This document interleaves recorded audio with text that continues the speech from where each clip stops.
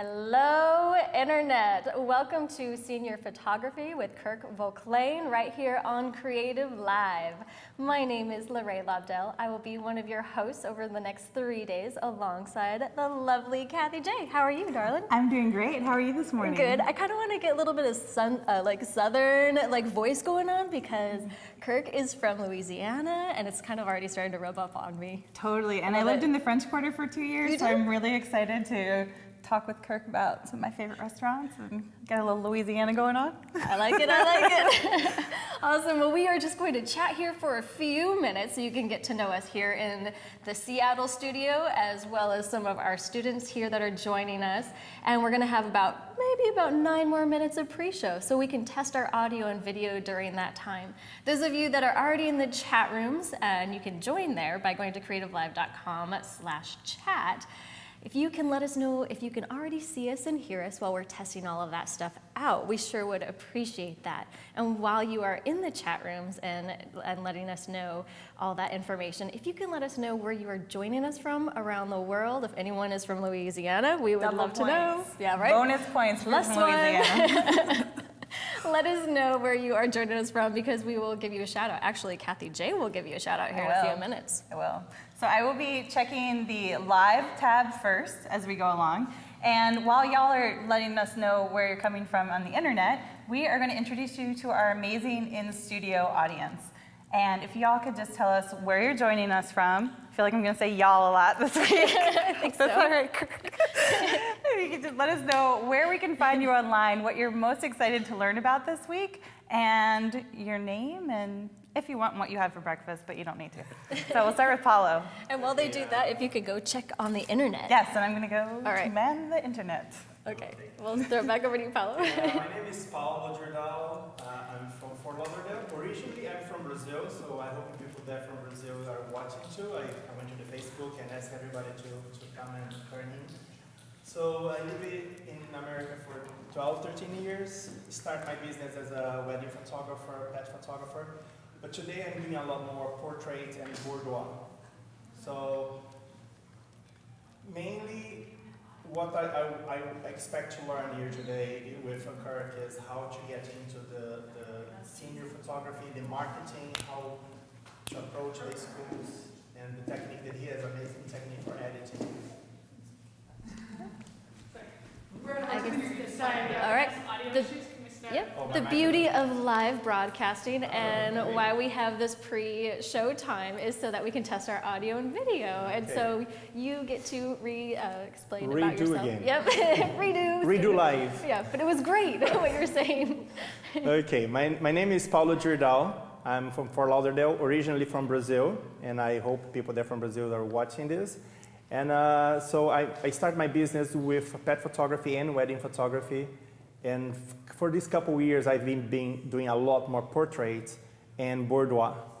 And I have been trying to get into the high school area, the portraits, and for some reason I feel that I'm freaking out somehow. And I love Kirk's work, so I hope really learn about marketing and a little more technique of editing. You are in the right place, Paulo. Glad to have you here. Hi, my name is Leroy Tatamy from Tatamy Design and Photography. I am here with great expectations that Kirk is going to have some amazing information for us. I'm a portrait photographer. We do all types of portrait type work. I know this is going to be amazing. I'm so happy to be here. I'm from Louisiana also, so you guys are in for a great thing here, so stay tuned. Glad you're here. And finally, nice to meet you. Yes, We've been talking on Twitter forever, you and everybody, so cool. Glad you're here. Hi, I'm Kim Griffin. I'm from Bel Air, Maryland. I'm a member of the Pro Forum. I've known Kirk for a couple of years. Enjoy his work, enjoy his marketing. I do a lot of high school seniors, do some weddings, a little bit of boudoir, mainly portraiture work, but just always looking to learn anything new from Kirk. Awesome. I think he's going to have a couple cool new tricks up his sleeve to share with you. Monica? Hi, I'm Monica, and I'm a local girl here. I'm from Tacoma, Family Affair Photography, and our website is familyaffairphotography.com, and Twitter is Spam Affair Photo. What I hope to learn from Kirk is marketing and producing some amazing images and such. So we focus mostly right now on weddings and portraits, and I'm trying to increase my senior portraits. Glad to have you back here at Creative Live, Monica. Thank you. Thanks. Russell? Hi, I'm Russell Hay. I'm from Seattle. I am here because Kurt has always been synonymous with senior portraits to me. And I'm really excited to learn from him because I want to get into senior portraits. You know, he was my first experience with senior portraits because he took my senior portraits years ago. And yeah, I'm excited. You can find me online on Facebook at Russell Hay Photography and on Twitter at Russell Hay. Excellent. I want to talk to you in a few more minutes, more in depth about that story. But in the meantime, I'm going to throw it right over to Kathy J because I want to know who is joining in online right now around the world. We've got the whole world in our hands right here. And so we've got Goalie Mom, 95 from South Florida. Hello, Goalie Mom. We've got Suni joining us from Saskatchewan, Canada. Kelly C. from Grove City, Pennsylvania. You said no bonus points for that. But actually, I'm from Pennsylvania, so you get some bonus points, some extra. Not as much as Joanne LaBeouf is going to get, though, from Houma, Louisiana. And I told Kirk that you said hello, Joanne. Thanks for that. And we've got CM Photography from Lawrence, Kansas. I love it. So many wonderful people joining from around the globe, and we're so glad that you're here. But right now, I'd love to take a moment so you guys can get to know the in-studio audience a little bit better. So I'm going to ask Russell if you don't mind coming on up here, letting me pick on you on day one and putting you in the hot seat up here. Thank you for being willing to do that. Yeah, no problem. So one of the really cool things about your story that I just really, really liked is that you were saying that you're here, you know, a big part of your photography career is that Kirk actually photographed you when you were a high school senior. Yes. So how was that experience? It's a long time ago, so We won't ask days or I won't ask how details long are a ago. bit fuzzy. But yeah, I mean, when I was going for my senior portraits, Kurt was the person you go to. Like, Sure. It's just kind of was the person that we always looked to for senior portraits. He did both of my sisters. He actually just recently did my nephews who graduated from high school. That's so cool. And actually used him on a billboard in Houma, which was pretty amazing. He knows your whole family. He does, yeah. So, That's great. or at least he's photographed my whole family. Of course. Yeah, and so, I mean, it was a really good experience. It was my first time actually being with a professional photographer, and that kind of sparked the interest, and then it developed throughout college, and then when I moved up to Seattle, I just kind of dived in. Mm-hmm. So. You got your own camera, you're like, hey. So Yeah, it was I a like this hand-me-down from camera. my sister because Okay. my sister was an art teacher, and so one of the classes that they had to take in college was photography as part of the art education. Okay, cool. And she gave me the camera because she was done with her class. So- And I just started taking pictures, and I loved it. That's wonderful. And so how long have you been a Creative Live follower? Since the beginning. So I originally was watching Chase Jarvis live, and then so I've been with Creative Live the entire time. Okay, so then when you heard the call out for Kirk I to be here, jumped on it. You're like, okay, so you had no hesitation to put together a video. What did you do for your video? I basically just told the story that I just told. That's it? here. Okay. Verbatim. Did you do it on your iPhone or did you actually do it on a I did camera? it. No, so my camera doesn't shoot video. So I did it on. I have a PowerBook, and I just used the iSight camera. Okay. I did it at work in one of our conference rooms. Yeah, I doubt anybody from my work is listening. We'll cover for you, don't Yeah. worry. That will be cut out. The pre-show will be cut It was at least at lunch. So. Okay, oh, fair enough, okay. Well, that's really cool. So I think a lot of people out there on the internet, so many people want to have that Creative Live experience of being here, learning firsthand from an instructor, and so it's always a great treat to be able to bring one of you guys up and share that experience of like, it's not really that scary posting a video because all we really want to do is get to know you, who you are, and why you want to be here. So those of, out there on the internet, if you could give them one word of advice to like make their video for the next instructor coming on, what would be it? Find a good story to tell. I mean, that's really what it boils down to is just find a reason that you connect with the instructor, and I think that that's going to help. Just be personable. Yep. I like it. Well, thank you so much, Russell, for Yeah, no problem. being willing to come on up. I look forward to getting to know you over the next few days. All right, you guys, so that's it. There are lots of opportunities to be here at Creative Live and a part of our in-studio audience. We are in San Francisco as well as Seattle. So those of you who are just wanting to be, get hands-on experience and learn from an instructor, you could just make a video. You could do it on your iPad, you can do it on your iPhone or a smart device. You can do it with your digital camera. Just make a video. We just want to know about you and why you want to be here. So you can do that anytime in the next few days. All right, and with that, it is 9 a.m. Pacific time right here in Seattle, Washington, and that means it is time for us to get started with day one of senior photography with Kirk Volklane. I'm going to take you on a very quick tutorial right now of how to watch today's class, how to ask questions in chat, and how to purchase the course videos. Those of you who are new to Creative Live, there is only one place to watch, and that is creativelive.com/live. You can take us with you on the go today, so no matter what you are doing, you can watch Kirk and learn all about his senior photography because our feed works on your iPad, iPhone, or Android-friendly device. All right, we are going to take a look at the page where you're watching this video right now, and you can at any time, anywhere on our website, click to watch this video feed by just clicking the watch button on the upper left-hand side from anywhere on our website. When you click on that, it will bring down a list of different videos that you can watch, different courses, and of course, because you're watching and want to be here with Kirk Volklane, you want to click on the senior photography feed. Right underneath the video, you'll see that you can choose to purchase the course at any time while you're watching, and that gives you access to watch all 3 days of material for the live event price of $99. One really wonderful thing about the Creative Live experience is that it's a true global community experience.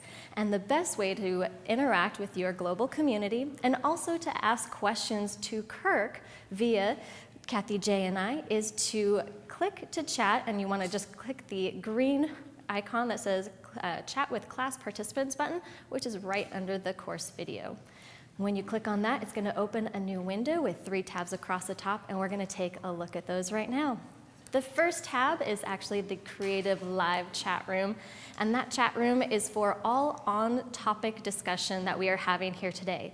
You guys have a wealth of knowledge between yourselves, and we really encourage you to get to know one another and share each other with the knowledge you already know. And while you're listening to what Kirk is saying, you can help each other grow in your own business. The second tab is the Creative Q chat room, and that chat room is for questions specifically for Kirk. We are looking for on-topic discussions, so at any time you have a question with what Kirk is talking about, you can just type that in there, preface it with a Q. Also let us know where you are asking the question from. Kathy J and I will grab those questions and we will shout them out to Kirk as we can throughout the day.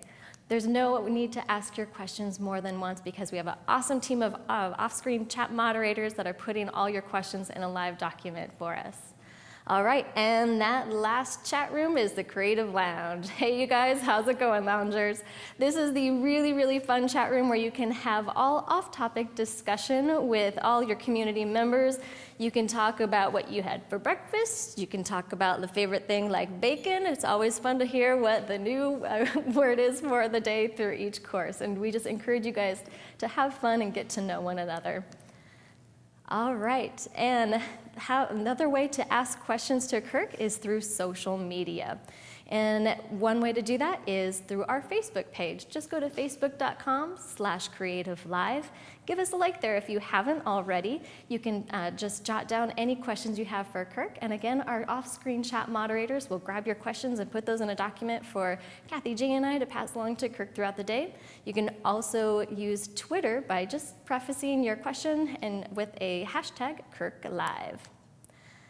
All right, for those of you who are new to Creative Live, how Creative Live works is that we try to reach as many people as possible for free live during the broadcast.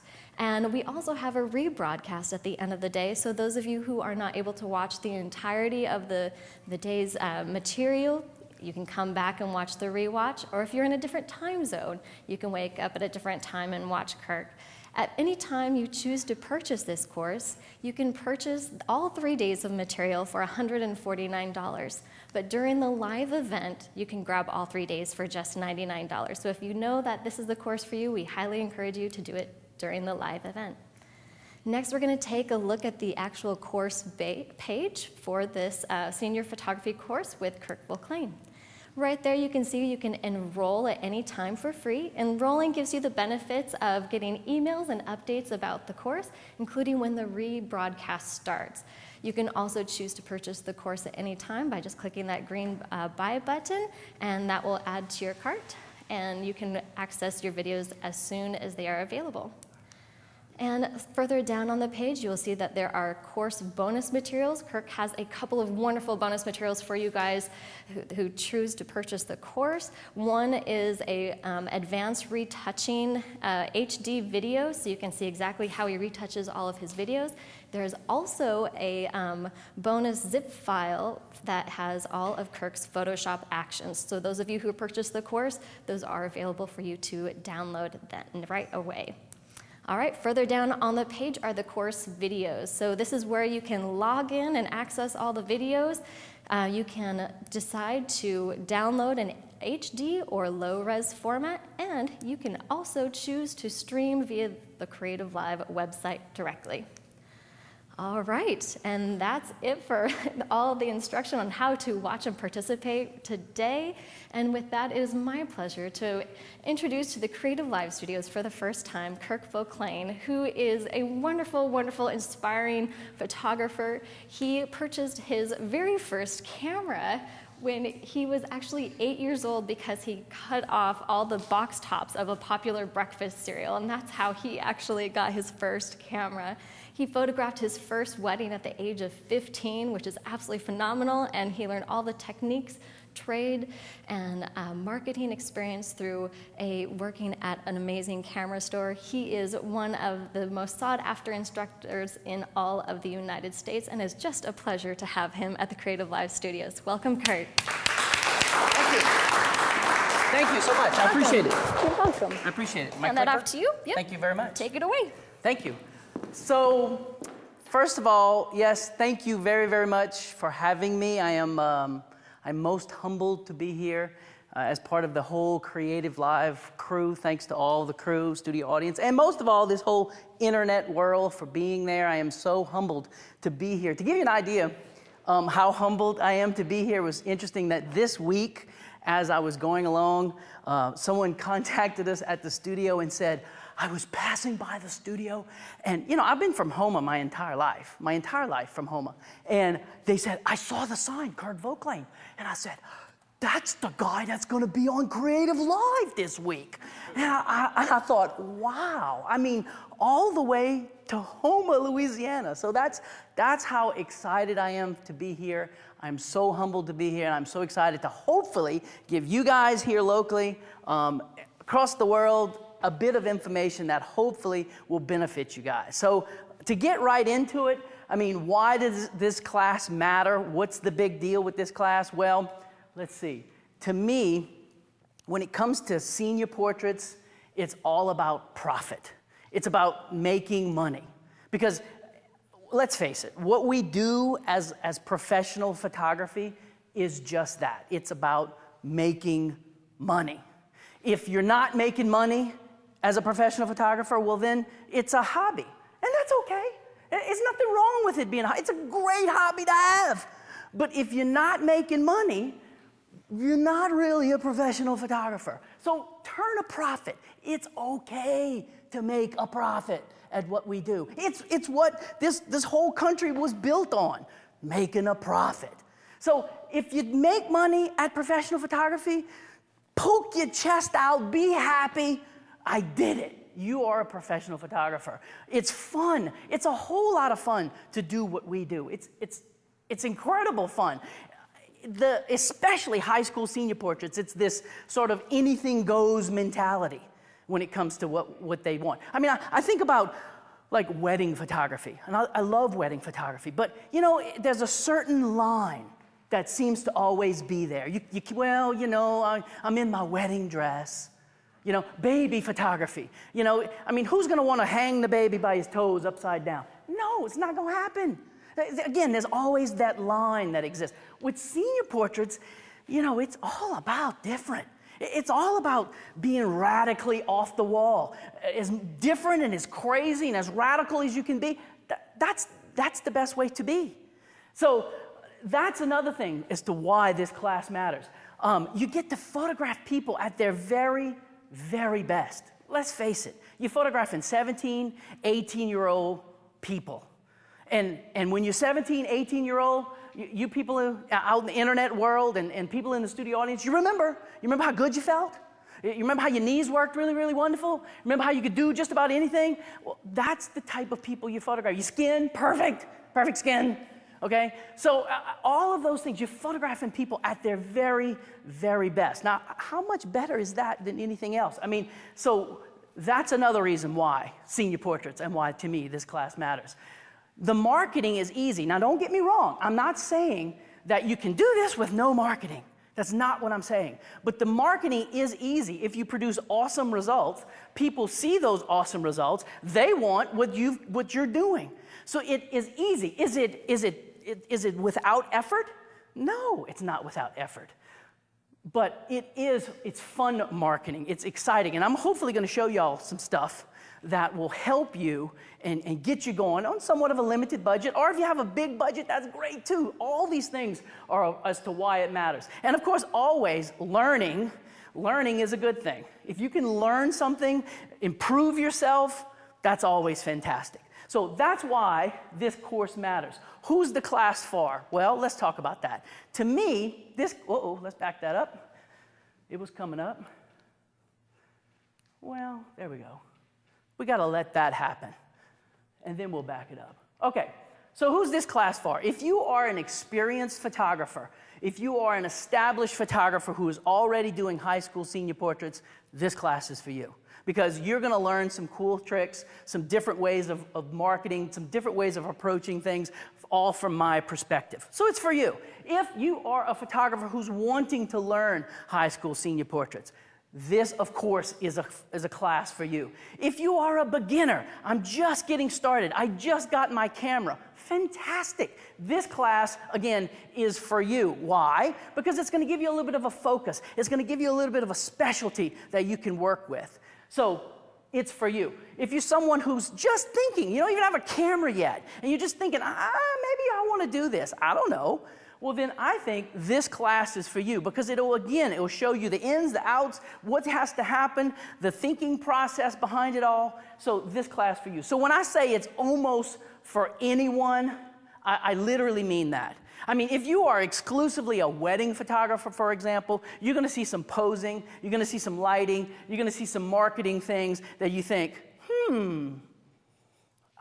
I could do that, and it would work with brides. If you do babies, families, and the list goes on and on, the same thing. It's all, people are people, and it's getting those people into your studio. And that's what and who this class is for. Okay, what do you want to get from this class? What are you going to get from this class? Well, I have been photographing high school seniors since I was a high school senior. So you're going to get absolutely some real world experience when it comes to me.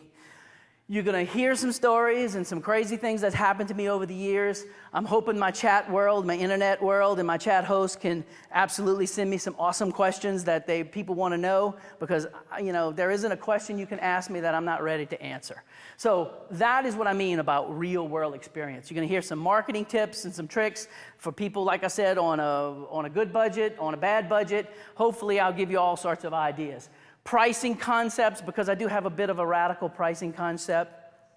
It's not just the traditional sitting fee packages and those types of things. And what it does is everything is designed to create a higher profit. We're going to do some studio lighting. So if you're uncomfortable with studio lighting, hopefully this will ease that comfort level. If we're going to do some outside or location or natural light or whatever you want to call it, type lighting, we're going to talk about cameras, lenses, equipment, prop. We're going to go workflow. And the whole point of the workflow that I'm going to try to express is to get you home. I tell you, I'm going to say it. I seriously think that when this thing's all over with, somebody out there in the internet world is going to send me an email and say, Kirk, all those workflow things you showed us, it got me home quicker, and it saved my marriage. And I'm telling you, I want to know if that happens, because I hear the opposite of that all the time when it comes to photographers. Oh, well, getting a divorce. And it just hurts my feelings. Some of these tricks, some of these things that's going to get you home, get you faster, and get you back to what you're doing it all for, which is family. That's what it's all about. And we're going to show you some Photoshop tricks that are absolutely fun to do, and it makes your images pop. I'll use the picture that's on the screen right now, the girl underwater.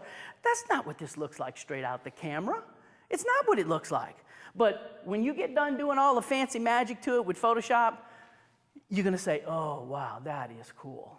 Okay? So that's some of the things as far as what you're going to get from this class. Now, who is Kirk Vokline? She told a little bit of my story. I'm going to tell you the rest of the story. But to start with this whole thing, I'm going to show you a little movie. This is a senior, high school senior, and I purposely picked a high school senior boy because when talking with people, I hear that the thing we struggle with the most, Kirk, is photographing boys or photographing people who are overweight. Those are the two most difficult that I hear from people, is to having problems. So on purpose, this is not an overweight boy, but it is a boy. And I also on purpose did not pick, the best of this session and the best of that session and the best of this section. I put them all together. And a lot of people do that. They put it all together and they go, oh, this is what I do. And it is what they do. But what I did is this is just one session. One senior boy, photographed him last year, so it's absolutely current, as in 2013 senior. And it's every image I shot of him. And so let me show you that. I'm not going to talk during the thing, but we're going to let the thing run, and then we'll talk about it a little bit afterwards. Here we go.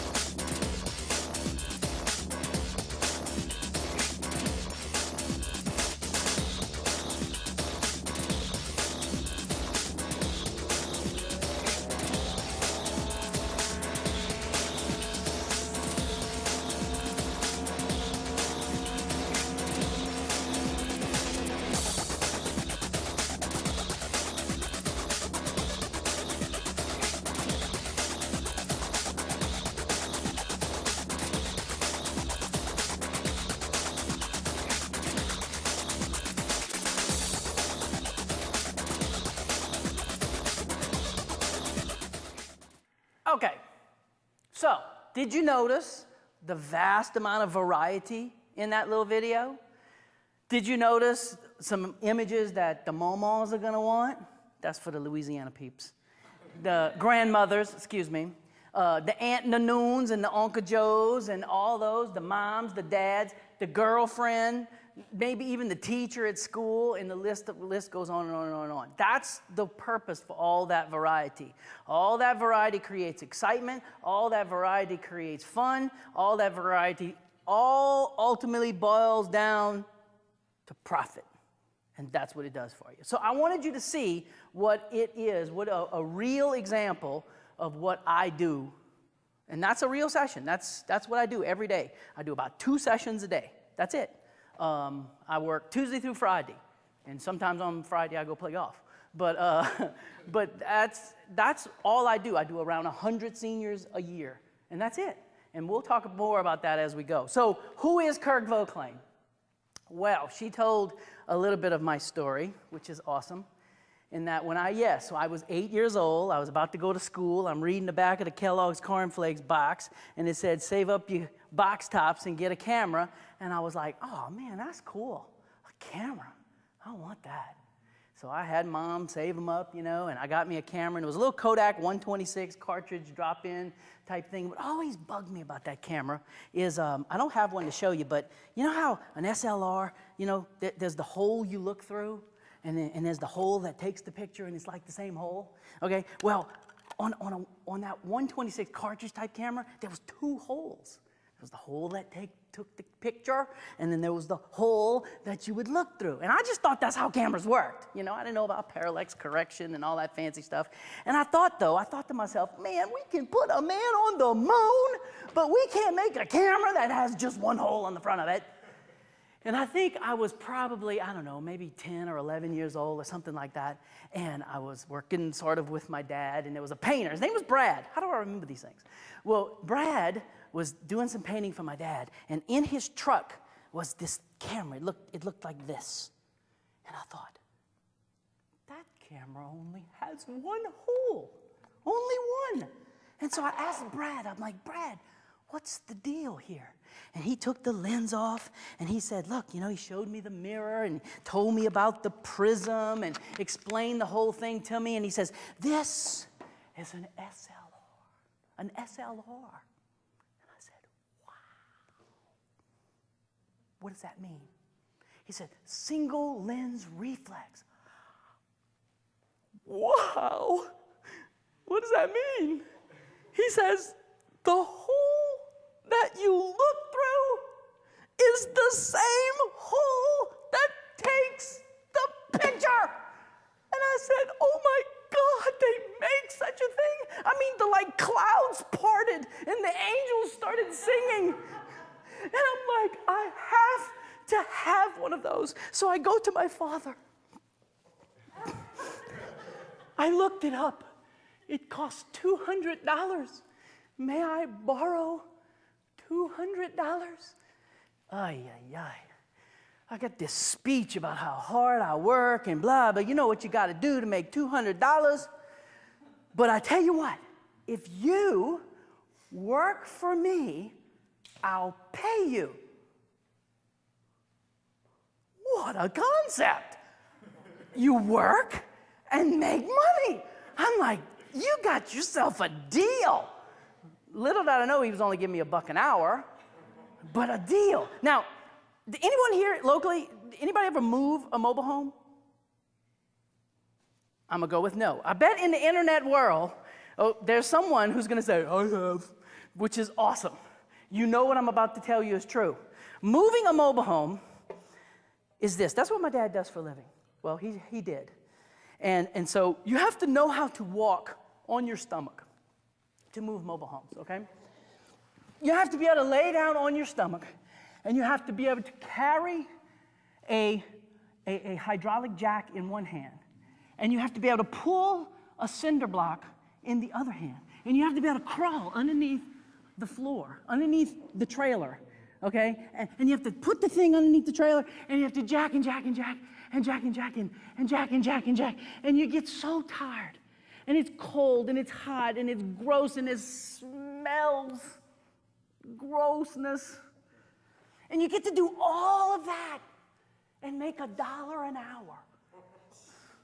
And I thought to myself, there's got to be a better way to make a living.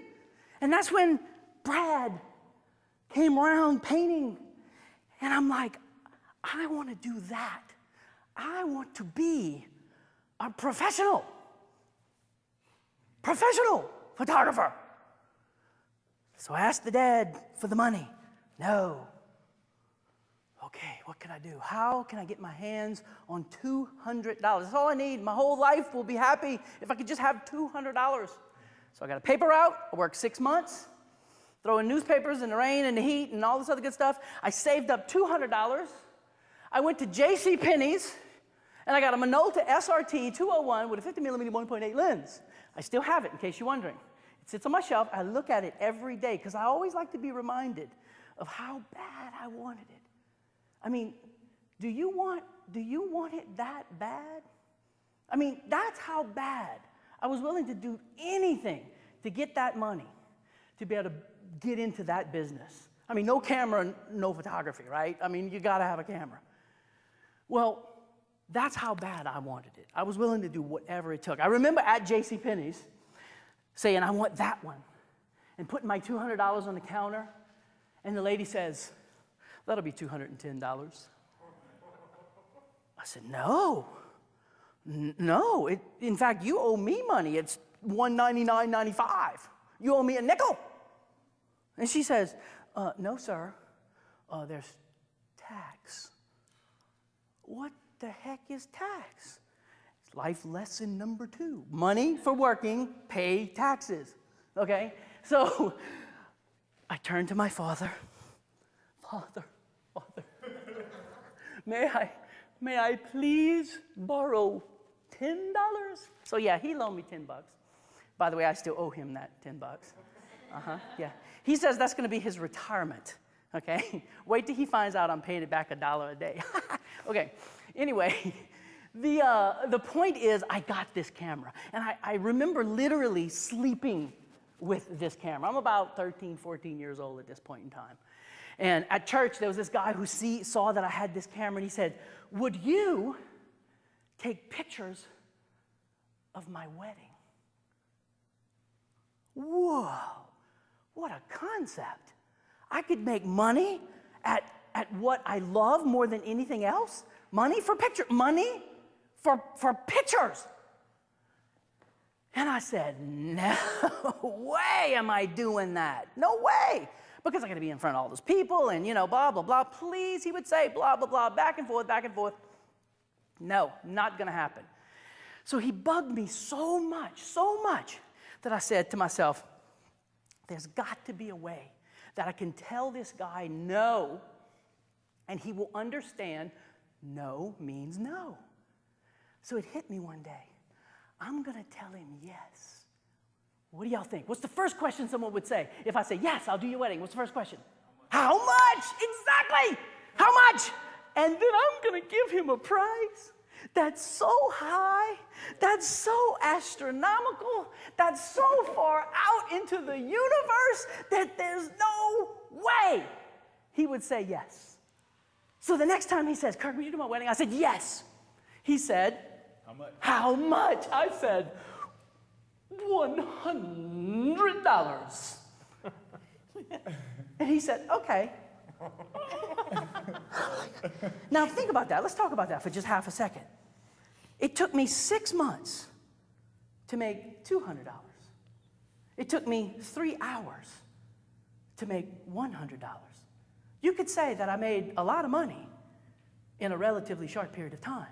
I mean, from my perspective, as a 15-year-old, that was a lot of money for me. Now, does that translate into, say, someone who's 20 years old, someone who's 30 years old, someone who's been in the business for 25 years? Absolutely it translates. It's all relative as to what is considered a lot of money and what is considered a relatively short period of time. That's mostly going to be determined by your scenario and your situation. But in my situation, man, I was ecstatic.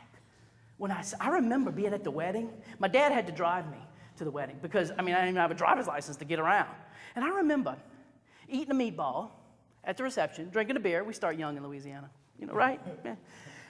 15 years old. And I remember thinking to myself, I just made $100 doing what I love more than anything else.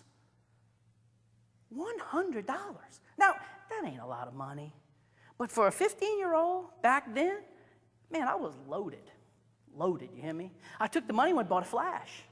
And then the next time I did a wedding, I was even better. And then even better, and even better. And that has been the story of my entire photography career, of how that happened. Now, fast forward, I was I was in high school, maybe I was 16-ish, something like that. I could see the handwriting on the wall that I was gonna need education with this stuff, and I thought to myself, the best way to do that is by getting a job, if possible, at the local camera store. So I did. I walked in, chest poking out, 16 years old. Let me tell you what I can do for you. I'll clean your toilets. I'll wash your windows. I'll sweep your parking lot. I don't care what it takes, but I want to be here. Whatever it takes, I want to be here. And the guy hired me. And by the time I was out of high school, 17, I was the manager of that camera store. And I was literally doing high school senior portraits. Now, fast forward several years from that point, I fall in love with my lovely wife, Tammy. She's starting to come around 2, 3, 4, 5 times. We go to lunch, that kind of stuff.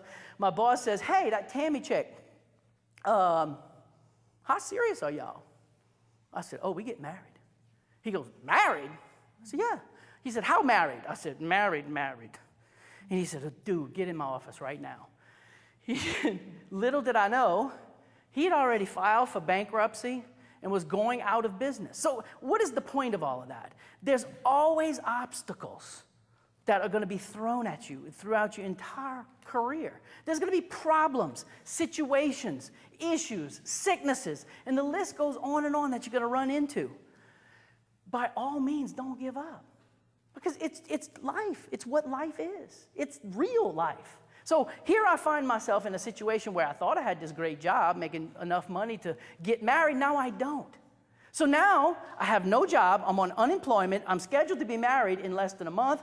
I need a place to live, and I'm going to be a professional photographer. I ain't got no money. None. Zip, nothing. $200 if I recall, because I remember I took that out to go on a honeymoon with in the bank with a 0 bank account when I got home. And so being like I needed a place to live, being my dad was in the mobile home business, okay, and being in the early 80s, mid 80s that it was, being that was around the time when the oil field, and for you guys from Louisiana, you know what I'm talking about. If the oil field tanks, everything tanks. In the middle, late 80s, like 87-ish, the oil field had tanked, interest rates had shot up like crazy, banks were repossessing mobile homes all over the place, and they needed a place to stick them. So my dad had a lot. They started putting these mobile homes on his lot and paying him $6 a day to store them. So I went and looked at them. I found the best one, and I went to Mr. Dan. How do I remember these things? Mr. Dan at the bank, and I said, Mr. Dan, I want to buy that Hilton house, 1980 model. He goes, okay, Kirk, no problem. What do you have for collateral?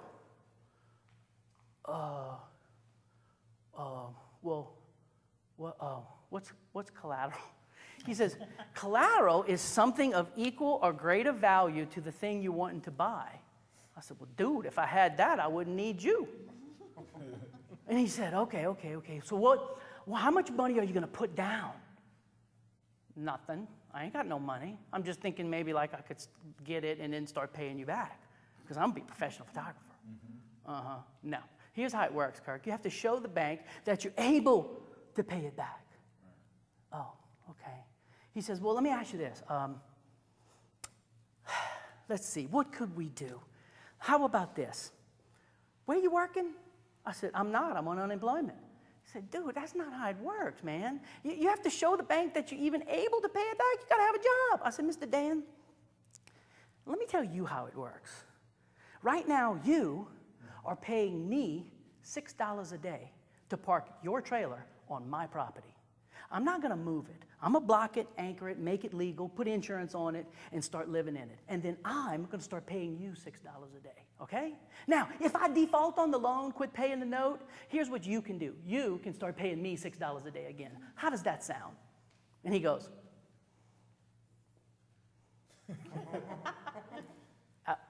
okay, let's do it. Now, would that work today? I doubt it.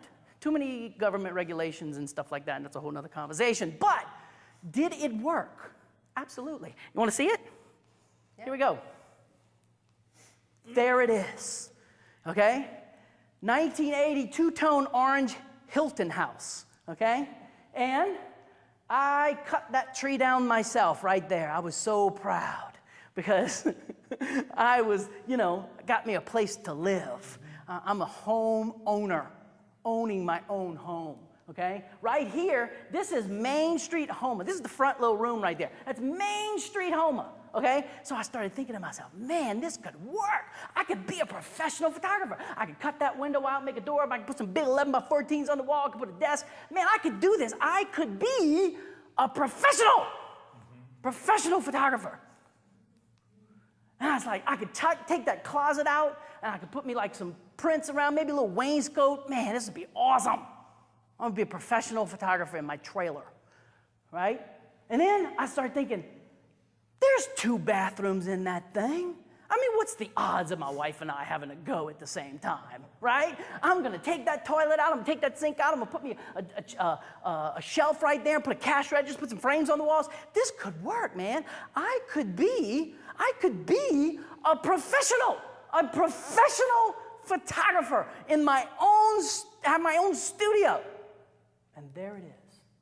Now, if you're not killing yourself laughing on the internet world right now, okay, something's wrong with you. Because on that sign, it says, senior portraits with a touch of class, okay? That's right. That gives you just a tiny bit of insight into my personality, okay? You want to come to the classy place? Yeah, that's the dude in the two-tone orange mobile home, okay? But my point is, do you see that my personality is such that my glass is always half full? It's never half empty, okay? Why walk around like that? Negative, down, it ain't gonna work, because it won't work. You gotta make a commitment to yourself right now, here at 9:38 and 14 seconds, creative live time, that you are going to make this work. And you gotta believe it, man. You gotta believe it. If not, it ain't. It absolutely will not work, okay? So did it stay looking like that? No. I discovered things like paint, okay? Skirting, and all sorts of other things to make it look a little bit better, okay? From there, inside, this is the little living room area. And the point of this, the reason I put this slide in is just to give you an idea of what I mean when I say that you can really make a miracle out of nothing.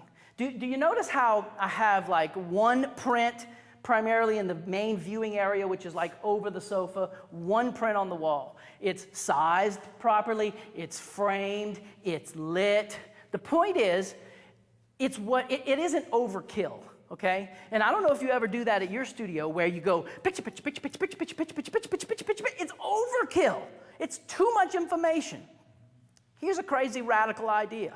It doesn't cost anything to try my theory. Take it all down.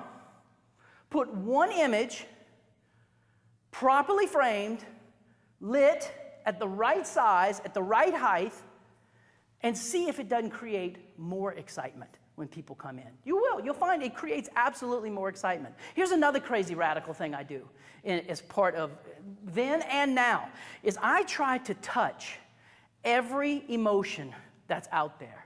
Okay, we've got sight down, okay, right? Because what do?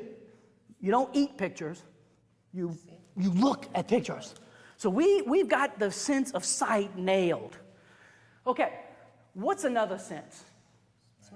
Smell? Smell. Okay. Is there smell-o-vision? No.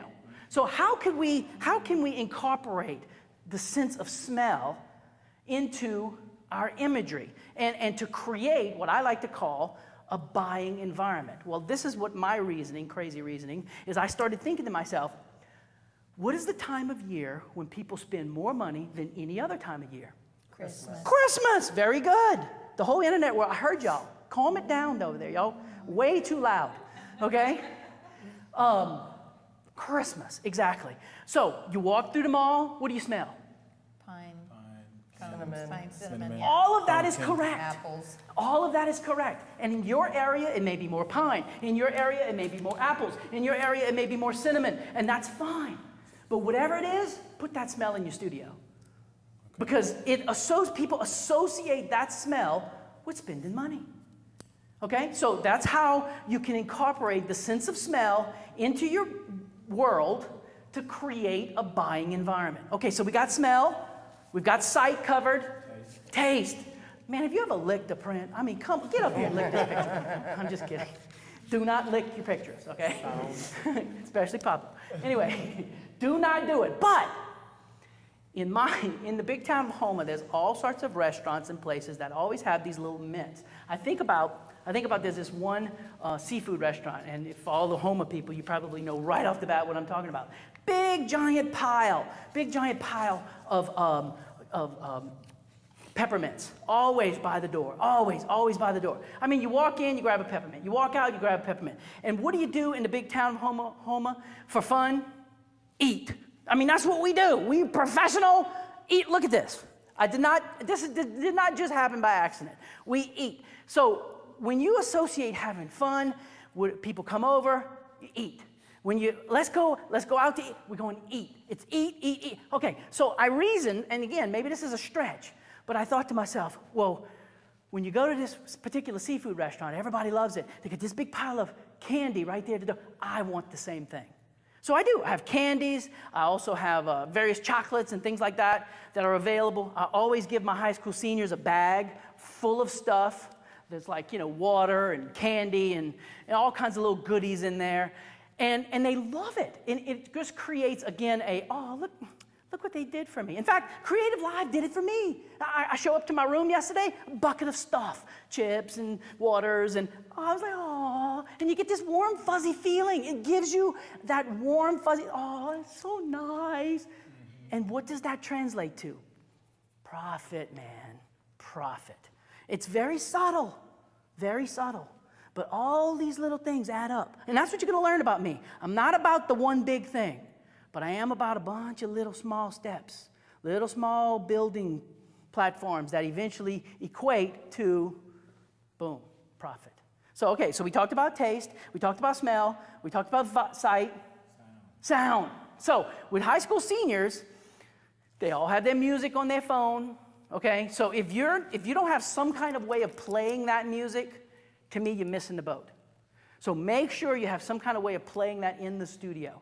I mean, nowadays, with all the fancy Bluetooth and the little, I almost brought mine, the little small, it's a little bitty tiny brick that you can, it'll Bluetooth to the phone. I mean, you could have that in your pocket while shooting outside, but they love that kind of stuff to where you're playing their music. So that's just the way to incorporate the sound of all that into it. Okay, so what's one more? Touch. I don't know, people seem to forget about it. Well, the point of touch is I want stuff to feel expensive. I want stuff to feel pricey. And canvas prints is one of the most expensive products that we sell. And it feels expensive. But who touches pictures, right? I mean, people tend to hold them up by the edges and, right? So I want to force someone into a way of forcing them to touch a picture. So I have these loose canvases. You can kind of see it laying on the coffee table on the screen. See that? Mm-hmm. So I have these loose canvases, and I purposely put them in places like in chairs, on coffee tables, in places where people have to grab it and move it. And I'm forcing them to touch canvas prints. And all this stuff, a lot of times people don't even realize what I'm doing to them. But I'm building a buying environment. And that's what it's all about to me, building a buying environment. You put all those pieces together, and you now have a buying environment where money magically floats from their pocket through the air and into my pocket. And that's what it's all about. If you want to be a professional photographer, that's what it's all about. Cool? Moving on. So this is that same exact front room that I showed y'all earlier. Remember I said, this is Main Street Houma? You can see that I did it. I cut that window out. I made a door. Look, I got a big 11 by 14s on the wall. I got a door that leads into the studio right there. I literally built that studio on the side myself. I have a little desk. So I did. Is it perfect? No, it ain't perfect. But it is the absolute best it could have been for what I had to work with. And that's what that studio looked like. I'm not still in that studio. I am now in a different studio. I don't remember if let me back up one. Let me just see. No, I don't believe I show that other studio. But the other studio is in a 1930s, built in the 1930s, old house. It's really cool. In fact, the whole world, y'all come visit anytime you want. 1120 Lafayette Street. Come on down. Come pay me a visit. All right, so this is ultimately this segment this morning is I want to know, what do you want from this class? Ultimately, all of that was a lead-in for this moment right now. So we're going to spend just a few minutes talking about this. What do you want? And I'd like to the chat people. I mean, do you have some things that people have been saying? We can, we'll throw it out right now. We do have a lot of questions so far, but we'll throw out another one and then just give them all to you. Okay, awesome. We have time to type in. Awesome. So yes, this is what the internet world, start thinking about it. This is what I want to know from you. I want to know something about marketing or pricing. That's the stuff that we're going to talk about today. I want anything. If you can think of just one thing that ultimately, if you got this one thing from this class, you would say, oh man, it was all worth my effort. The time, the money, the expense, everything, it made it so worthwhile. That's the one thing. So don't start pumping out 50 things at me. Just one thing that would make it all worthwhile. Then I want to know something about photography, cameras, lighting, posing, props. That's tomorrow. But I want to know it today. And what we're going to do is we're going to write it on the little whiteboard behind me. Okay? And then I want to know one thing about workflow, Photoshop, bridge, action, scripts, that kind of thing. So I'm going to turn, I kind of sent this off to y'all earlier to kind of talk about it and think about it. If there's something you got, somebody wants to throw one of these things out at me, let's talk marketing first. One thing. Anybody? Kim. I do a lot of seniors, but I'm starting to go into doing some boudoir. I'm worried about marketing those together and wanted to know what your thoughts were on that.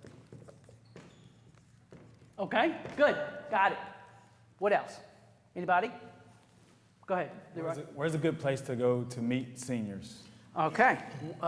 So let me back up a little bit. Ultimately, I mean, you don't want to just meet them because you're in love with them. You want to meet them because ultimately what you're trying to pull off is you want them to see how wonderful and how cool you are and then turn around and use you. Am I right? So what you really want to know, not where to meet them, because I really don't know for your area, which is Lake Charles. I mean, I don't really know where in Lake Charles, but like in my world of Houma, it's the mall, right? You know, they go to the mall.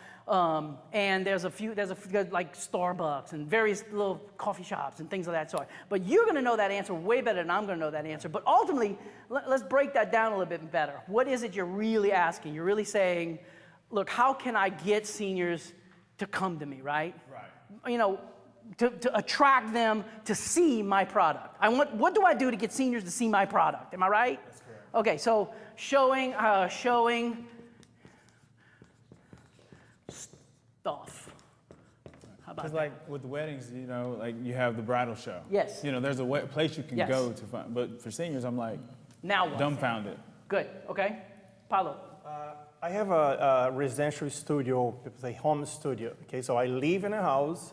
I don't leave any lights, anything out. Everything's in the shed, and then a client call. Oh, can I take a portrait? So I don't know. I don't want to say like how do I leave everything on because there's no way to leave my lights on the house. But how like ideas to decorate or something that is still a house, but I don't have to change when the clients come. Would be easier to them to see that as a professional and not just because you have all the kind of crap in our house. Yeah. It's So hard. to fit that in the marketing world, Yes. let's ask this question. I don't want to put words in your mouth, but to fit that in the marketing world, you want to basically talk about a studio location versus a home location.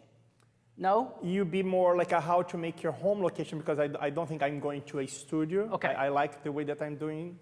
But I don't know, ideas as you did with your old studio, ideas like, okay, how to make my home look, it's still a home, but like, I don't know, like a front yard or indoors or as you put your prints, how to show off your some stuff idea at your how, home. All right, let me see, I'll write it ideas down. how to make your home studio is still looking at home, but professional. Okay. Okay, good. Go, Russell. So here in Seattle, for senior portraits, there is a commercial studio that has chains throughout the area. How do you differentiate yourself and break into a situation like that? So the studio that you're talking about that has chains is a contract type studio, or are they have? So they basically have a look, and they teach all of their photographers that look, and the So seniors in this area seem to like that look. How would you break into? So competing with the big chains. Yeah. Got it. Okay. The internet has a lot of great questions for you as well, Kurt. Coming up, I'm gonna get one more from Cool. Monica. Y'all, I ain't forgetting about them. Go. So what about like the group coupon things, that they have, like the Groupon, Living Social, Amazon, for marketing to seniors? Well, I'm guys. Let me translate that into social media. Is Okay. that? Let me just put social, marketing with social media, because I guess that's kind of all part of it. Is that fair? No. No, but that's another question I had, is what was the best social media? So, I mean, yeah. Okay, so, but I will say with the Groupon thing and all this other stuff, there are some photographers that I know who have done it and had huge success. There are some photographers who've done it and had huge failures. Kirk personally never did it. So I don't have any experience with it whatsoever. I do know that I don't like all the emails, personally. So oftentimes I tend to do things based on how the thing makes me feel. Does that make sense? Yeah. So I've never done it. Now, it may be the greatest thing since sliced bread, and it may be wonderful, but it just ain't something I have actually done. I'm gonna have you guys fire off some internet questions. Marketing, we play in marketing. All right, so in marketing, we've got Kobe12345 says, I want to know how to break through to high schools that force their students to use only one contracted photographer. Okay.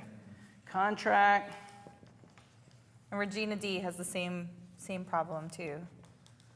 Qual's Okay. Photo is wondering, how do you market to seniors yet direct prices to parents? Oh, the parents versus the senior concept. Oh, I love it. Good. And Teresa in PC says, in marketing, what is the absolute most successful marketing technique? Awesome. Most successful. Tell us your secrets, Kirk. And Tina 2 says, marketing on a shoestring. Back in Shoestring, those budget. days. Yep. When you're scratching those nickels Got it. together. Perfect. All right. And then we have a couple questions on getting clients in the door. People are very excited to see your pricing model Wanna do it? and your business model. So I think So I that's just put general. pricing. Yeah. Good? pricing. Okay. All right, that's a pretty full board as far as marketing. Let's talk cameras, posing, lighting. I'm sorry, you got another one? for me? Yeah, well, we have one for posing and lighting. Oh, good. Okay, I'm the just going to hold internet this is camera. blowing up. All right, Teresa in PC also says Let's hear it. off-camera lighting. Oh, off-camera lighting. Good, love it. Off. I'm assuming, who is it? Somebody PC? Teresa in PC. Okay, I assume by off-camera lighting, this is where I'm gonna go with it. If I'm wrong, have her correct it. But off-camera lighting outside, because I mean, in the studio, all my stuff is off-camera, so I assume that. Teresa in PC, let us know. Okay, off-camera, outside. Awesome. Another. Getting shy kids to do creative stuff. Okay. Scott photography. Shy kids. Awesome. Another. Posing and props from Tanya Allen Photography.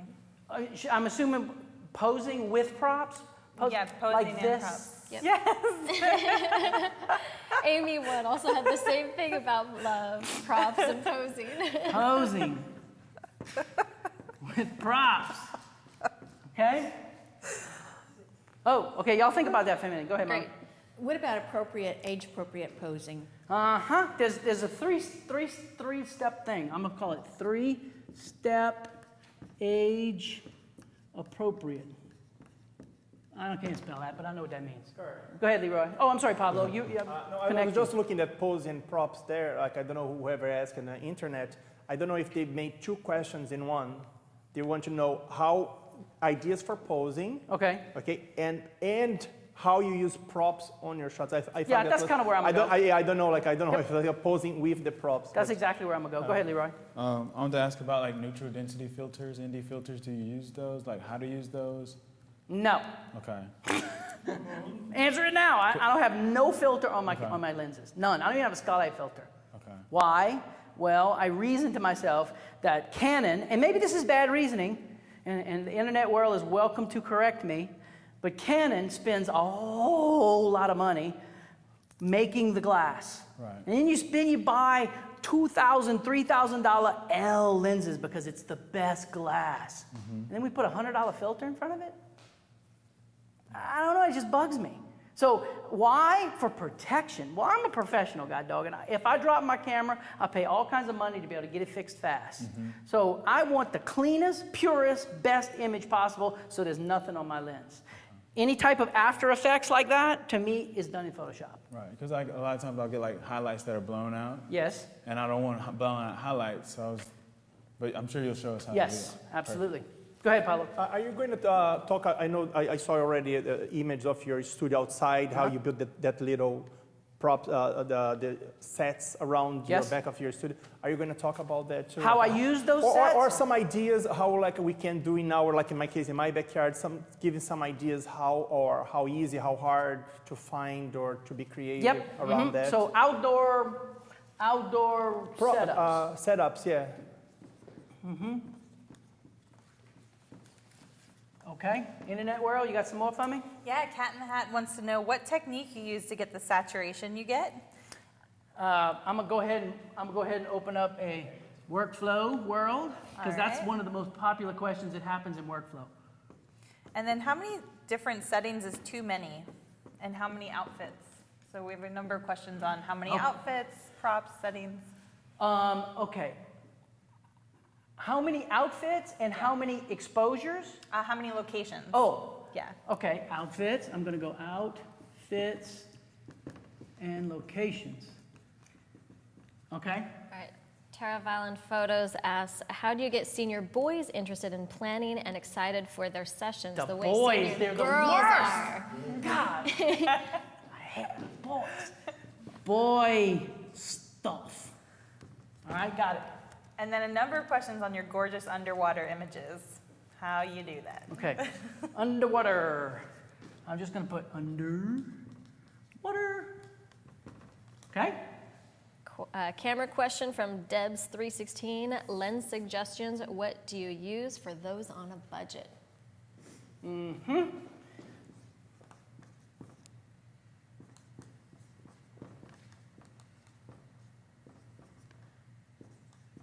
Okay.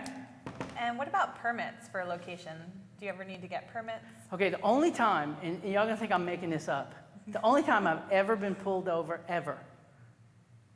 Okay, that's almost a lie. I'm gonna have to tell this story. All right. Okay, the first time ever, Seattle.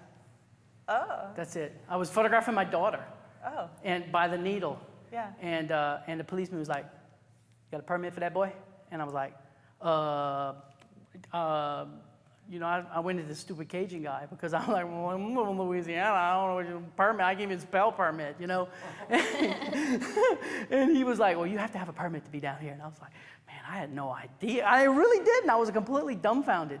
So ever since then, if I'm in a strange place, I have looked into that. And yes, the internet world is 100% correct. There are a lot of places. Now, in the big town of Houma, Louisiana, We don't have that problem. I mean, I can go anywhere, and I've never, I say that, I've never.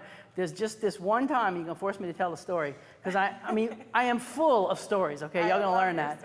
Full of stories. One time, I'm photographing this high school senior girl. I was first brand new into this location where I'm at right now, and there was this old train bridge, and for you guys that are from Louisiana, you know exactly where I'm talking about. He crossed the Intercoastal Canal. It's since been demolished and moved, but it was awesome. The light, it was always the most awesome spot. So I got the senior girl, and I got her all posed out. Policeman pulls up and said, "You can't be on that bridge. It's condemned." I'm like, "Oh, officer, you don't have to worry about me. You know, seriously, I had no idea, sir. You never again. This will never happen again." And he says, "Well, you better make sure it doesn't happen again." I said, "Oh, no, sir. No, you don't have to worry about me." Okay, the very next day, I'm photographing a senior. And she goes, "Can we go to the train bridge?" I'm like, "Yeah, but we got to go fast. But let's go." So we go to the train bridge. I got her posed all out. Click. The same policeman, the same guy, pulls up and says, "Was I not here yesterday?" "Oh, yeah, but you don't understand, sir. You don't understand. The thing is, I mean, she requested it. It was already scheduled. But listen, never again. Listen, seriously, you don't have to worry about me. This will never. I'm so sorry. But you can appreciate why. All right, look, boy. You better never. I don't even know how to spell redhead. Never again. You understand? Yes. Oh, yes, sir. No, yes, sir. Yes, sir." The very next day, senior girl, "Can we go to the train bridge?" I shouldn't. No, but oh no. Okay, but we have to be ridiculous fast. Do you understand? Oh yeah, watch me. Click, click, and boom, we're gonna go. The same policeman. 3 days in a row. Someone had to be calling in, you see. Catches me there the third day. "Get your red behind in the car, and she's going to jail, and you going to jail," and I'm like, oh. I mean, can you imagine the paper, photographer goes to jail for photographing senior girl. Oh, I'm like, oh, please, you don't understand. You have to, you can't, okay, take me to jail, fine, but don't send her to jail. I mean, oh my goodness. And anyway, I talked, and yes, I got out of that one too. But anyway, I've never been back, by the way. So anyway. So yes, I know that was a long story for the permit people, but I really don't have that problem. If I did, the closest thing I can equate to it, there is a lawyer's office in town, and they have all sorts of, it's beautiful to photograph at, and it's an old plantation, and they let photographers go, but you have to sign a lot of paperwork ahead of time that say you're not going to hold them legally, lawyerly, whatever. Yeah.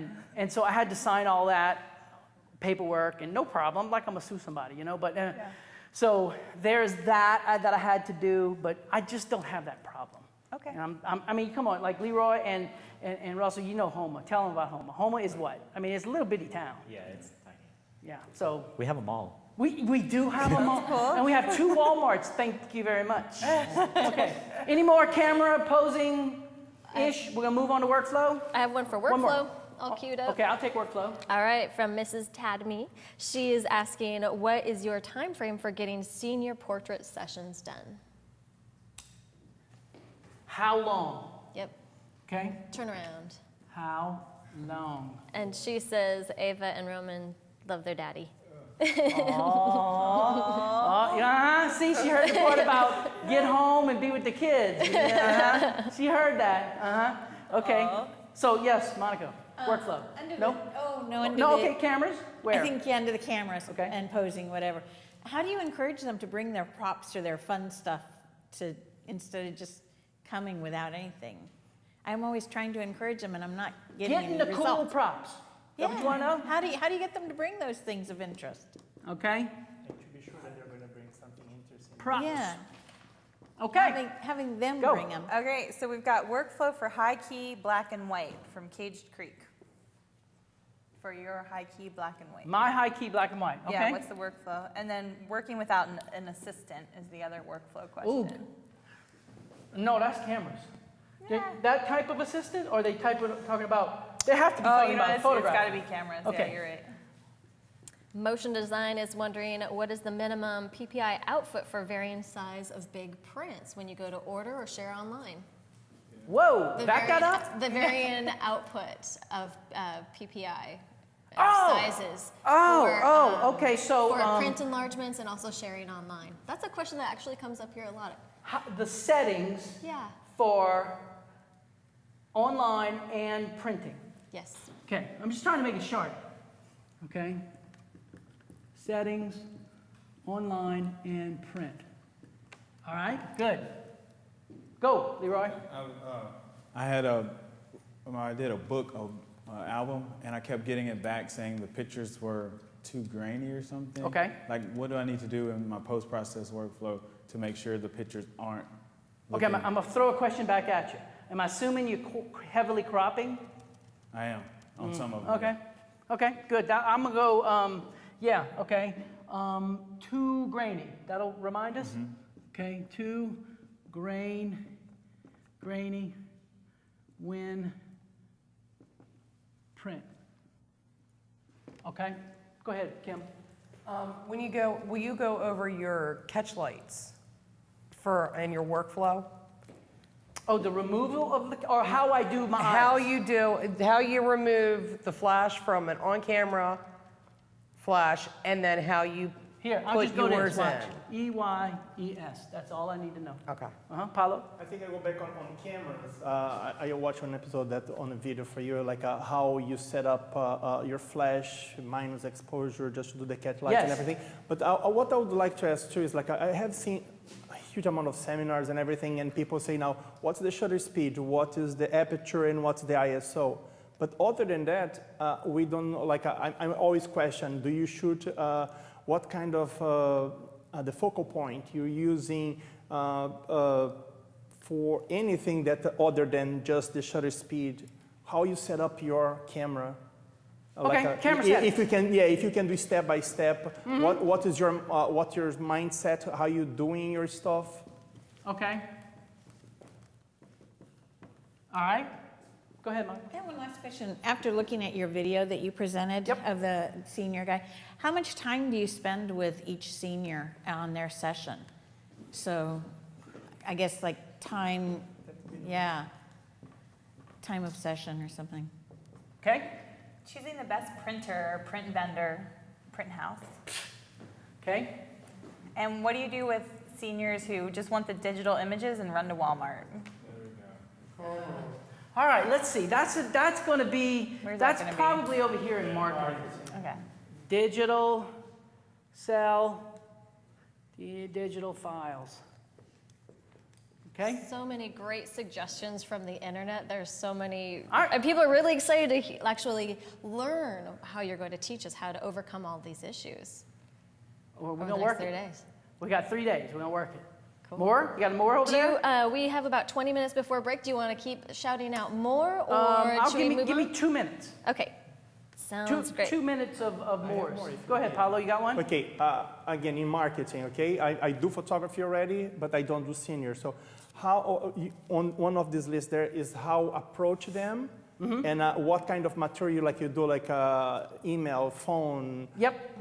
Is That's- everything there? Yes, budget How to and approach social it? media Is and cool, or how to find your Yes. model, everything? yes. Go ahead, Kim.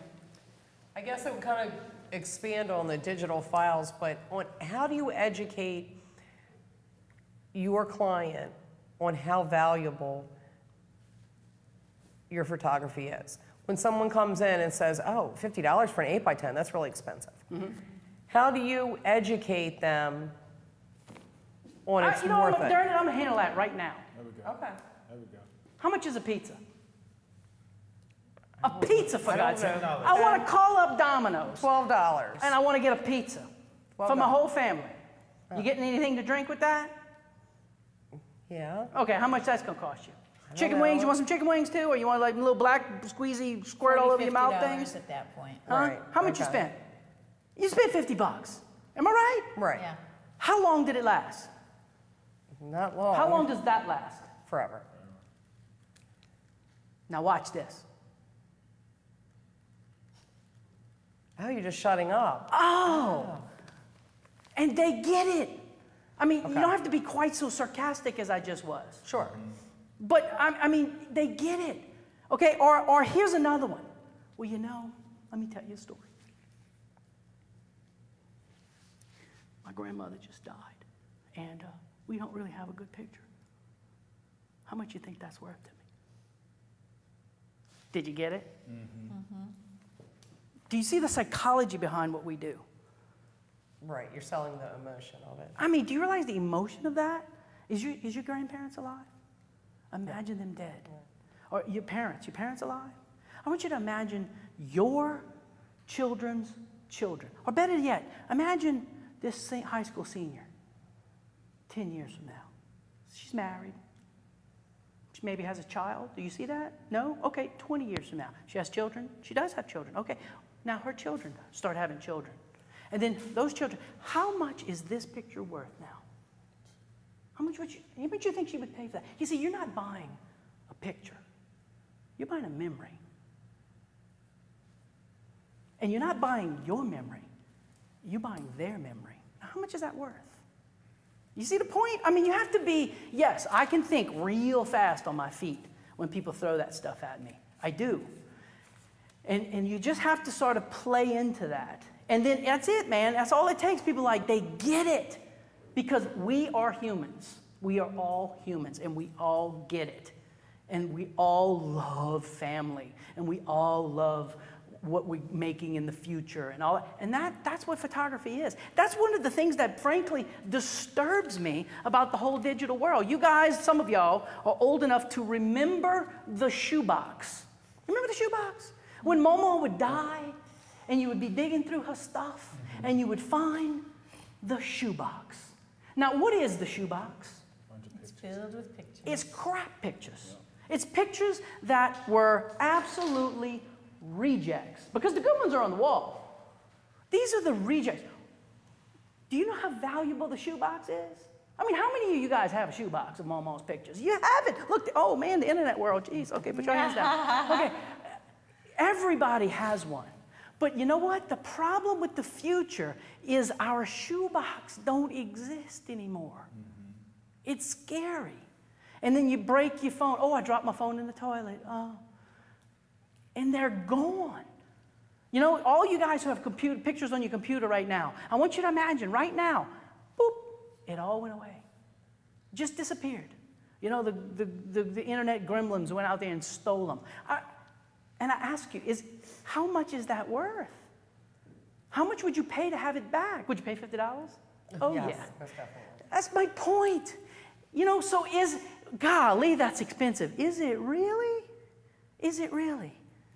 You know, and that's what it is. You have to not handle these objections quite so frontally. That's not expensive. You know how much the guy down the street is?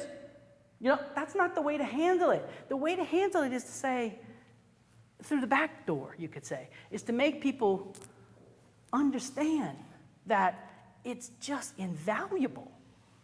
So, and that, you know, that's what we do. We are more than just dudes and chicks behind a camera doing. We have to think. You have to think, and you have to reason through people. Okay, back to this. Anything else before we? Kirk, I just want to reiterate that point for everyone that Kirk just said. I think it's really important because it comes in the chat rooms a lot. When you get that head-to-head collision on price, don't go head-to-head on it anymore. Go around, see what's the underlying need, and speak to what their value is of the service and product that you're offering. I just think that's a really important point I wanted to say again. Thank you. Yeah. Paulo? I remember one video that I saw, like how you take the pictures and then you have a card that's already to go straight to your computer. Wi-Fi. Then you do the skin softening already. So when you get the picture to work on, is already few things have been done already without even you touch the computer. Yep. Definitely, that's going to be talked about. Monica? Well, my banker asked me this question the other day because she said that every house mom or stay-at-home mom is now a photographer. She said, how do you differentiate yourself from them? Okay, And we are for sure talking about that. In fact, I think it's if it's not the next segment, it's the next segment after that. A trick that I did, not only did I just do it, it's ongoing. and it worked so good. You know how much it cost me? Nothing. It cost me time. And I'm going to show y'all exactly what I did. So, yes. Thank you. We play in there. Go. For workflow, do you offer like online ordering and stuff like that? Okay, yes, online ordering, good. Okay. Internet world, more, less. I mean, that's a pretty good board. I have a little bit of room under workflow if anybody wants more. There. You got another one for workflow? Motion Design actually says you're going to need to add an extra day to the workshop because there's so much content. It's a lot of stuff we're going to talk about. It's okay. Go ahead. Do you invite other girls or guys with them to see their pictures when they come to the studio? Okay, let's see. Where does that? That's marketing. Kind of well, marketing, that's cameras. workflow. That's I'll just answer it. I mean, I tell them bring anybody you want. Okay. You know, to be brutally honest with you, you know who's the most powerful person that a senior can bring? Mom, Dad. Dad? Oh, wow. Oh, Dad is like printing money. If he comes, because Dad is the one who is always the anchor, the one who Mom goes, well, it's going to cost us $2,000. $2,000. Now, that ain't happening. But if Dad sees what you do, and sees the work, and sees the effort, and sees the things, it's just done. But that's the most powerful person to be there is Dad. And put him to work. Make him hold stuff. It's awesome. Go ahead, Paulo. I don't know in which of the categories it would be like you shoot on one day, because I know that's the workflow that you shoot and then you edit. You invite the person to come back after that, and how you present, how you sell your, let's put it like how you sell after you shot.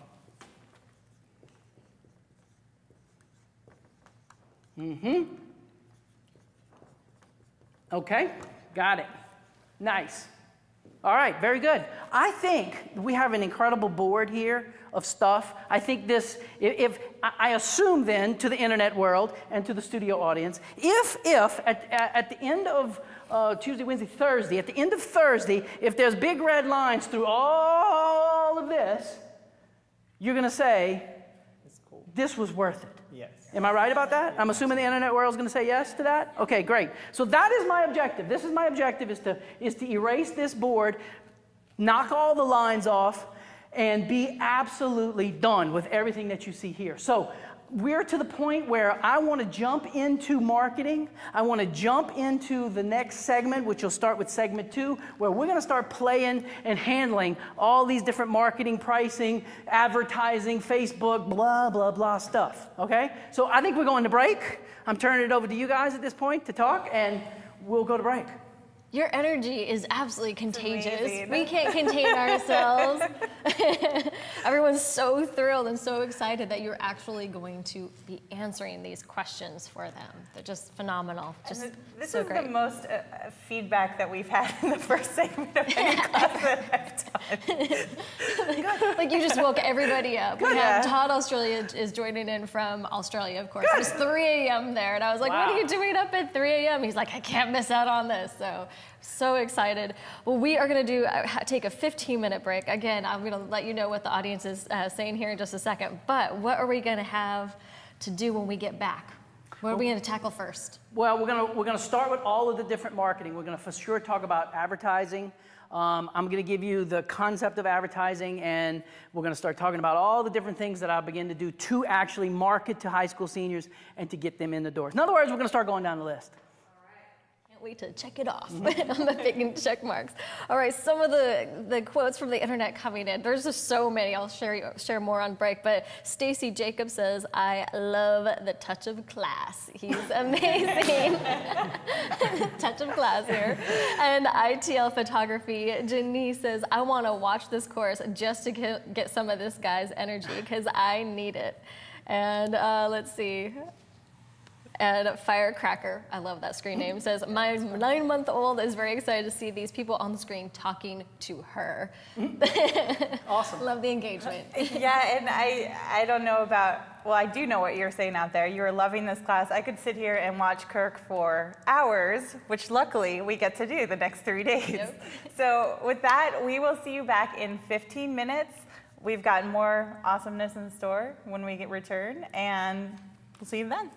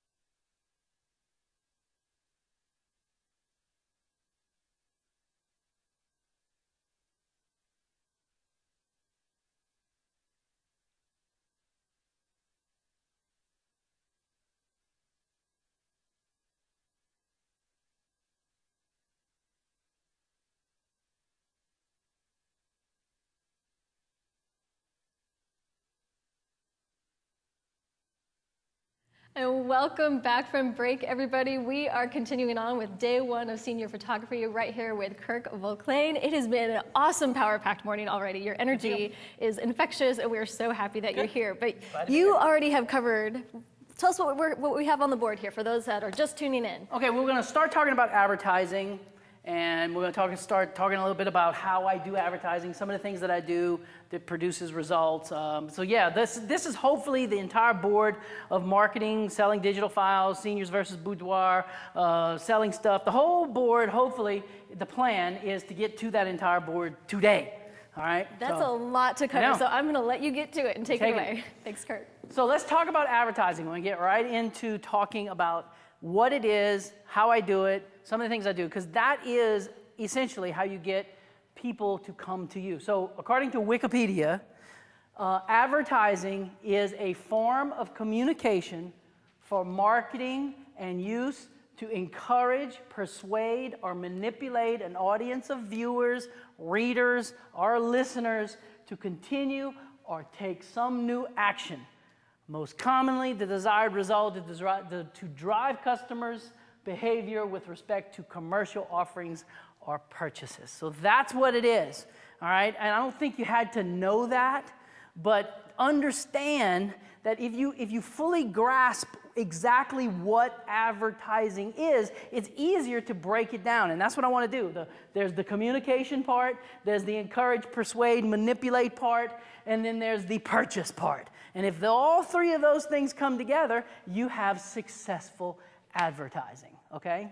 So, to sort of help you understand and get advertising, we're going to do it this way. I want you to close your eyes, okay? And I'm watching the internet world. I see you peeking. I see you peeking. So close your eyes, and while your eyes are closed, I want you to just listen to what I have to say. With your eyes closed, I want you to imagine a red circle. Now, I'm not going to give you any more details. Just in your mind's eye, I want you to see a red circle. And to the internet world, in a minute, I'm going to need a little input back from you as to what you saw. So imagine that red circle. Imagine as much detail as you can about it. And I don't want to tell you what to see, because as soon as I say something, you're going to see it. So I'm not giving you that detail. But imagine that detail. Now open your eyes, and I want to know, is this what you saw? Okay, so get ready, the internet world, start firing off into the chat rooms. By a show of hands, I love that. To my studio audience, show of hands, of course. But internet world, how many saw that? It's just a plain circle. I got nobody who saw that. Anybody out there saying anything? You can just holler it out if you want. One, yep, Gina Marie. Hey, good. How about this? Let's see a little bit more detail. How many saw maybe a little bit of a beveled edge? Okay, Paulo, good deal. Y'all can just shout out if anybody out there saw some beveled edge when I said red circle. Okay, good. Well, I got one out of 5. That's wonderful. How about this? Let's add maybe a little bit of highlight and shadow. A little bit of highlight right down the middle. Beveled edge, highlight down the middle. Anybody saw that? Oh, I got one. Good, good, good. Okay, here's the one that's the most popular. I don't know if it's going to happen here, but probably in the internet world. How many saw this, which is more of a ball? Like a basketball, except red. See how it's completely round, top to bottom? Okay, I got 2. So you see, again, the majority. Same thing over there. Y'all were saying they throw in some. Someone saw a hamburger. I think a hamburger. Red circle. It was a red circle. Red circle. Someone saw Target. Okay, they must be near lunchtime over there or something. And somebody wants to go shopping because quite a few people saw Target logo. A Target logo. Okay, see? Oh, that's perfect. That's going to really make my point here in a few seconds. Okay, so how about this one? How many saw this? More of a dot, a small dot. Anybody? No? Russell, you're the only one that raised your hand. What did you see? I saw a cherry. A cherry. A cherry? Yeah. Okay, a red circle, not a perfectly round circle, but a cherry with some bumps, but you saw highlight, shadow, roundness, obviously. Okay, the point of this is, all I said was red circle. So that was, we're advertising, and I'm advertising to you. And I told you it was communication. Came out the mouth, into your ears, red circle. It was then my job to persuade you into a direction. Did you catch the persuasion? That's what most people, I said, usually see. Did you catch that? 2 people raised their hand that time. All right. Do you see how powerful that is? Y'all fell right into it. And we're just selling red circles right now. Interestingly, if you Google red circle, this is what comes up. Anybody on the internet world, did y'all see that, which is on the screen right now? Yeah, you did. Interestingly, there's a place in Vegas called, I think, the Red Circle Lounge. I'm wondering if anybody saw that one. And there's all kinds. There's just a red circle. Look, there's a circle with a line in it. There's an outside circle. There's a scribbly circle. There's that bus signal. I mean, look at all the different things if you Google red circle that comes up with. So it's a vast array of different areas we can go to when it comes to red circle. But we're talking advertising here, right? Okay, so to be successful with your advertising, the red circle that is in your customer's mind has to match the red circle that is in your mind. Now, if those 2 red circles match, what you have is a properly persuaded product. You communicated well, you got them persuaded, and they purchase. Now, what happens if I was literally selling red circles? I got 1 out of 5 who didn't even buy my product. Never even got it. I got these 2 guys buying the first product, but the majority bought the one I wanted. All with a little simple, and this is what most people see. Did y'all catch? Do you see how powerful that is when it comes to what we have the ability to do? As professional photographers, we are typically in the communication process while we're photographing. And they are not expecting that we're selling at that point. We're just taking pictures. We have the unbelievable opportunity to start dropping what I call seeds on the ground. And those seeds get planted in their minds.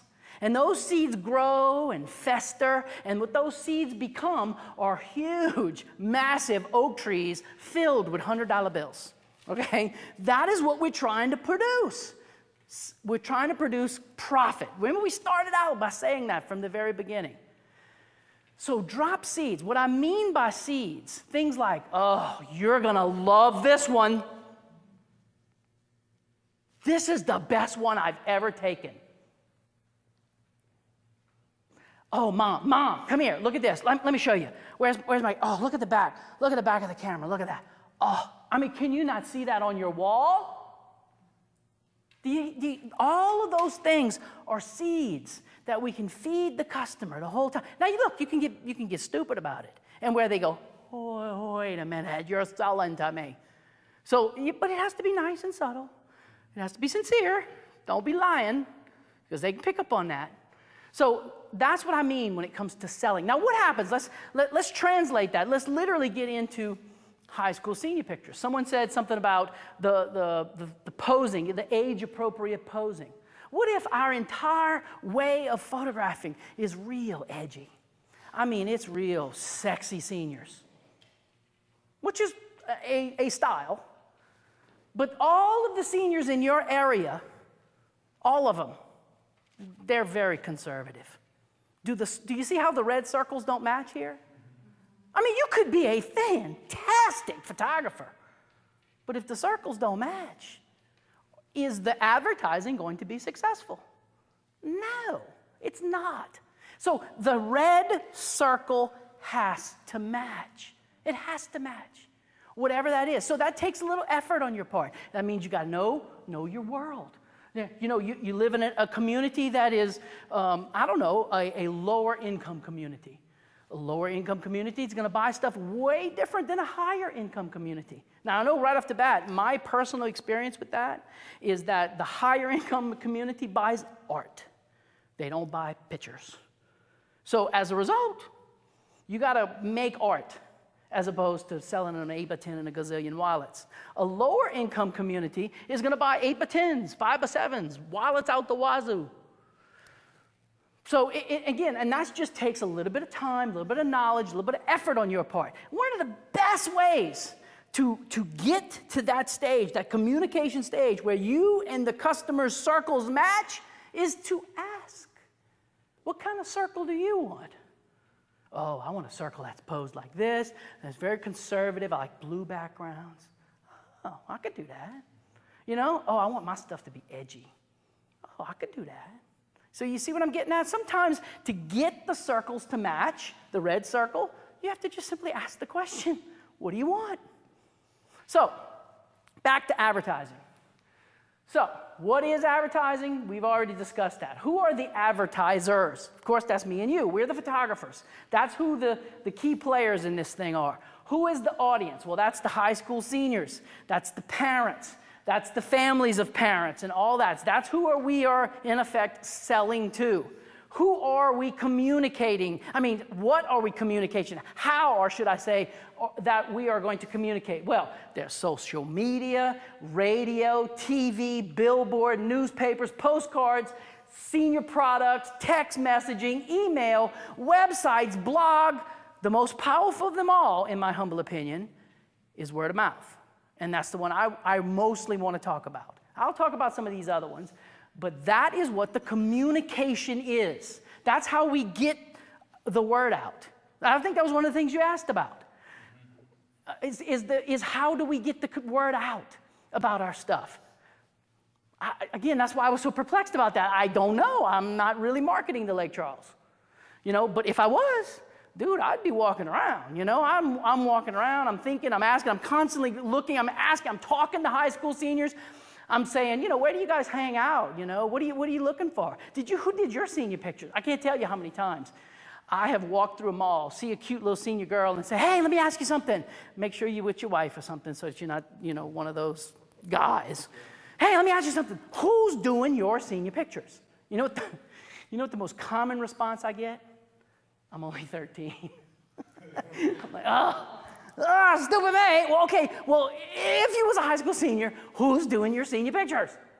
And you listen to what they say. A few years ago, myself personally, I'm photographing a senior, and they got a little friend with them. And I'll say, who's doing your senior pictures? And every one of them was saying a photographer 2 hours from me. And I thought, Now, I'm doing her friend.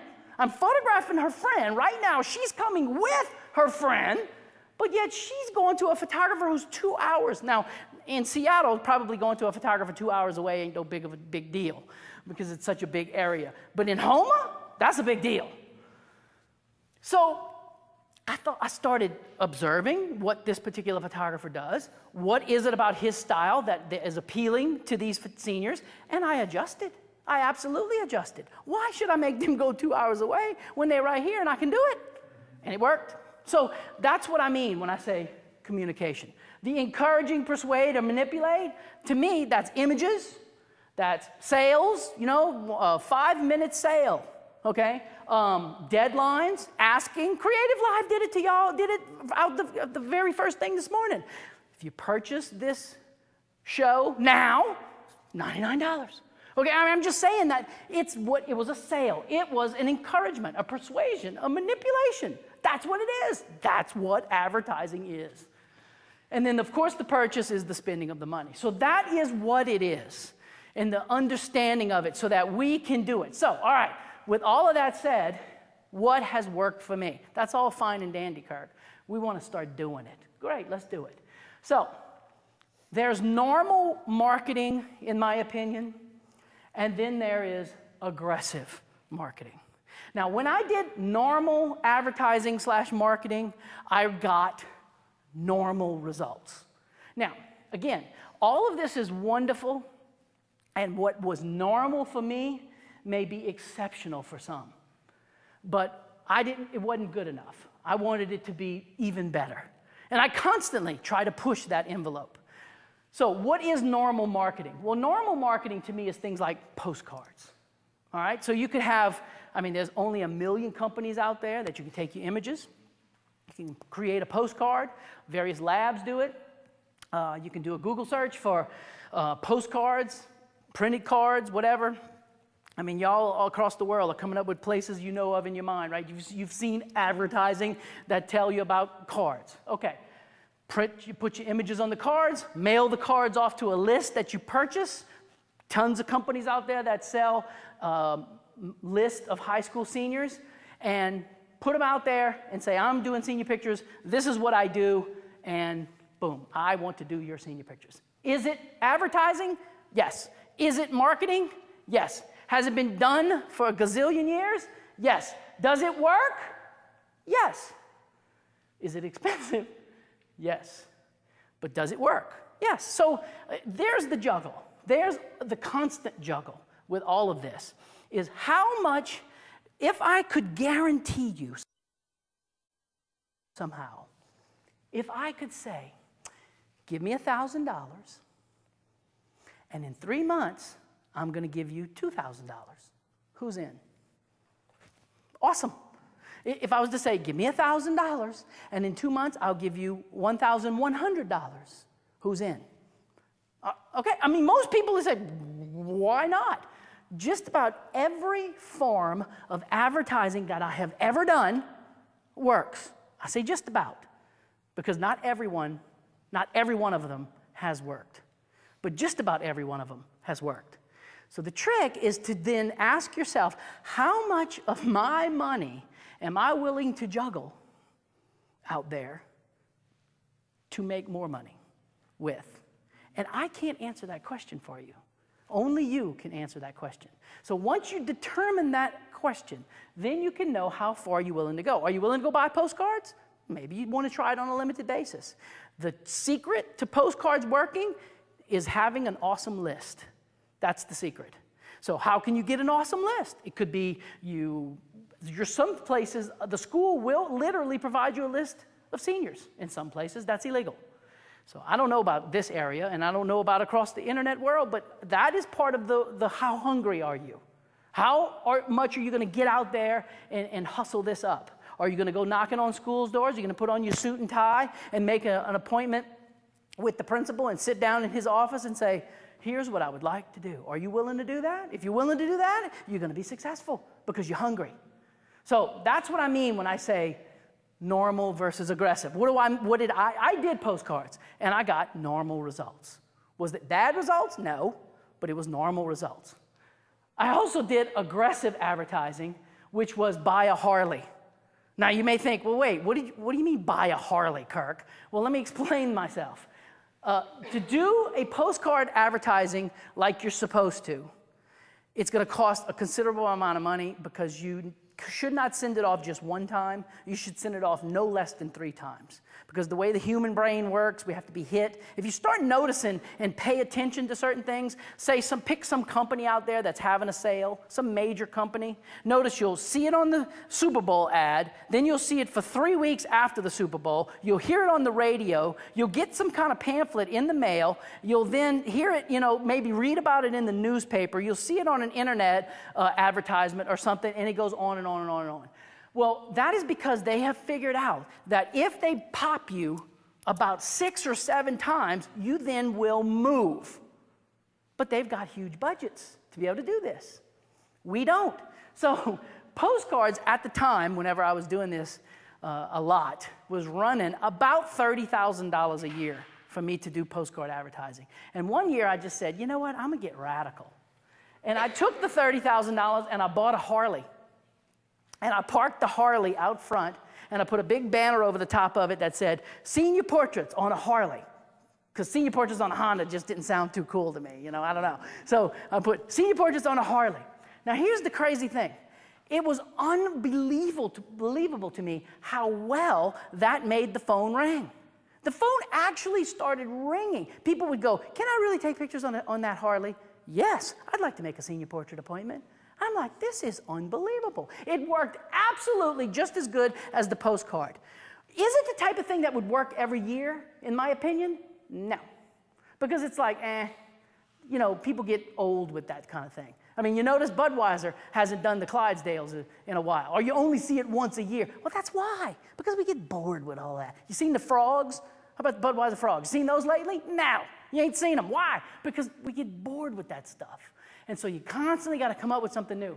So that's what I mean about when I say aggressive versus regular, okay? So hire ambassadors. A lot of people say that that's a fantastic way to advertise your stuff. Get out ambassadors. But you know what? I don't know a single high school senior out there who goes, well, I hope one day I become an ambassador. No, it's not their terminology. But yet, for some reason, we want to use the terminology. That's what it is. This is an ambassador for my studio. Don't use that terminology. Use senior model. It's the same thing because every high school senior on the planet, to me, says, I want to be a model. And so that's the terminology I use. But it's the same thing. It's someone who comes into your studio that you photograph, and then you send them off so that other seniors get to see the stuff. That's the point of a senior model. So how much time and effort would you be willing to spend if you photographed one senior? How many seniors do you think that one senior could literally get you? Do you think one more? How many think one more? Two more? Three more? I don't know. It all depends on your area, and it depends on how good you are. It depends on how good that person is. It depends on picking the right person. But you see, all of that, if you could just get the right one senior could make a year for you. Because if that one senior brings you two, just two, watch what happens. One senior brings you two. All right, then you do these two. And let's say each one of those bring you two. Now you got four. And let's say each one of those bring you two. Now you've got 8. Now let's say those bring you 2. Now you got 16. Do you see what I'm getting at? Now whose responsibility? Is it their responsibility or your responsibility? It's yours.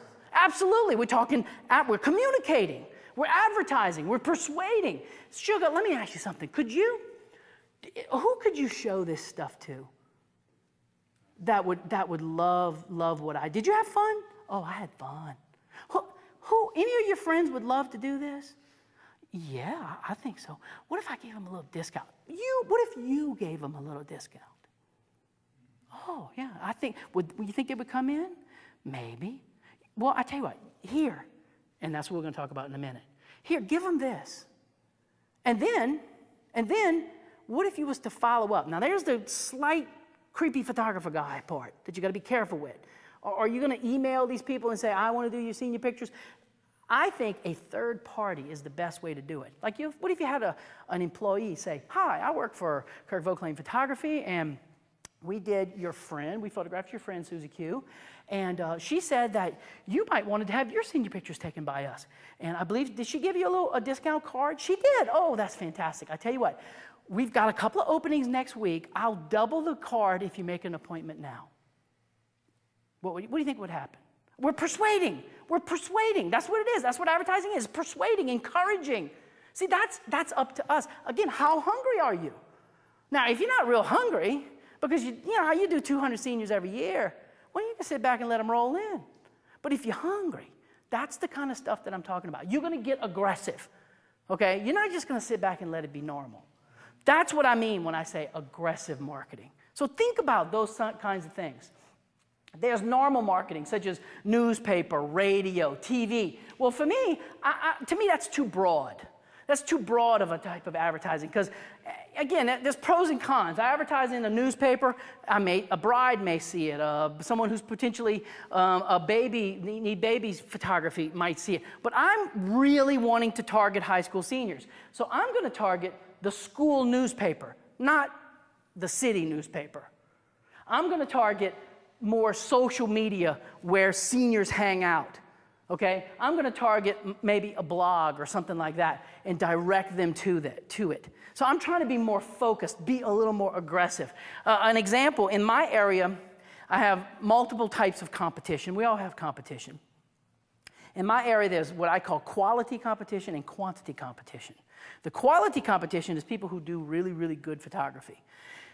In my humble opinion, that's the hardest ones to compete with because That to me is my hook. I can make your stuff look better than anybody else. But the quantity guys, what they have at their disposal is price. They run them in, run them out. They got someone who, that they can hire to take the pictures.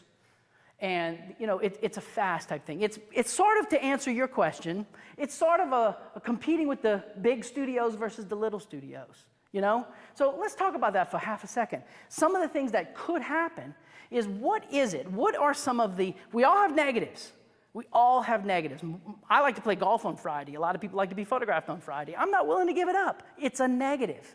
You see what I'm getting at? We all have negatives. So when it comes to the big studios, what do you think? What could be one of their negatives? Most of the images look the same. Oh, there you go. That's a negative. Exploit the negative. Okay? Exploit that, because in your advertising, you need to say, it's one of the advantages that come into me is that every image looks different. And no two seniors ever look alike. See, that's an advantage. Another, to me, off the top of my head, disadvantage to the big studio versus the little studio, or to the chain, is that not only do they all look alike, but a chain mentality is the corporate mentality. In other words, it's all about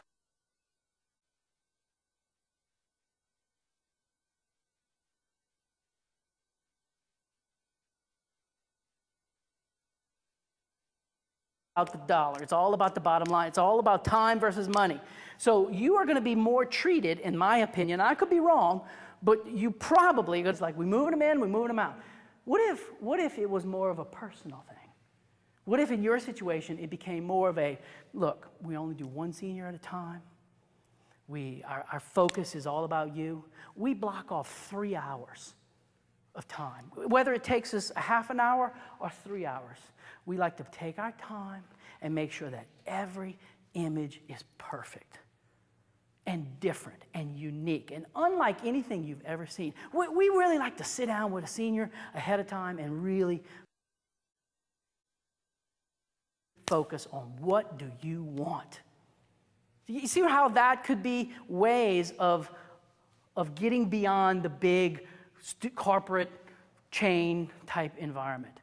It's also the ways that I compete with the volume studios, if you will. Another thing, some of that newspaper advertising that I'll do, I just do it because, I can't. My ad will be like, it'll have little stick drawings of what looks like people standing in line, like a head with a body, and then another head with a body, and slowly the head with a body gets down on all fours, and then it starts growing like little horns, and then its head is dropped off, and it's like, I'll put underneath that, are you being treated like cattle led to the slaughter at other studios? Come to Kirk Vauclain Photography, where we only do one senior at a time, It's just, and people are like, oh, you said that, and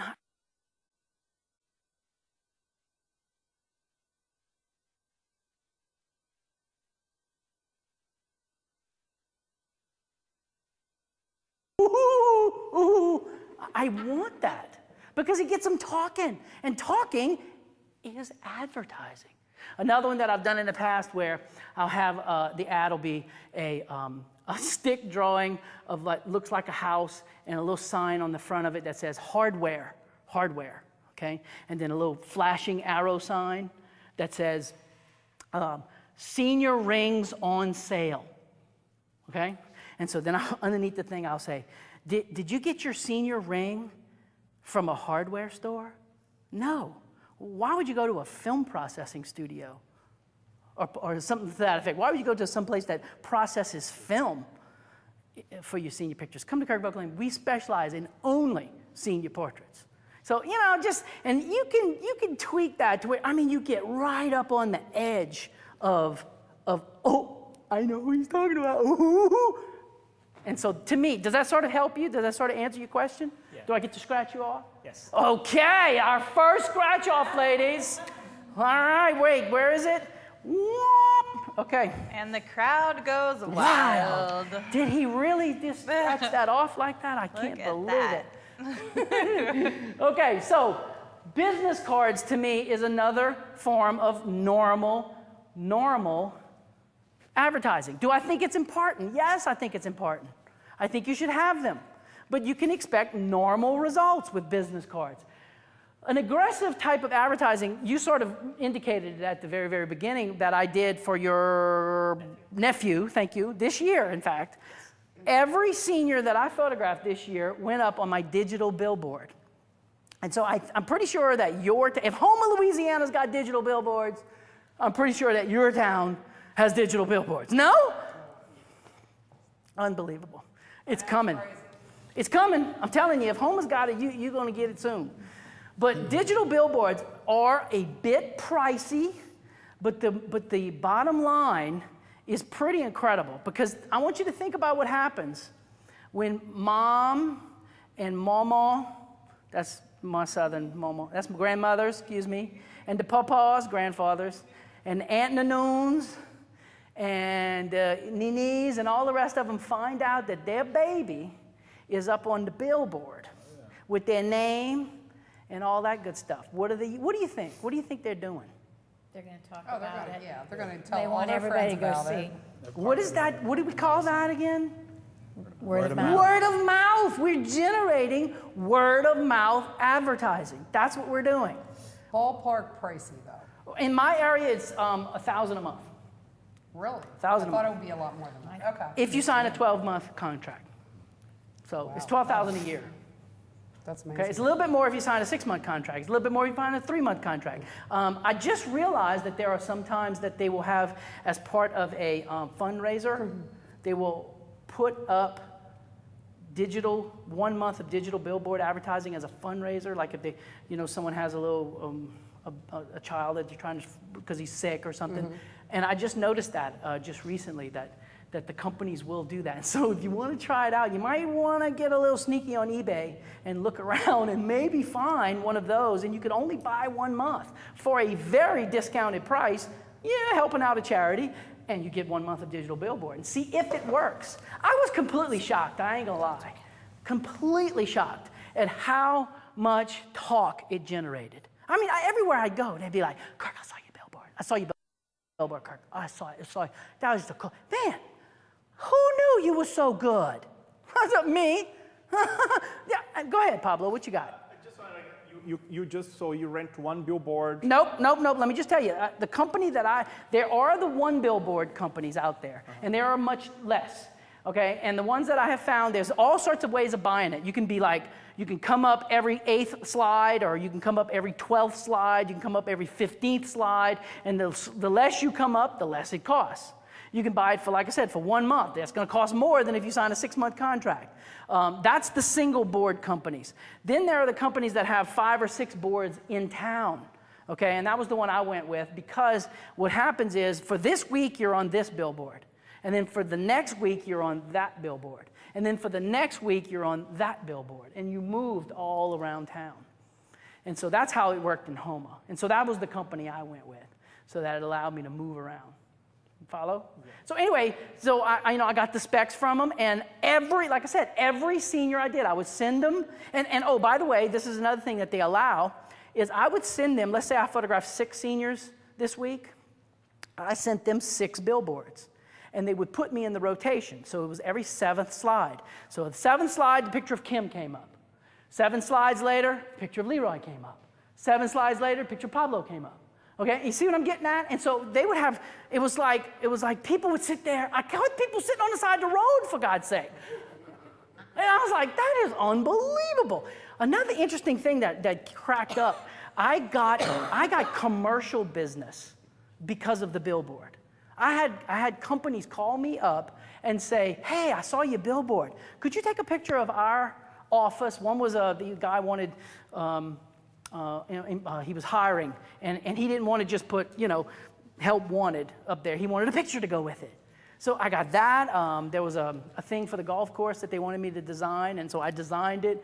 And so it was all kinds of other business that was a result of what happened with those digital billboards. And it created just the coolest word of mouth. It was way better than me passing around business cards. So I just think about it. It's that juggle. Are you willing to spend $12,000 a year for this? I don't know. Did it generate at least $12,000 worth of business for me? Absolutely. Was it worth it? Yes. Would I do it again?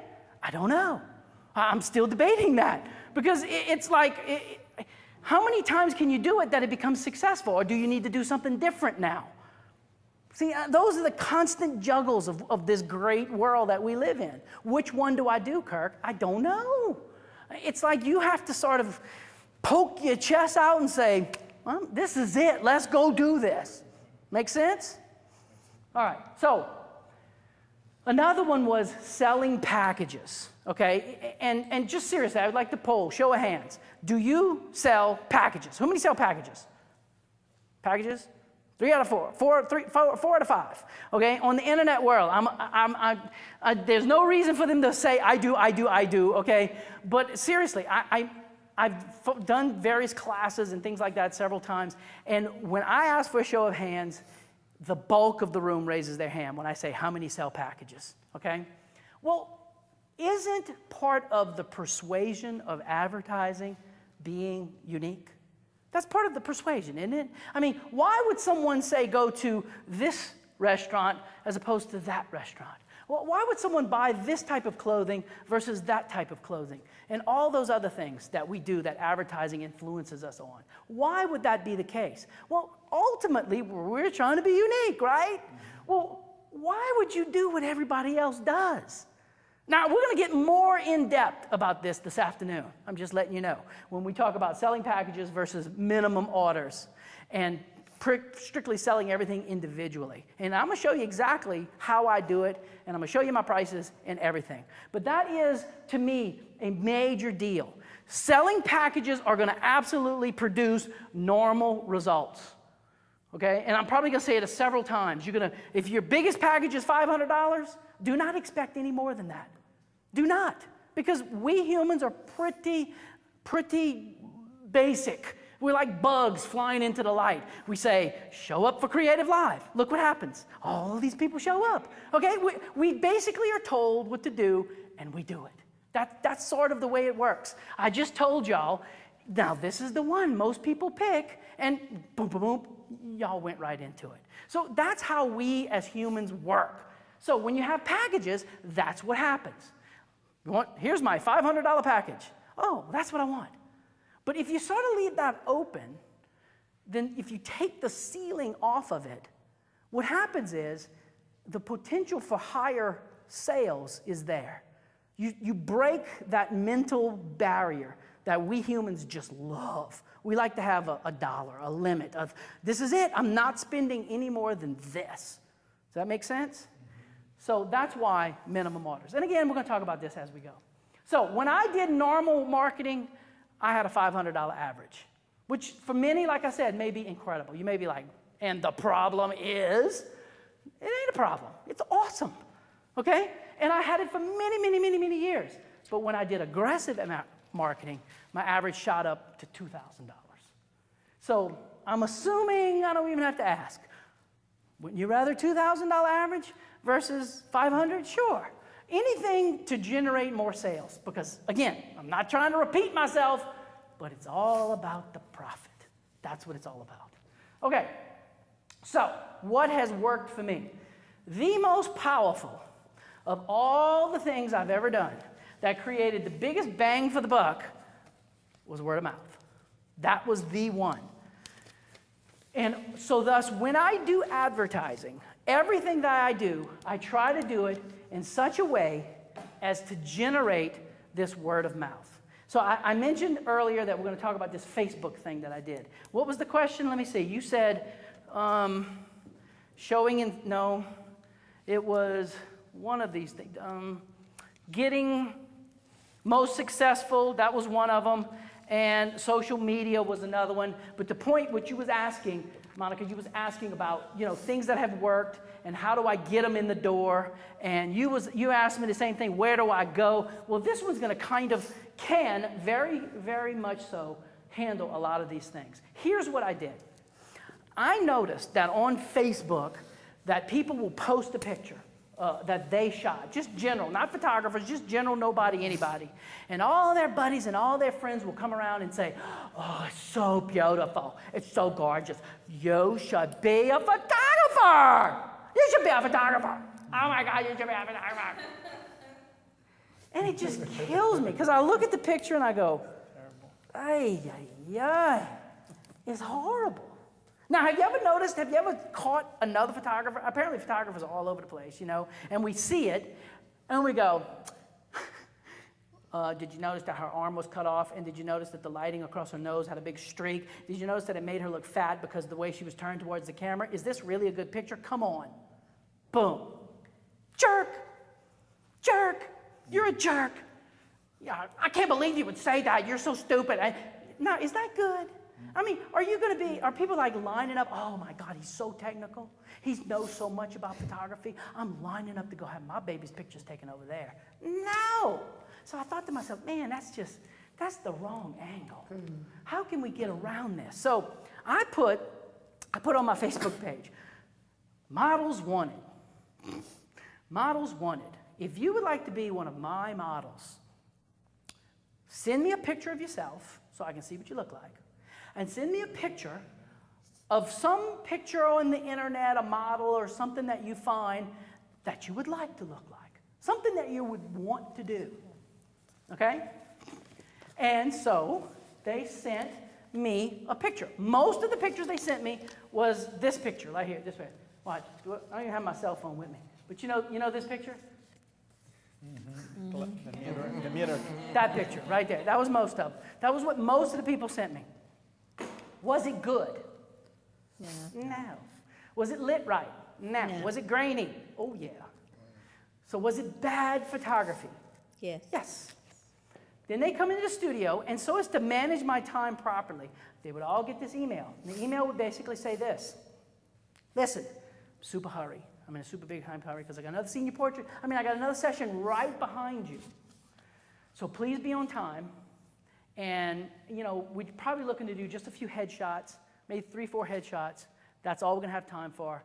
So we ain't going to be doing like a ton of outfits or anything like that. But bring a bunch of stuff if you want. I'm okay with that. But come on in and let's take some awesome pictures of you. So all this was done via email communication. I have an opening on Thursday at 2 o'clock. Boom. Yeah, I'm in, Kirk. So boom, I'd stick them in Thursday at 2 o'clock.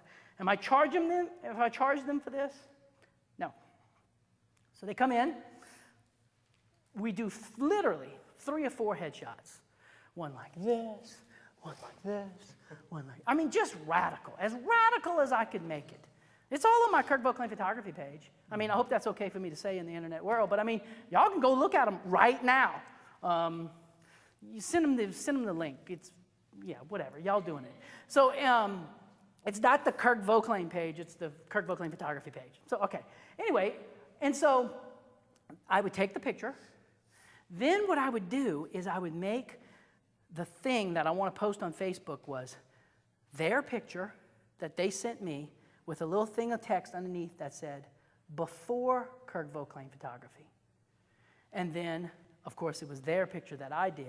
It had my logo on it and a little thing that asked the question, what can Kirk Vauclain do for you?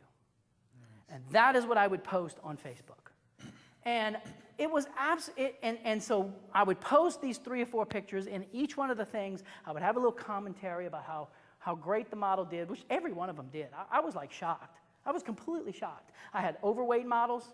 I had skinny, beautiful models. I had young people. I had older people. It was unbelievable. I did them all. Every one of them. Every person who sent me an email except at the end when I got crazy. It was like unbelievable how many people bombarded me with, I want to do it. And I got completely booked up. I did this for about a month. 3 weeks, a month. And in the middle of every one of those little posts, I would say, now, if you are a high school senior graduating in 2014, and if you see these images and you think, wow, I wonder what Kirk Vauclain could do for me, why not sign up to be one of my models in the month of October? Call the studio and learn what specials we've got for October when we do all our models. Be one of Kirk Vauclain Photography's models. Call now, phone number. That is so smart. It was on, and it is on. How much did it cost me? Nothing. Not a penny. Not 1 penny. Unbelievable. When you look at it, and to me, anytime I crack 1,000 views, to me, that's awesome for my area, for my world. Almost every picture has 1,000 people. You know, it shows you how many views. Some of them got 2,000 and 1,500 and stuff like that, but almost every one of them broke the $1,000 mark. Did you give anything to the before and after models? Every one of the people I photographed, I sent them files that would make a pretty darn good 5x7 print.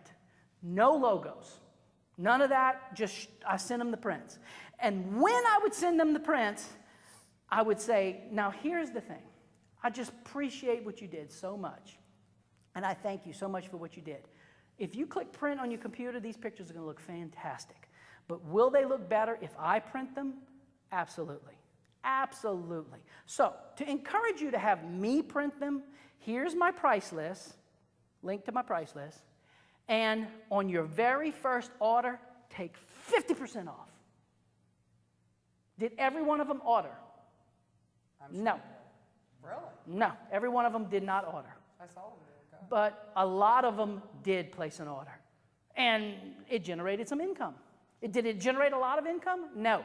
But here's the beautiful thing. Over 20 seniors have now booked me for October. Now, if you understand that I don't work on Mondays, boy, you're going to really say, this dude's got a problem. I don't have any debt, okay? Let me just tell y'all that right off the bat. So I don't have to work nearly as hard as I used to. I do 2 seniors on Tuesday, 2 seniors on Wednesday, 2 seniors on Thursday, and if you beg me, 1 senior on Friday. So the most I can do is 7 a week, okay? That's 14, that's 28 seniors in a month, okay? That's me working hard, 28 seniors. I have over 20 booked for October. So my October is almost booked up, all because of this thing that I did. And it generated word of mouth advertising, and it cost me nothing. Nothing. I got some more of these stories if you want to hear them. Monica, go ahead. So just when you did this and you had them send in their pictures, did you have any other qualifying features? I mean, you know, they had to be school class president or anything like that? Nothing. Like I told you, I had one lady, I had photographed her, it had to be 20 years ago. And I did her family pictures 20 years ago. So I don't know how old she was, but she was my age. Is what I'm getting at. I'm 51. So she was my age. And I did her pictures. I absolutely did it. She was not a high school senior. But do you think she knows high school seniors? Absolutely. Everybody knows a high school senior. So that was the point. I don't care whether he was young, old, big, little, tall, skinny. I don't care. I wanted to show real people. Regular Joe Blow people. I didn't want to just have a bunch of models. Make sense? Mm-hmm. So that was that Facebook model program that I wanted to tell you about. You know what that lets me do? That lets me scratch this off right here. Look, budget. Number 2. Can I scratch off budget? Sure. Can I scratch off social media? To me, I can too, because that's what I'm doing. I mean, sure, you could do it on Twitter if you want, and LinkedIn, and all the rest of them out there. I mean, there's a gazillion of them. Which one works best for you? That's the one you do it with. And again, I can't really answer that for you because, you know, here's the thing about Louisiana, and you guys can confirm this. Man, do we not get everything late in Louisiana? I mean, it's like whatever it is, it starts out here on the edges, like out here in Seattle and up and down New York, and it starts gravitating to the middle, and it hits the middle, it rams into Ohio, and then it just drops down into Louisiana. I mean, come on. Is that MC Hammer guy cool or what? I mean, he is cool, huh? I love his music. Anyway, it's just, we get everything late. And it's totally an advantage to me. It's totally an advantage. Because, like, right now, finally, Facebook is cool in my area. And, you know, on like, the Pro Forum and stuff like that, people are talking about it, and it's like, Facebook, that's dead. And I'm like, not where I'm from right now, which is fine. It might die next year, great. But right now, I'm going to ride that wave for as long as they let me ride it. And so it just depends on what it is for your area. So anyway, all right, so I'm moving on. Word of mouth. Like, for example, another thing is the digital billboards that I already told you about. Do you think that creates word of mouth? Can you see mom on the side of the road? You gotta come over to the side of Barataria and 311 to come see this picture. You gotta come see it. Can you see this happening? I can see it. I'm sitting on the side. No, come right now. I don't care that you're on the 12th hole. Come now. I mean, I can see this happening. And people sit, like I told you, I caught people sitting on the side of the road looking at this stuff. So would that generate word of mouth advertising? Absolutely. Absolutely. Every senior I photograph, every senior went on the digital billboard. That means good-looking seniors went up there, and not so good-looking seniors went up there. Overweight seniors, boys, girls, all of them.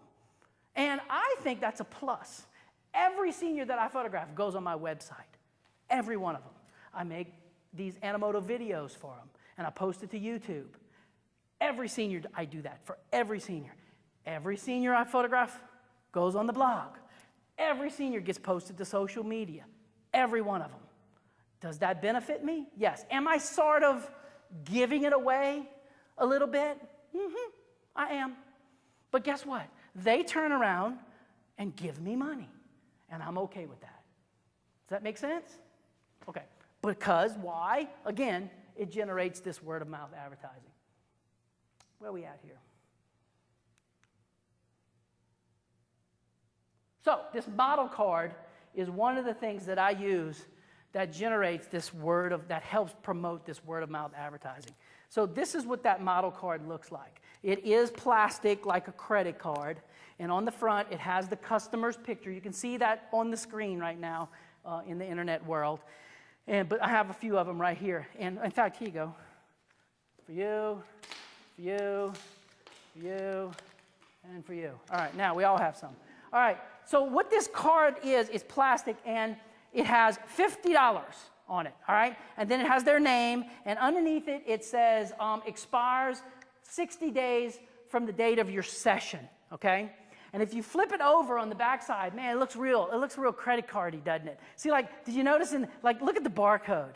Check that out. You know what that is? Nothing, okay? And notice the wording. I just looked at a credit card, and real credit cards have all kinds of crazy numbers and weirdo things. And so I just duplicated all that stuff, and I put my name, address, phone number, hours of operation, website, blah, blah, blah. Put all that on the back, and you can see it. And so anyway, with these little cards, what I do is I make H&H makes 18 of them, relatively inexpensive. They're not super, super expensive. And what you do is you give this is one of the things that seniors that I photograph in the month of October get. Everyone, they don't know they're getting this, but I give it to them. Now, what do you think they're going to do with this? Because I explained to them that what I'm giving you is the ability to give one of your friends $50. You can just give your buddies $50. Now, of course, to get that, they have to come to me. And I treat it just like cash. Someone walks in a card from me, I take $50 right off the bat, right off their bill. Whether they want to use it as part of their minimum order, they want to buy whatever with it, take it right off the bottom. To me, it's just like a real live piece of cash. And I do that with every senior that I photograph in the month of October. They're going to get one of these. 18 of them. So if I have 27 seniors, let's say I max out, and the 28, seniors, okay, 27, I'll probably skip one Friday and go play golf. 27, 26, 28 seniors, and let's say they all get 18 of these. Do you see what those seniors are going to do for me for November? What do you think they're going to do for me for November? Absolutely. Those seniors are going to now word of mouth and get my November seniors. Now, I got to think of something else for the November seniors, but the very first one, it is entirely possible, and it has happened several times in the past, that it has, throw me something, mister. Okay. It has happened several times in the past that the entire month of October, what happens in the month of October sets up my entire year, not just November or December. That has happened many a times. So think about how powerful that is, the word of mouth, and these little model cards can absolutely do that for you, okay? So that is how that program works. Another thing, wait, do I talk about that? Let me see if I talk about that next. Yes, another thing I do in connection with that is I will also, with sticky albums and Animoto. I told you that I make everybody an Animoto slideshow. That slideshow that we showed in segment 1, that slideshow is what an Animoto slideshow looks like. I then upload that to YouTube, and then what happens with sticky albums is a little app for your phone. I send that off to every senior in the month of October.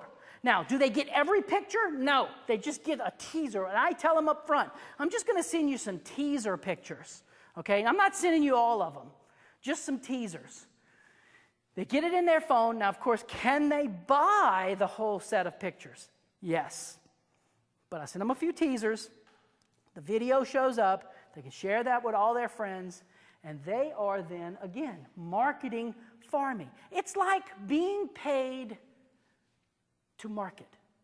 Someone else is paying me for me to market. Does that make sense? And boy, I love that. I like being paid to advertise as opposed to having to pay for advertising. Make sense? So that is the power, to me, of the whole word-of-mouth advertising. That is how powerful that can be. Now, all of that then leads to the possibility of marketing then on a limited budget. How many think we are in a bad economy? Anybody? No? It's getting better. It absolutely. At one time, it was really, really, really the pits. Here's the point. How many 17-year-olds are going, well, you know, I'm not going to get that iPhone 5, you know, because the economy and all, you know. None. No, not happening. It's not happening. Seniors are not making economic decisions based on the economy. So one of these questions was parents versus seniors, okay? Well, parents versus seniors is a very delicate balance. I forget which one of y'all asked that. It might have been on the internet. But the delicate balance is this. The parents have the money, but the senior decides where they're going to go. In most cases. Now, if you are expensive enough, and if you have enough hoops and rules for them to jump through, the parent has to get involved early in the game. And to me, that's good. That's part of the minimum orders and things like that. We're going to talk about that in the next segment. The reason it's so important that you get parents involved early is because you do not want to shock them at the end, and suddenly they figure, and this is going to cost a couple of $100, and bam, it's $2,000. That can't happen. You gotta build up that brain to the point. You got to drop enough seeds and such that they say, oh, yeah, this is going to cost me some money. So it's very important that parents get involved early, but still, the senior decides where they're going to go. Tons of photographers tell me, I'll post a picture, Facebook, Pro Forum, somewhere, I'll post a picture, and they'll say, you know, they wouldn't buy this. But I don't necessarily do images to make people buy. I do some images because people will look at it and go, whoa, that's cool. I want to have him do my senior pictures.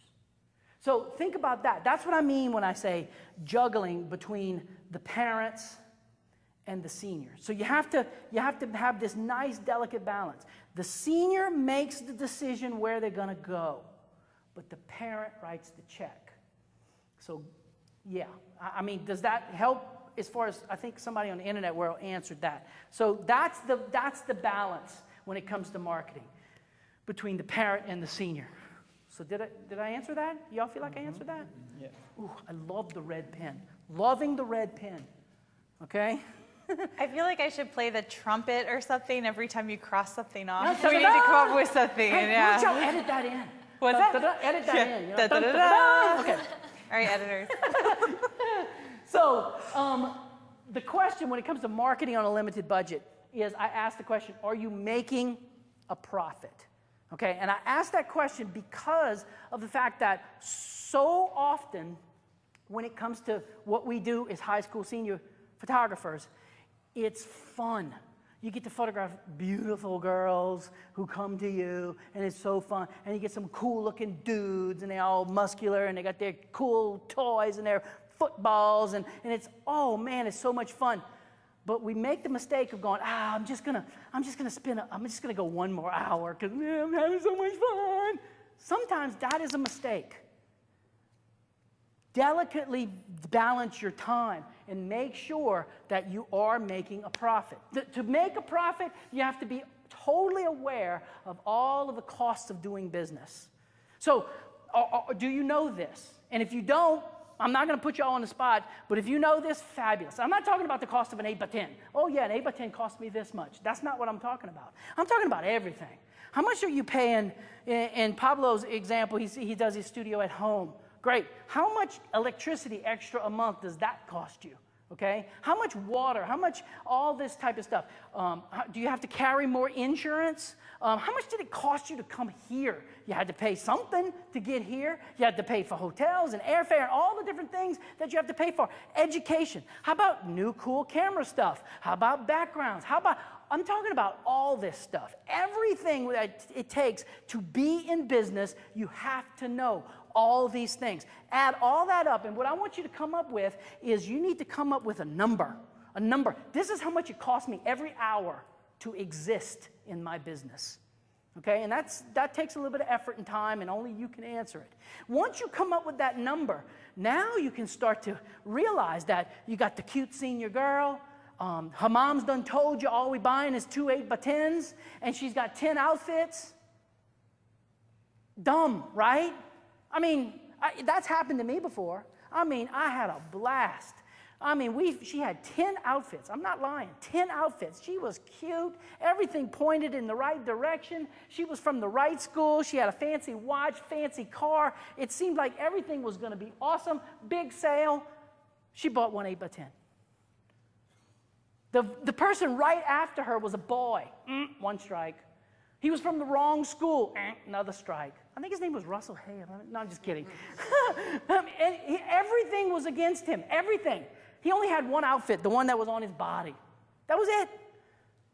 Everything pointed to the fact that he was going to be a horrible sale. He spent $3,000. I mean, how do you know these things? That's what I'm getting at. If you could somehow have a way of knowing these things, and when we start talking about price, I'm going to help you figure that out, okay? Marketing on a limited budget also involves, before we do that, careful about your needs and wants, careful about your spending. All these things are what's going to help you survive a downed economy, okay? Do you really need it? Do you really, really need that new lens? Or what you have, will it do? Do you really, really need that new background? You know, if you do, then doggone it, go get it. But if you don't really need it, then don't do it. Because that limit your spending. Debt is our number one enemy when living on a limited budget, and advertising and marketing on a limited budget. Facebook, social media, that type of stuff is your best friend because it allows you to do stuff that's free. Man, if I could go back in time in the days of film, remember film? 4-letter word, starts with F? Film, yeah. Film, if we could go back in time to the days of film, and I had social media at my disposal, I just could not. I mean, everything was pay. Now I can put up a picture for free on Facebook? That's just unbelievable to me. It's just unbelievable. You can get yourself out there for free. So, man, do it. That's what I mean about limited budget. And this model program, something I want to kind of give you an idea, another model program that you can do as far as advertising on a limited budget is this. Let's say you put it out there. By the way, I just want to mention one of the most powerful things I've done here lately, besides that Facebook thing, is I started it last year, and every one of my employees is starting to hate it. I made a banner that is, man, it's got to be as big as this rug. I don't know, it's huge. It's got to be 6 foot wide and, I don't know, 4 or 5 foot tall, just this big monster banner. It's got a picture of a girl, edge of the water, her eyes, awesome shot. It's really cool. And all it has on it, no logo, nothing. Just a big picture and models wanted. And I got that stuck on the front of my studio. It is unbelievable, the number of people who call and come into my studio. I was driving by and I saw decide that you want models? And I'm a model. And it's just unbelievable. Now, is she that particular person, the ideal person that I want? No. But I am able to say to her, oh, fabulous. Do you have professional headshots? Or are you in need of professional headshots? Well, I have a few. I was like, well, it's time to update, because if they're at least a couple of months old, it's time to update. You're constantly changing. We have a sale on that right now, okay? Let's see, what's the other one? They'll call up and I'll say, oh, well, let me just tell you, are you a high school senior? Oh, you're not a high school senior. Well, great. Do you know someone who's a high school senior? Yeah. Well, that is what the model program currently is all about. It's all about high school seniors. So if you know someone who's a high school senior, let me tell you about my model program for high school seniors. And you could tell them about for me, okay? Oh, okay. And it just is a way of being able to spew your spiel or sell yourself, communicate what you do to someone who potentially can get you more business. And so that is what I mean by the model program. You can also, another thing that you can do with this model program is this. You can take it to another level. And what I mean by that is you could tell like let's say I wanted to take those 20-something seniors that are on the books right now. I could call up every one of them and I could say, hey, we are going to be doing this really cool photography display after the month of October. And I'm going to need around 20-something images for the display. And here's how the display works. It's either an 11 by 14. It has to be either an 11 by 14 or a 16 by 20. And this is what is going to be in the display. Now, if you would like your baby to be in the display, what we're going to do is blah, blah, blah off. It could be 50% off. It could be 10% off. It could be 25% off, whatever. You plug in a price. Let's say 25%. It's 25% off the price. Now, the reason we're going to give you the discount is because you're not going to get the picture instantly. It's going to be on display for about a month. And then you'll get the picture. So that's why we're giving you a discount. So if you want your baby in the display, you need to buy at least an 11 by 14 or a 16 by 20. Do you think that would be something you would be interested in? And just sit back and listen. So now someone is going to pay you to make your display. Y'all follow so far? Where do you think the display is going to be? No, in your studio. That's where it's going to be first. And so you gather up the 20-something images.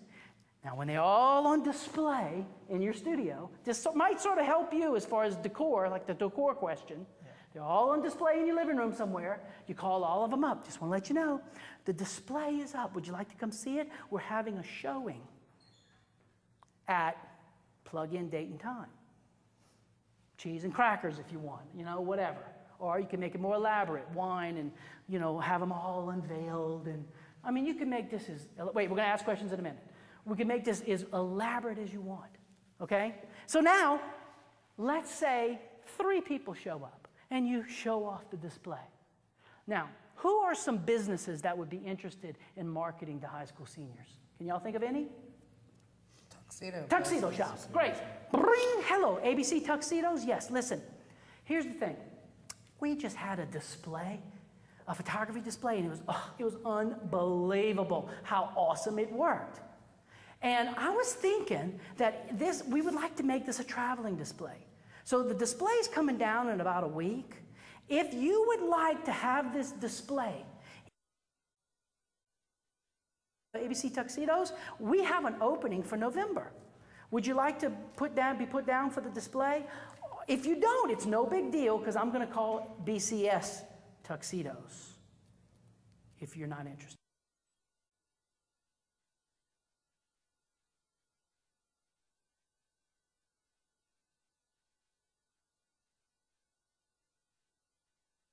Tuxedos, then how about a prom dress shop? Oh, yeah. Okay? How about and the list goes, any kind of clothing store. And the list goes on and on, getting into the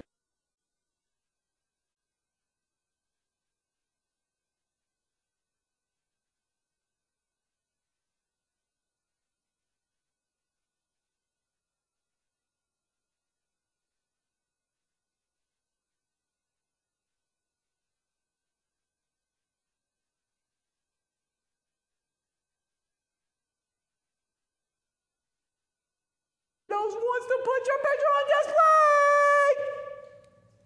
But I mean, we don't have to put yours up. If you want the print, you can take it and go on. Or you can leave it up for another month. Oh, leave it up, right? Again, do you see how you got to be a little hungry to pull off some of this stuff? You think it would work? Oh, absolutely, it's going to work. How much did it cost you? Zero. Yeah, I think I get doubles. Don't I get a double? Don't I get a double line on this right here for that one? I should get 2 lines. Okay. All right, so that is that model program, okay? So here it is. Let me see. I think what's next is, yes. You got questions? Go, Paulo. Okay, the one that you said you call your mom and then you basically talk about the display and everything. So this was, when you booked their sessions, you already had the person know that is coming, or you already did the session and then you called to offer that kind of Okay, display? well, what I was saying is in my situation, I have 20-something seniors on the books for October. I could call them now to kind of get them excited about the fact that not only are you going to be a model, but one of your image potentially could be on display. And that the way I got the 20-something people was because of the Facebook model thing. You see what I'm getting at? So what I'm getting at is use your whatever marketing you're going to do, whatever, even if it just gets one senior in the door, use that to springboard to another thing. And then advertising from the Facebook was basically you just exchange their service for your service. Absolutely, absolutely. Go, Leroy. Okay, so your first models that you got, are those like, so to speak, your ambassadors? So they're coming in and they're... You talking about the ones on Facebook? Right. Or the ones on October? The October ones. So those are like your... And we're going to talk about what do I actually give them. Okay. Because I ain't doing all that for free, I hope you know. Okay. No. I didn't figure you did. Next segment, we're going to talk about minimum orders and that kind of stuff, and I'm going to tell you exactly what I'm doing for people in October. Go ahead, Monica. Okay, so I'm trying to get my words together again, sorry. The Facebook, or the prints that you made and then put on display, at this point, you haven't put any money out of your own pocket. No, that's what I'm trying to do. But yet you've done this promotions I'm trying to basically do with stuff no to where money. they pay me to advertise their stuff. Okay. How radical is that? So That's aggressive, yeah. Definitely shoestring Absolutely. budget. Absolutely. Now, Advertising. what if you had on top of all of that, gang, on top of all of that, I have a $10,000 budget. And boom, you hit them with billboards, you hit them with newspaper, you hear a couple of radio spots. Do you think it's going to work even better? Absolutely. So that's what I'm getting at. I'm starting all the way on the bottom with zero money here. And then after that, if you've got more to spend, by all means, do it. I mean, you know, some of this advertising stuff is extremely basic. You know, you call up the newspaper and say, I want to run an ad. You know, and design it, boom, it shows up, we all live happily ever after. You know? So, there you go. Internet World's got me some questions? Yeah, we do. So from Avoid the Lloyd, does Kirk care what his competitors are doing as far as pricing and marketing? Do I care? Yeah. Yeah, I care, but I'm not calling them up and saying, hi, I'm thinking about having my senior pictures taken, and how much do you charge? No, I'm not doing that, because let me tell you why I'm not doing that. I'm a member of the PPA. I'm a member of the local association, the state association. So you know what? All these people, the good ones, I know them. We're buddies. We hang out after classes and we have drinks together. And you know what we did one time to answer that question thoroughly? Yes. Just to show you how far I'm willing to go and to do it. Me and 2 other photographers, several years ago, I said, listen, I bet last week you sent off a postcard campaign to seniors. And he's like, yeah, how did you know? I said, because my phone rang off the hook. He goes, oh my God, I didn't put your phone number on my card, did I? I said, no, but people tend to go where they want to go. Yeah. Your postcard simply reminded them that it was time to take senior pictures. And so they called me up. Did you have people who called you up? He goes, well, yeah, I did. I said, and the other guy I was sitting there with, he goes, my phone rang too off the hook. I said, guys, why are we all paying the price? All 3 of us buying lists, all 3 of us paying for postcards, all 3 of us paying for the mailing. Let's all get together, get one nice postcard that says, now's the time to have your senior pictures done. We know you want to go to one of Homa's top 3 photographers. They are, boom, boom, boom. you choose. Perfect. Name, website, phone number. Name, website, phone number. Blah, blah, blah. It worked great. And we split the cost 3 ways. Brilliant. So there you go. How's that for as far as I'm willing to go? Awesome. You're like embracing your community Oh, and absolutely. leading other Yeah. photographers I got and joining it was together. amazing. You know Awesome. what killed me about that ad? The Chamber of Commerce peeps called me up and said, "Are you crazy? By the way, I need to make my daughter senior pictures." I said, "You see, it worked. It worked. Why didn't you call one of the other two?" "Well, she wants to come to you." I rest my case. Yeah. So, How about one more question before break? Uh-huh. Sound good? All right, this one is from Ann Kleckler, and actually quite a few other people. When you were throwing these at us, that spurred a lot of conversation on the internet. Well, I and tried to they're throw on the wondering- internet. It just didn't get through the pipeline. So, wondering, does each card have a different photo and name on it? Yes. Each one that you hand out. And then if you could, again, let us know where they can get these and what they're H&H Color called. Lab. H&H Color Lab. Color Lab. All right, H&H Color Lab. I mean, you want the website or, I mean. They could probably Google search you it? just Google H&H Color Lab out of Okay. Kansas. And what is the product called? Just cards? Plastic Gift cards. Gift cards. Okay. Great. Plastic gift That was cards. easy. That was simple. And how many do you give your seniors to hand out? 18. 18. Because perfect. that's the minimum number that I can order. You can order more gift cards, but the least you can get is 18. It's very inexpensive, by the way. You can go to their website right now and check it out. Fantastic.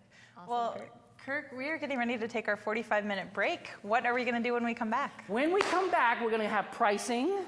We're going to talk about minimum orders, all that kind of stuff. We're going to get into, how I price and all that good stuff. Awesome. Sounds fun? That sounds great. Thank you so much for bringing your amazing energy this morning. I didn't need to drink any coffee this morning. And Lori didn't either. And we barely got any sleep last night, so it was great. Thanks. And we just want to share some goodness from the internet with you, what the internet is saying out there. Thank you all for being so lively and engaged as well. Todd Australia says, "Someone throw me in that locker. I can't contain myself." And Luna Star Photographic Memories, "Kirk is amazing and his energy is infectious. Good. Great information and the personality to keep you glued to the screen." Awesome. So true. Awesome. Kirk has just been sharing so much about how to market your business on a small budget or a lot of budget, and also like how to join in with your community and team up on marketing. Just so much great information he's sharing. Just want to remind you all that you can choose to purchase all 3 days of this content and this entire workshop for the live event price of $99. So you can do that over break by hitting the green button below this video. And we have so much more goodness in store for you. We have cameras, posing, details, workflow in Photoshop. Just hang on tight and be back here to learn more about senior photography in 45 minutes.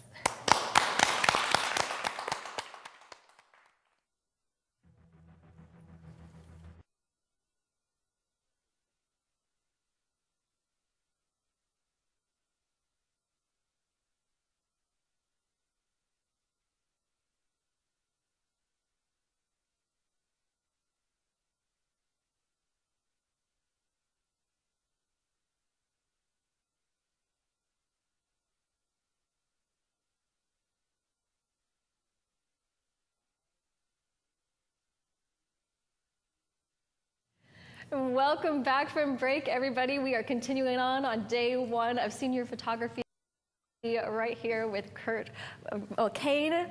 I said Vulcane. I almost said Vulcan. I want to say Vulcan, like on Star Trek. I'm so sorry. Kurt Vulcane here on Creative Live. And we've had an energetic morning. Yes, we have. Your energy is awesome, infectious. We are all so pumped to be here. And I want to ask you if you could give us a recap of what we've already learned today. Okay, so we're talking about marketing today, and we talked a little bit about some of the different things you can do as far as showing your stuff, getting your stuff out there, and getting people excited about it, how to show your stuff from home. We talked a little bit about competing with the big chains or the bigger studios. What if you're a little studio just getting started? How can you do that? We talked about advertising as far as social media. We talked about parents versus seniors. And as far as which one you need to market to and which one's the best and that type of stuff. And we talked about advertising and marketing on a low budget. One of the things that was asked, I'm going to let you can just let me take it take away. over? Yeah, Okay, you have a I'll lot take more it. to check off there. So Yeah, we got all the checks, and as we go, we're going to keep scratching them off. So one of the things was asked about the little gift card was, hey, what incentive does the person who has the card have to give it to their friend, other than the fact that they just love their friend? And that was a great question, and I forgot to mention it, so I figured I'd start right off the bat as part of going down our list of marketing questions. And what they get, the person who has these cards, the senior, if just one of these cards comes back to me, they get a $50 credit on their account. Okay? Now, I tell them up front, if 2 cards come back to me, I'm not giving you 100. Okay? You only get to use 1 card.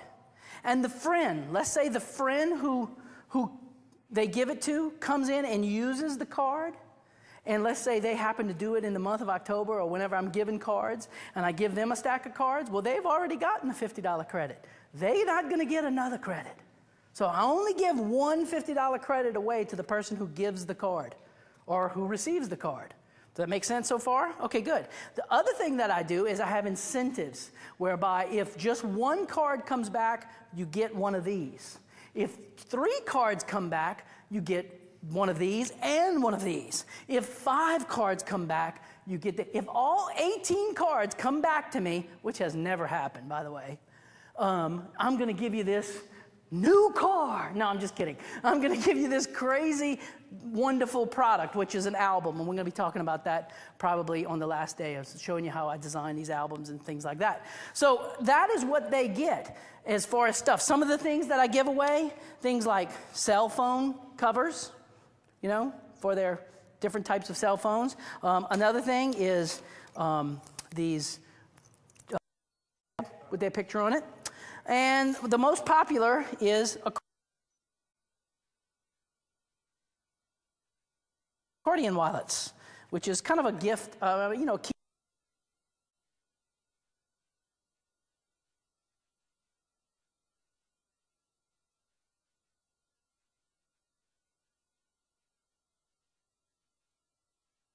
things that, you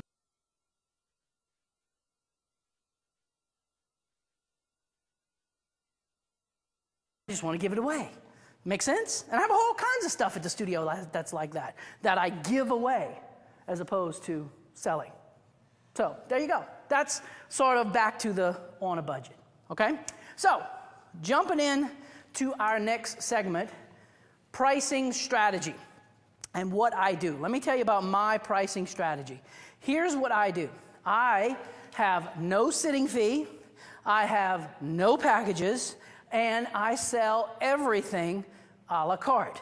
Now, right off the bat, that is almost dynamically 100% opposite of probably 80% of the professional photography world.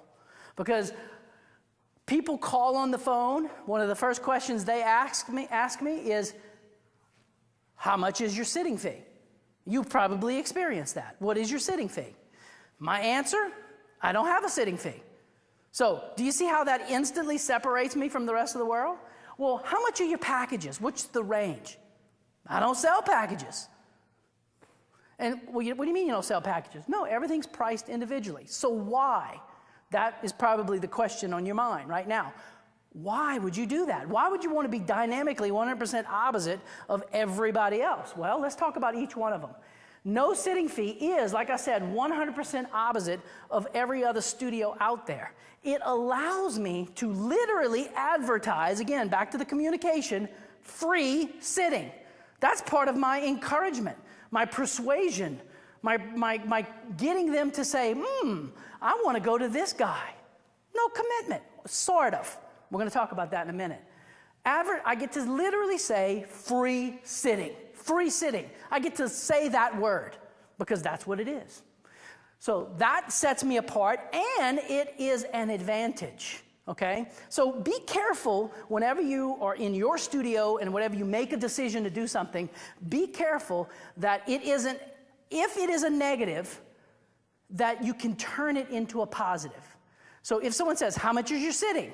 And you say, well, don't just simply say, we don't charge a sitting fee. Well, no, we have free sittings. See, that's an advantage to the customer. And when they say, well, how much are your packages? Okay, well, we do not have packages.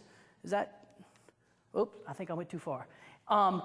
It's very difficult to please everybody with a package, all right? And packages are frankly confusing. I don't know if you've noticed that or not. And packages are limiting.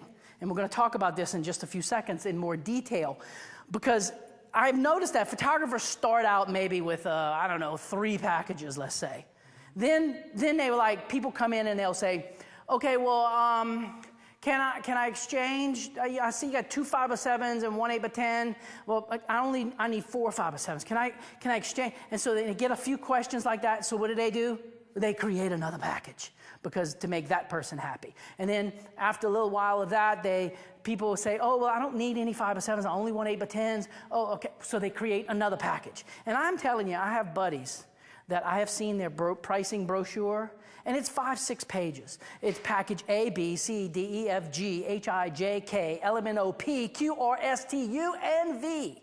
And I'm like, that is just ridiculous. One guy that I know, literally, he went through the entire alphabet, package A, B, C, all the way to Z, and then he had package AA, package BB. And I'm like, you have got to be kidding me. So it's confusing, and it's hard to make everybody happy with a package. And they're limiting, as we talked about earlier this morning, in that if you have a $500 package, people are going to only spend up to a certain limit because you are putting a ceiling on it. A la carte is very simple and very easy to explain to people. It's very simple to say, 8x10s cost this much, 5x7s cost that much. And just let them have whatever it is that they want. Make sense? Now, I'm going to let y'all throw some objections at me in a little while, but let me show you what I'm talking about. So here's a ABC studio, okay? And we've decided we're going to sell packages. So we got package A, 111x14, 4 8x10s, 6 5x7s, 100 wallets. It costs this much. We've got package B, we've got package C, we've got package D. How's that looking? It might be pricey, it might be cheap. It all depends on your area and where you're from and your expertise and all those different factors. But that's how everyone else does it. And so, yes, there is a certain comfort level in doing it like everyone else. And that's okay.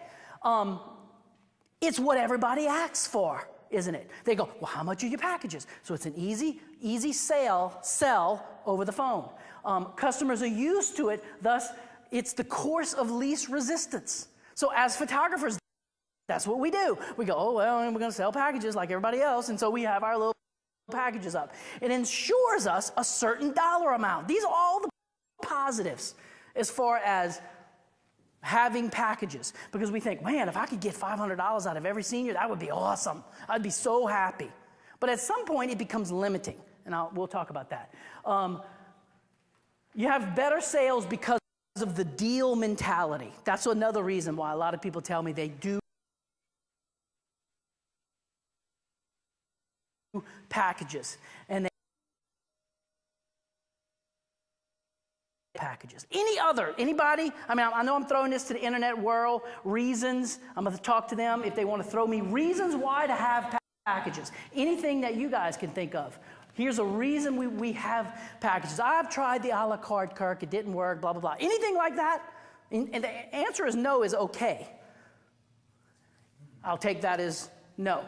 And one thing we just want to tell the internet audience, when Kirk is throwing out the questions to you, if you could just put your answers in the live tab, and Lorraine and I will be checking the live tab. So in that live room, that's where we'll find them. So I'm going to take it as there are necessarily, it sounds like I've handled all the reasons why a person would have packages. And you may be saying right now, well, Kirk, that all sounds good. Why in the heck would we have a la carte? You have a question? Yeah, we have, someone said easier to project cash flow with packages. Okay, that's great. There's another reason why you might want to have packages. Now, and I'm great with that. I'm not saying that this is absolutely not, get rid of packages. That's not what I'm saying. But I'm about to show you why me. Paulo, go ahead. I think one reason when you try to sell a la carte, and then a person say, wait a minute, I'm going to buy 2 8x10s. Do I have a discount? Yes, exactly. That's what I mean Normally, about. yeah, normally the client's already trying to make their own package, even when they're trying to buy a la carte. Yes, I understand that. And let me show you how I handle that. Okay, watch this. So this is my actual senior portrait price list, which you see on the screen right here. This is the piece of paper that I give them. So I ask the question, why a la carte? Okay, well, a la carte to me is a very simple markup. All right, an 8x10 cost me this much, and I'm going to sell it for that much. A 5x7 cost me this much, I'm going to sell it for that much. I don't have to do a lot of thinking, okay? The lab literally sells to me individually, so I turn around and sell it to the customer individually, okay? It's easy to explain.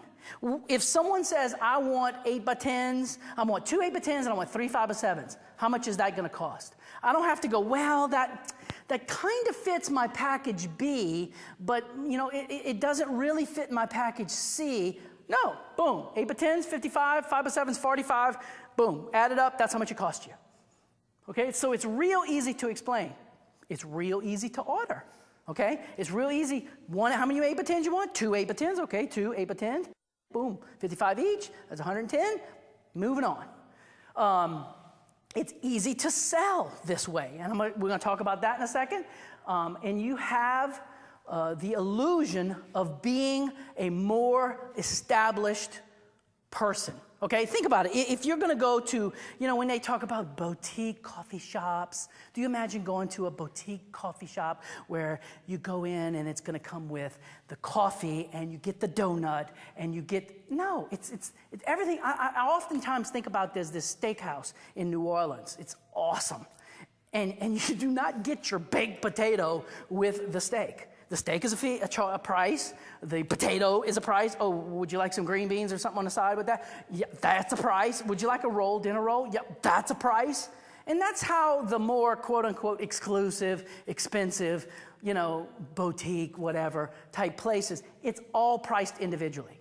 And so for that reason, that's the illusion of what I want. So the next problem becomes exactly what Pablo said, is that people say, wait a minute, wait 1 minute.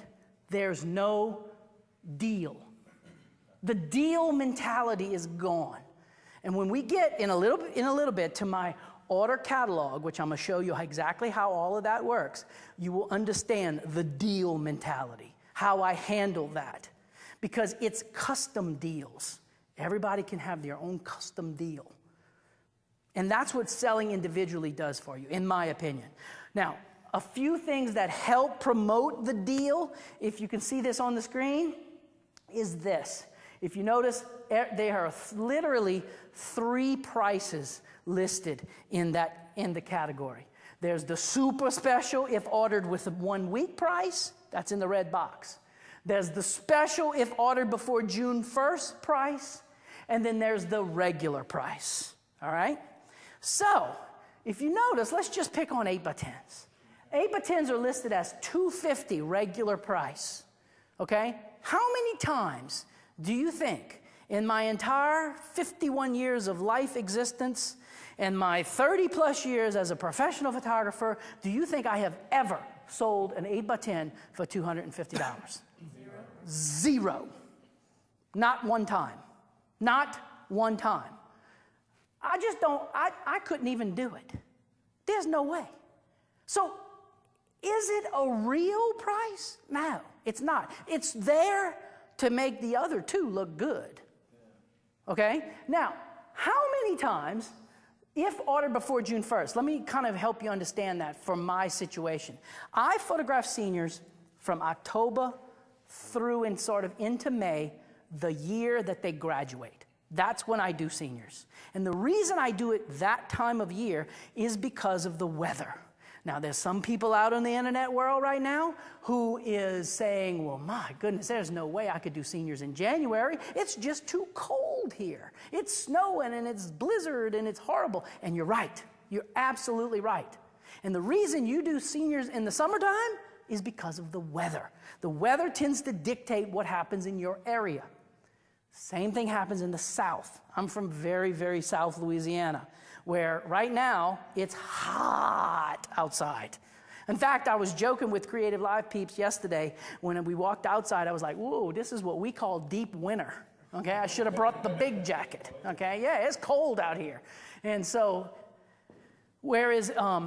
so when it's hot outside, there's no way. Nobody wants to go outside. Everybody has air conditioning. You open the door, this thing of heat and humidity slaps you in the face. You instantly start sweating, and you do not make pretty senior pictures. So I don't do them in the summertime, all because of the weather. So when I start doing seniors in October, it's constantly getting cooler and cooler and cooler. Deep winter is probably 50 degrees, okay, unless we have a cool front of 40, all right? And so I photograph all through that time, okay? Then and this is in the year that they graduate. So they usually graduate, let's see, end of May, right? Something like that. And so by June 1st, they are done. So this special before June 1st discount is like after June 1st, all bets are off. This is what I tell people. After June 1st, all bets are off. And you have to pay $250 for an 8x10. All right, so before I already told you, I never once have ever sold a $250 8x10.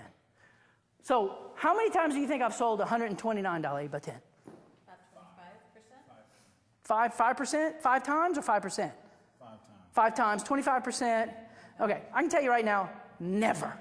I've never done it. And this is what I wanted. This is called, in my opinion, reasonable. Reasonable has to exist in your business. You have to have reasonable. Let me explain reasonable. If I was to tell you, if you was to hear this statement, oh, I'm going to go to Kirk Vauclain for my wedding pictures because he's so reasonable. What does that mean? Easy to work with. I got easy to work with. What is most probably it means? Cheap. That is the most common answer. It's not the only answer, though, okay? Because let's say I charged, for the sake of conversation, $99 to photograph a wedding. Is that reasonable? It's cheap, right? Cheap. So I'm photographing weddings. I'm doing tons of weddings at $99, boom, boom, boom, boom, right? What if I make a mistake? I don't get this perfect shot of the bride and, say, her father. Do you hear? The excuse is going to be, well, he only charged $100. So because I was reasonable, I'm excused. What if we carry that to the opposite end? What if I charge $10,000 to photograph a wedding? Which I don't, by the way. But let's just say I did. $10,000 to photograph a wedding. And I did not get this perfect photograph of the bride and her father to her standards. And she came to my studio and said, you didn't get a good picture of me and my father at the church. And I said, tough. Sorry. Is that reasonable? No. No. How long am I going to be in business? Not long. Not long. Okay.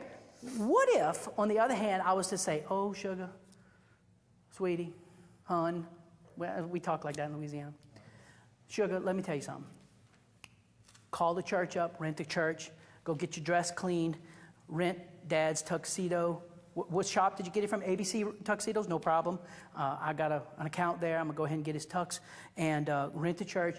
You want the priest in the background? Talk to him. I'll find out how much I got to charge for that. And when would you be available? Sunday? Can we do it on Sunday? No. Oh, that's right. The church on Sunday. Okay. Can we do it on Saturday? Saturday, good. And we're going to recreate the scene and we're going to redo the photograph. What if I was willing to do that? Would that be reasonable? Yes. Anything, whatever she wanted to do, if I was willing to do it to make her happy, would be in fact reasonable. But look, I better be reasonable, right? I'm charging $10,000. You see what I mean about reasonable? It has to exist. Let's flip that around. What if I charged $99 and I did not get the perfect shot of the bride? And she says, well, you didn't get a good shot of me and my dad like I wanted. And I was to say, oh, sugar, don't worry about it. Go rent the tux, go get your dress clean, go get the church rented. How long am I going to be in business? You'll be done after that. That's over reasonable. It's too much reasonable. Too much reasonable cannot exist in a business. Not if you want to be successful. You have to have the right balance of reasonable. It has to exist though. You can't have no reasonable and you can't have too much. Secret to life, by the way, balance. Balance, okay?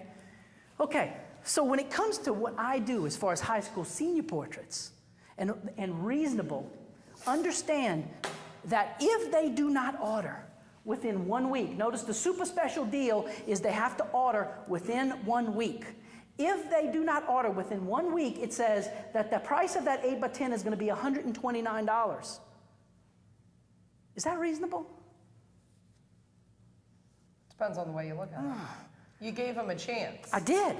See, me and you have had this conversation actually before. But I could not do it. This is my personality. I could not do it. I could not do it if it was $60, just $5 more. I could not do it. Thus, the second number doesn't matter because I know up front that I'm not going to charge them that. So this is how, has it ever happened? Yes, it's happened. 2 weeks goes by, they come in, oh my goodness, I'm sorry, I lost track of time, we hadn't able to place an order, what could we do? I'm so sorry, I know we got to pay the higher price, but whatever. And the little girl, whoever's waiting on the customer, comes to the back. They used to literally come ask me, but they know exactly the answer to the question now. They'll go in the back and they'll go, what are you doing? So they're late ordering. Oh, okay. And I know they just pretending they come ask me a question, and then they'll come out and they'll say, okay, we talked to Kirk, and here's the deal. He loved your session. And if you place an order today, your whole order, you can go ahead and order from the red box prices. Oh, see, I'm the good guy. I always want to be the good guy in business. I want to be the guy who people go, oh, that's so nice. Thank you so much. I literally have had this conversation with people. I'm not happy, Kirk. I can't believe this is, and I'm aggravated. Hey, whoa. What would make you happy? What would make you happy? What do you think of some of the things they would say? Go ahead, shoot it at me. Make it cheaper. Make it cheaper. How much cheaper you want it? $20 off. $20 off, you got it. Let's do that. That's gonna make you happy? All right, done. $20 off. You happy now? Yeah. Awesome, let's do this. Go ahead, place your order. What else do you think they might say? I've done that, by the way. Yep. What else? What would make you happy? I wanna make you happy. I need another print with this. Okay, like 8 by 10 instead of 1? Yeah. Okay, done. Consider it done. Look, I want to make you happy. I've had people say, I want a Saturday appointment. No problem. I mean, that is how far I'm willing to go to be reasonable. But in my area, I am a more expensive photographer. Now, there are some people in the internet world right now looking at this thing and going, holy cow, $55 for an 8 by 10? And he's the expensive guy? Yeah, but that's different all over the world. Some places I'm the cheap guy, some places I'm the expensive guy. Whatever. Whatever you are in your world, reasonable has to exist. Or else, forget it, man.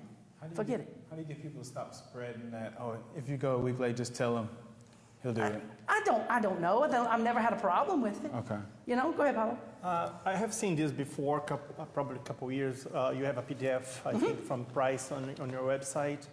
And how do you approach, like, the client comes, the client call, how do they get this price list, and how do you understand about this?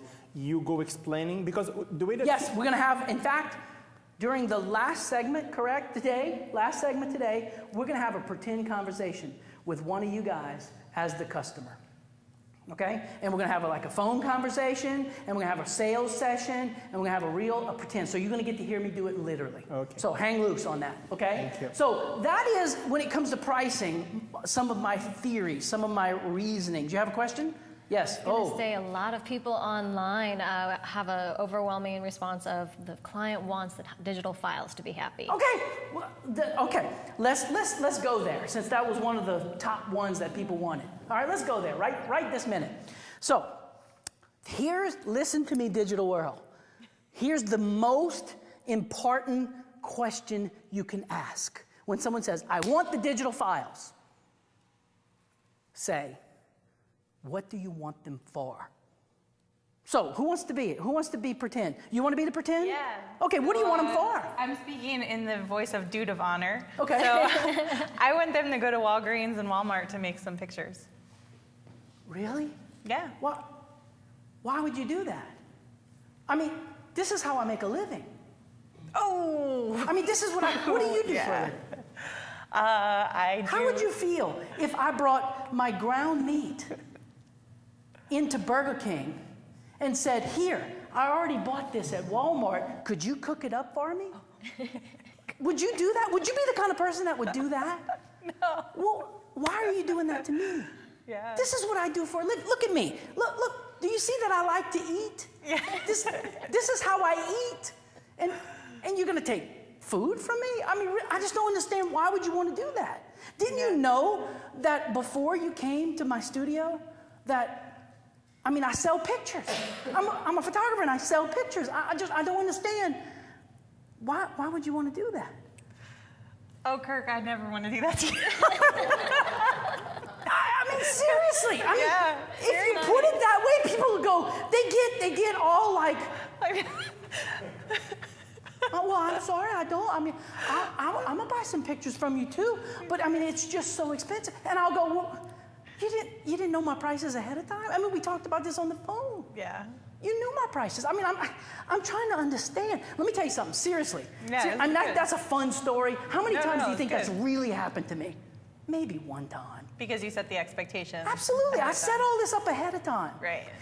But let me tell you what, realistically, come on, be a real person. Who's going to say, so I can go get them printed at Walgreens? But realistically, they're going to say, I want them for, come on. Facebook. There you go. That's what I hear all There the you go. You say, no problem. No problem. Look, babe. Look. See this right here, iPics? We would be happy to make it for you. We sell pictures just for Facebook. They're sized perfectly for Facebook. You don't have to think about it or anything, because Facebook has all kinds of crazy algorithms and stuff that make your pictures look funny. Well, we fix that for you so that when you upload it to Facebook, it looks great. So yeah, I'd be happy to sell you that. Yeah, absolutely, no problem. What else do you want them for? How about they do place an order on a sizable one, $2,000. Awesome. Okay. And then they say, but I also want the digital files because I've spent a large chunk of change with you. Now I'm going to go to Walgreens. Okay, again, if just the odds of that happening in my world, I don't know. But if it was to happen like that, I may say something to them about, really? I mean, why wouldn't you have me? Do you not like what I did for you? Do you not like, look at the I love them, but I'm cheap. Okay, if they are that kind of person, Right. and really, if they have spent my average, Right. then I become less and less inclined to be the jerk. How's that? I'm just going to say it. And say, well, what would make you, at that point would be me going, what would make you happy at this point? What do I have to do? You spent $2,000 with me. You know this is how I make a living. And now you want to, supervent. Is that the right word? You want to undercut me, or you want to go have them printed yourself.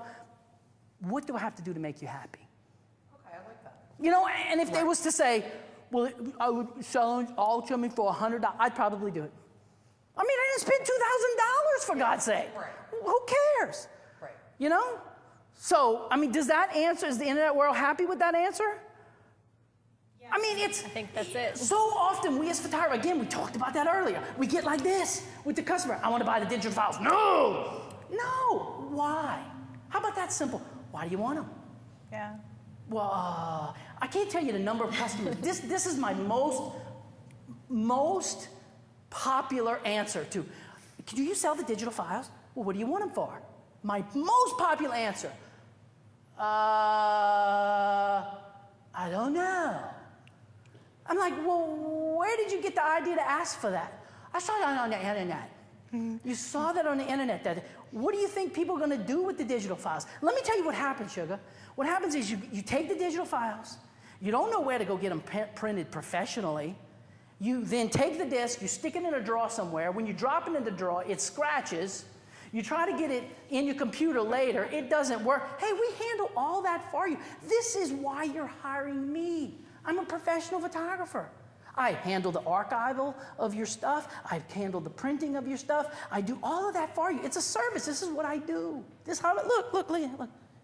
Yeah, this is what I do. So, I mean, to me, it's just being kind and reasonable, back to reasonable with people, and that handles that problem. Do I get the scratch now? Do I get a dun-da-da-da? Do I get selfie? Yes. Okay, good. So that is part of the a la carte and the packaging and all that stuff as far as that. So let me show y'all. What is the next slide? I believe it is my... You can cross out pricing in the bottom. What did I do what? On your board, pricing. Oh, I did, but I'm going to go more into it. Oh, okay. So here, I wanted to give all of y'all, here you go. This is my senior pricing. I'm not supposed to cross this line. Oh, how did I do that? Oh, okay, just my feet went across. Okay, so that's my high school senior price list, which is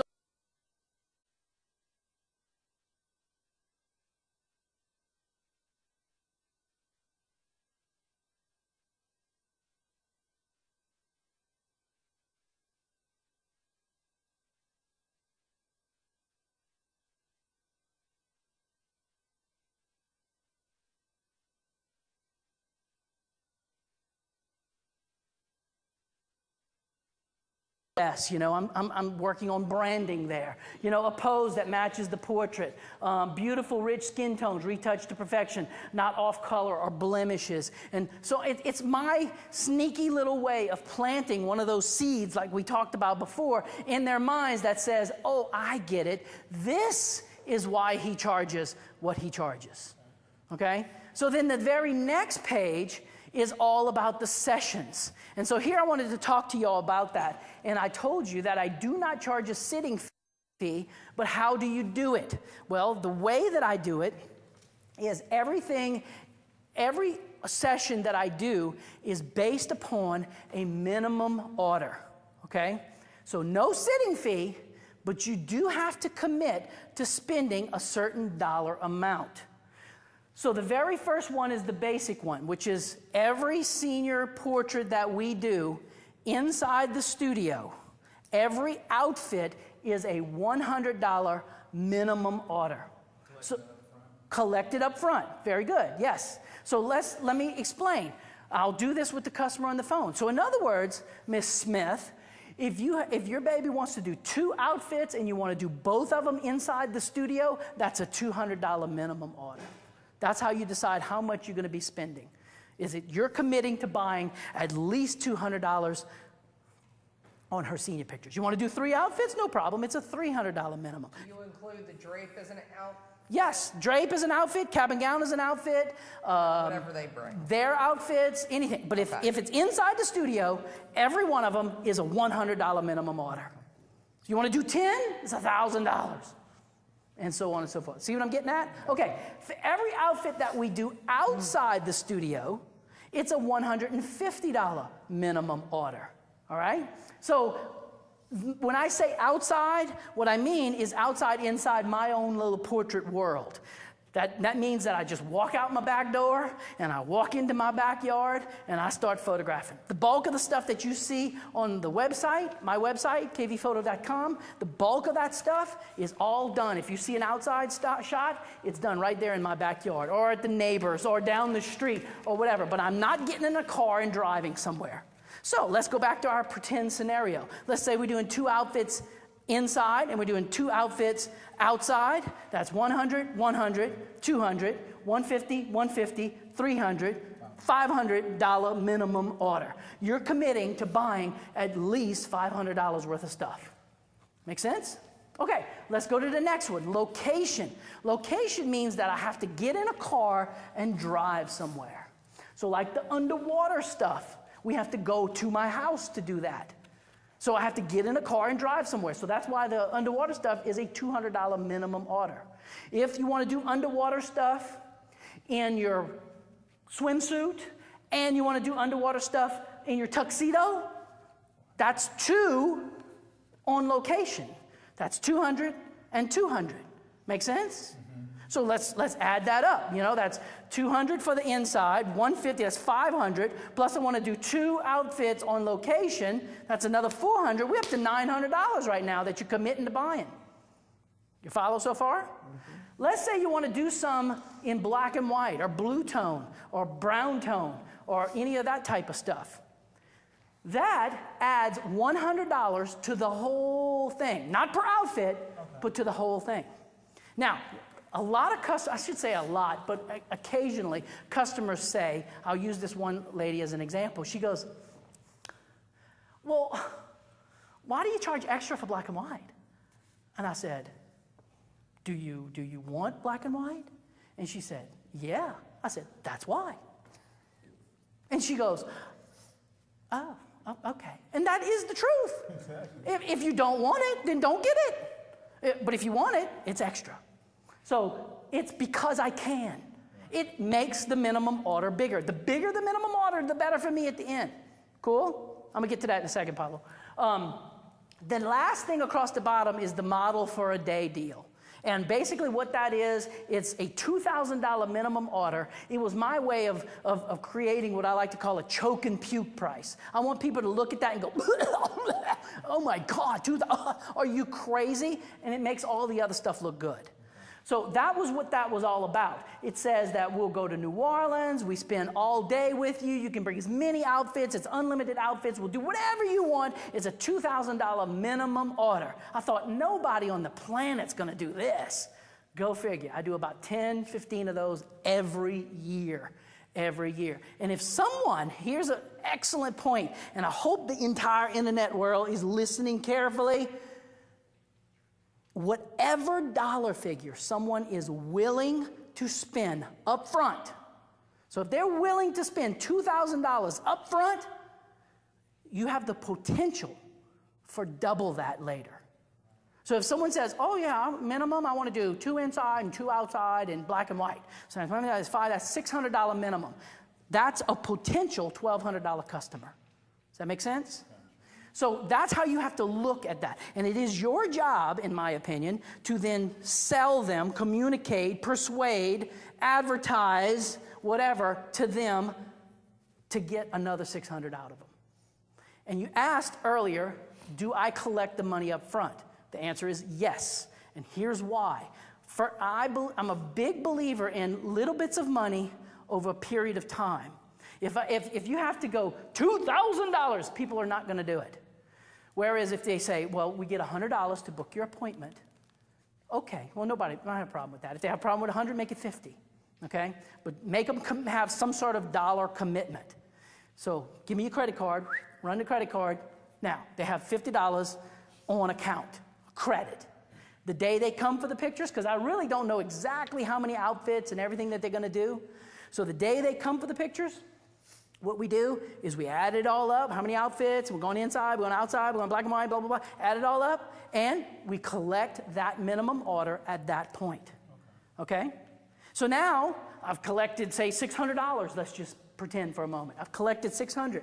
I have the potential now of $1,200, and the reason is, and this is one of the most profound statements I've ever heard, and I live by it, is money spent is money forgotten about. Amen. Money spent is money forgotten about. So if you can collect $600, like I said, if you're thinking right now, you're going, there's no way I could ever average $2,000 for a high school senior. Oh, the most I might be able to pull off is $600. Figure a way to collect $300 from them. And you will average $600 next year. Almost guaranteed. Almost. I'm going to say almost because who knows? There's always that case out there. But for me, that's exactly how it worked. It tracked. The very first time I ever heard this, the guy asked me that. How much do you want to average? I said, 600. He says, how much are you averaging now? I said, about 3. He said, do you collect any money up front? I said, no. He said, start collecting 300 up front and watch what happens. You'll average 600 overnight. And he was true. So the next year I said, man, I want 1,000 now. So I started collecting 500 up front. And guess what? Boom, I instantly went to 1,000. So try it. You're welcome to try it. If it don't work, okay, go. So are you going to discuss later how you came up with pricing? Because I mean, pricing for your area or different areas may vary. So will you be discussing I'm gonna how discuss you it right came now. into that? I'm gonna discuss it right now, and here's how it happened. First of all, I just randomly picked a number through the years, and I based that number on a percentage. I want to make this much percentage, okay? And I'm going clickety, clickety, click, and I noticed nobody complained about that number. Nobody ever said, how much you charge for how much? Nobody ever complained. Key sign, if nobody complains about your pricing, you're probably too cheap. Here's another way to find out if you're too cheap. You taking a picture, click, okay, look, babe, put your hand right here, right? Put your hand, okay, yeah, okay, and click. Okay, now what I want you to do, put your hand right, all right, and click. Hey, let me ask you something. How much do I charge for an 8x10? And shut up and listen real careful. The most common response, I don't know. Then you say, well, how much do you think I charged? Now, I did that. I started doing that. Customer, at the time, I was $25. This is many, many, many years ago. At the time, it was $25. Customer after customer after customer after customer. $50? Probably $50. I think $50. I thought, man, I'm leaving $25 on the table. So almost instantly, after about 10 or 20 people did that to me, I went up. I went from 25 to 50 overnight. And nobody ever said nothing. So that's very, very, very powerful. Just ask. It's like this. Here's the thing. It's all about perceived value. Perceived value. Let me give you an idea of what I'm talking about. If you go to McDonald's, how much is a hamburger? $1. What if you went tomorrow to McDonald's for some unknown reason? You walked in, you look at the menu, and you see hamburger, $50. Would you buy it? Why? Why? This is ridiculous. Yeah, it's like, what's their problem? McDonald's does not sell $50 hamburgers. There's a place in New Orleans, at one time, it was considered the best restaurant in the country. I don't think they hold that record anymore. But at one time, they were considered the best restaurant in the country. And if I remember right, this has been many, many years ago when they held that, their hamburger was $50. $50 for a hamburger. It was on fine china. Had a little dude pouring water for you, you know, with a rag right here, you know. Yeah, you'd take a sip of your water, like, you know, be like. And dark napkins when you have dark clothes, which is my favorite thing. Right, exactly. You know, and they pour water for you, and you pour water for you. You know, all the fun, and you had to wear a coat. You had to wear a coat. Could not just walk in with blue jeans. Oh, I'm sorry, sir. You have a coat, you have a jacket, no jacket, I'm sorry. Yeah, it's that kind of restaurant, $50. Now, what if you walked into that restaurant and you opened the menu and it said hamburger, $1? What's wrong? What's wrong? But yet you're willing to pay it at McDonald's. Why? What's the difference? Perception. It's right here. It's strictly how you perceive it. It's the way you think. McDonald's, you sit at tables that don't move. They lock to the floor. Your chair too, locked to the floor. But you're okay with that, right? Is it tablecloths? No. Do they bring you your food at McDonald's? No, you have to go get it. I'm not knocking McDonald's. Don't misunderstand me. But all of that adds to the perceived value. You go to the Fon restaurant, you got the black, and they put the little thing on your lap, you know, and the dude pouring water, and all of that adds to the perceived value of the thing. You know, home studio versus a location. What is the perceived value? Someone goes to your home. Are you perceived as being as expensive as the guy who has his own establishment? No. And God forbid you if you do try to sell that way. It's not going to work because of the perceived value of it. They perceive you as, well, he's working out of his home. He's saving money. See what I'm getting at? So it's okay to work out of your home. I'm not knocking that. I did it for many years. But make it as commercial as possible so that you can up that perceived value of the thing. So that's all little things that I tried to do with that. Go ahead, Paulo. I just want to go back on that price because I already had seen this price list before. First, there are two questions. One is about how many people get confused about that you don't charge a fee and that $100. Every person, I'm going to answer it right now. Every person doesn't get it. And we have to explain it to every person. And the way we explain it is just like I said.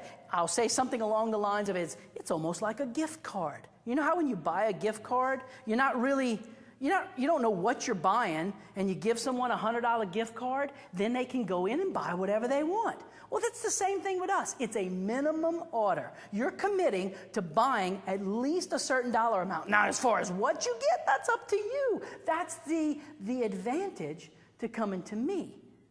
Because I'm going to let you get whatever you want. I'll even go so far, Paulo, even go so far as to say like this. I'll say sometimes on the phone when people are really not getting it, I'll say, let me ask you something. Have you ever in your lifetime purchased photography as a package? What do you think the answer is to that question? Yeah. Yes. And then I will slip in one of my nasty seeds. Like, for example, at Walmart. Now think about what I just said. I just said that any photographer in the world who sells packages is like Walmart. Is that really true? No, but I am associating all photographers who sell packages with that type of photography. And then I will say, and it's a very nasty little seed that grows and festers in their mind, okay? And then I will say something like, and I bet that when you purchase this photography as a package, you either A, did not really get what you wanted, or B, you got too much. Every time the answer is, yeah, I still got pictures in the drawer that I never gave away. And I'll say, you see, did you really get a good deal? And they'll say, no, I guess I didn't. So then I will interject with, well, see, that's the difference between us. We price everything individually.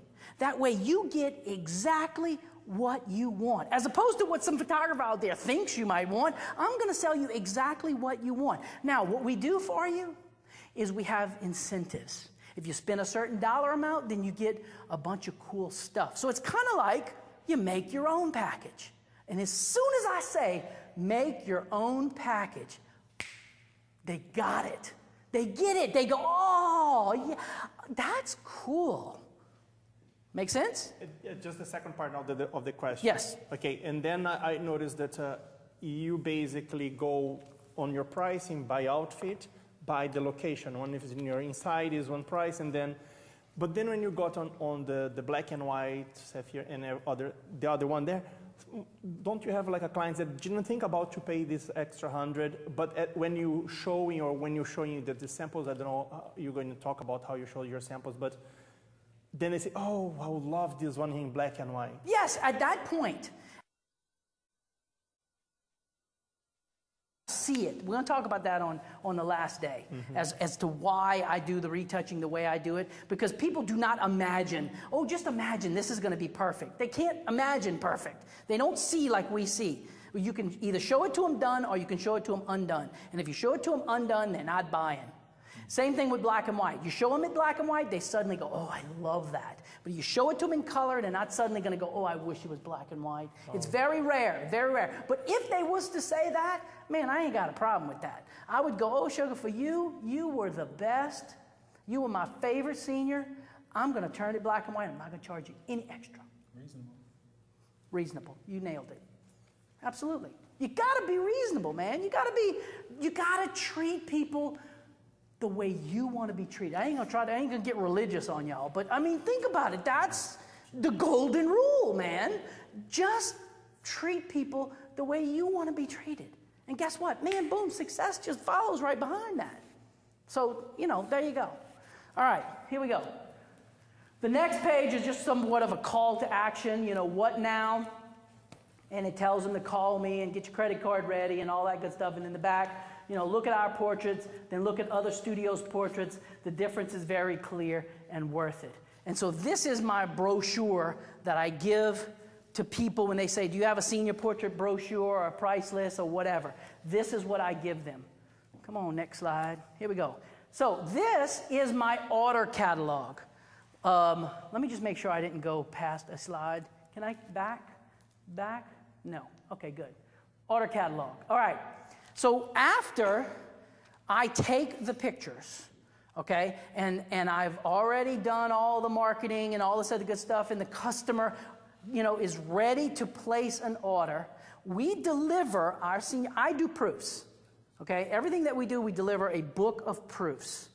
I do not do internet sales unless the customer requests it. All right, but even then, they still have to pick up the proof book. And here's the reasoning behind that, and here's what I tell people.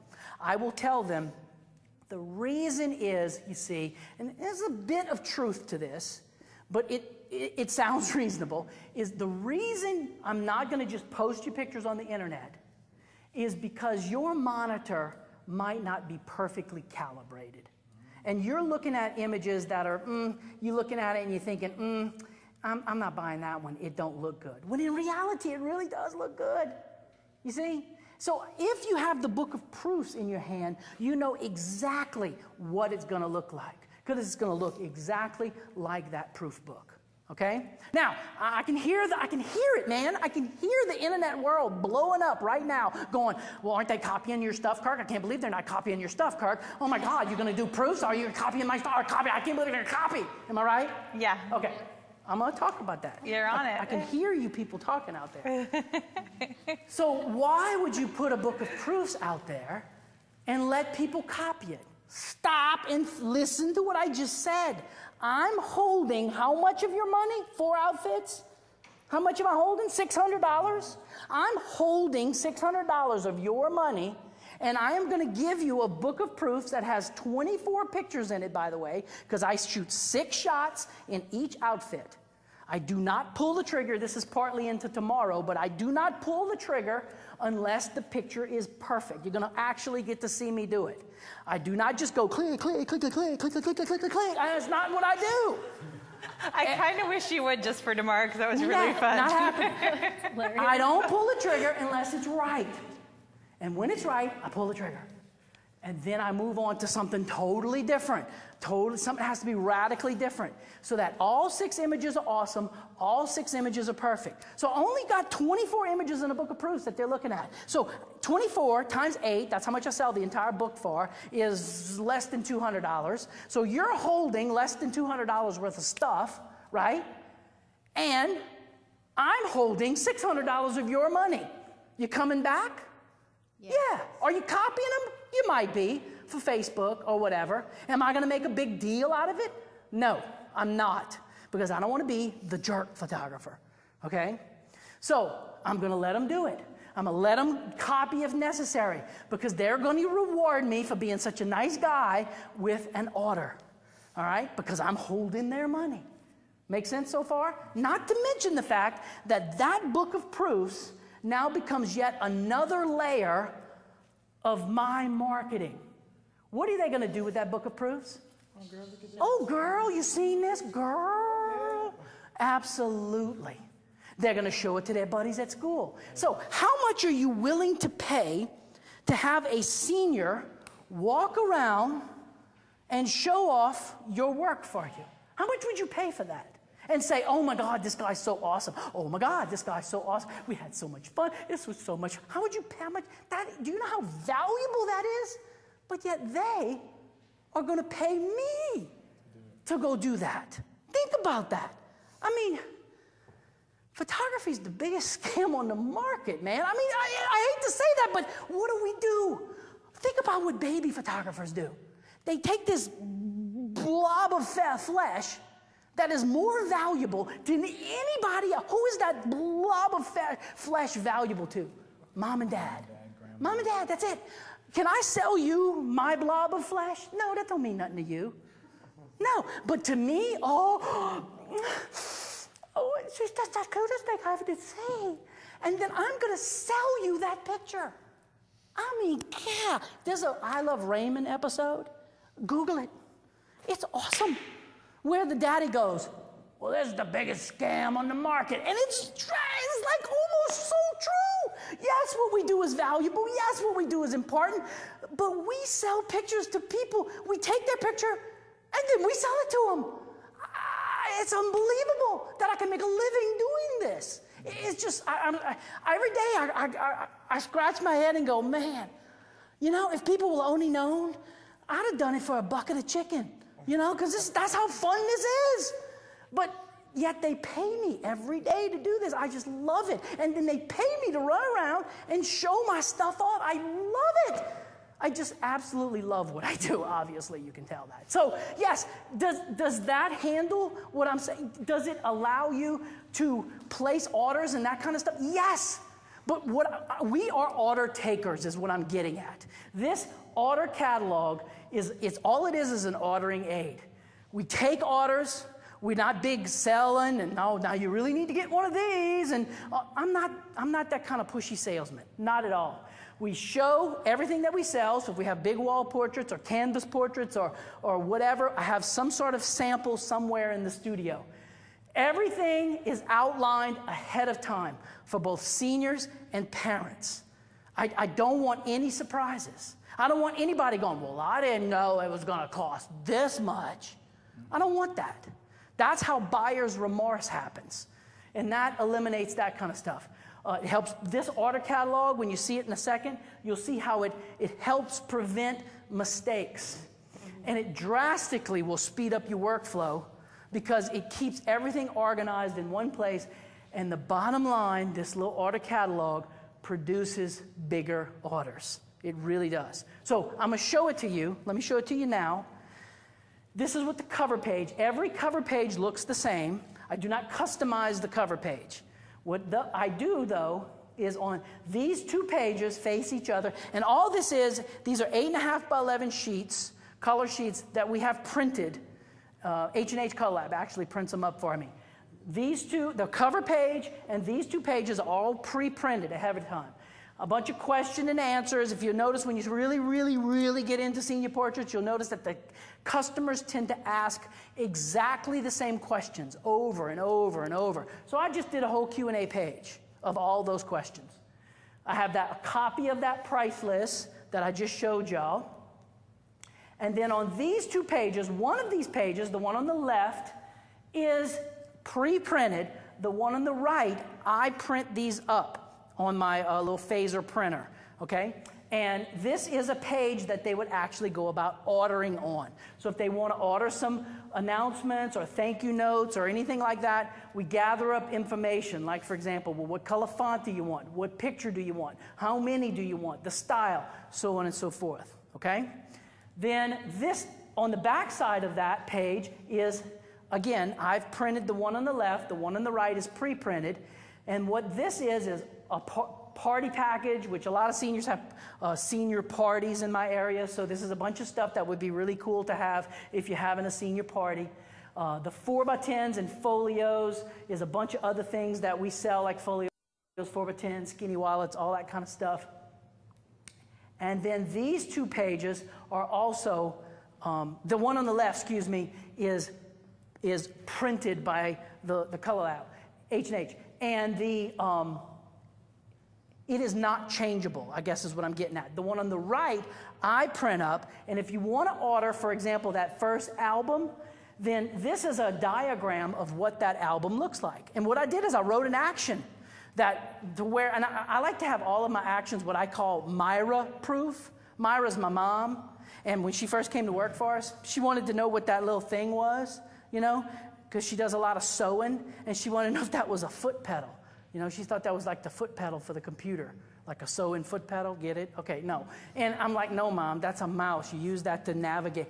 Oh, so can you imagine me teaching my mom, who is 71 years old, how to use Photoshop? I mean, it's tough, Jack. So if she's going to run an action for me, it needs to be Myra-proof. Well, this action, this 8x8 action, is totally Myra-proof. She hits a button, it creates the first page, it stops, it says, hey, Myra, what picture do you want to put right here? And she goes find it, and boop, it pops into place, and it runs, and it makes this page for me. It makes the album for me.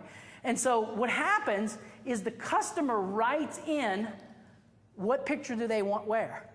Okay. And so there's no thinking. And so thus I sell it for less. Whereas the next one and the one on the bottom are all custom albums that I literally make. And I'm going to actually show you on the last day how I make those albums. Then these 2 pages, this portrait panel, I also print that up because they write on that page. And portrait panels, I have an action again that creates those 10 by 20 actions, 10 by 20 order panels, and we frame them all up, and we sell a ton of those things. It is unbelievable how many of those things we sell. And then a whole bunch of other stuff that we sell, okay? Mini albums and Afghans and photo bags and, you know, on and on and on and on. Okay, moving on.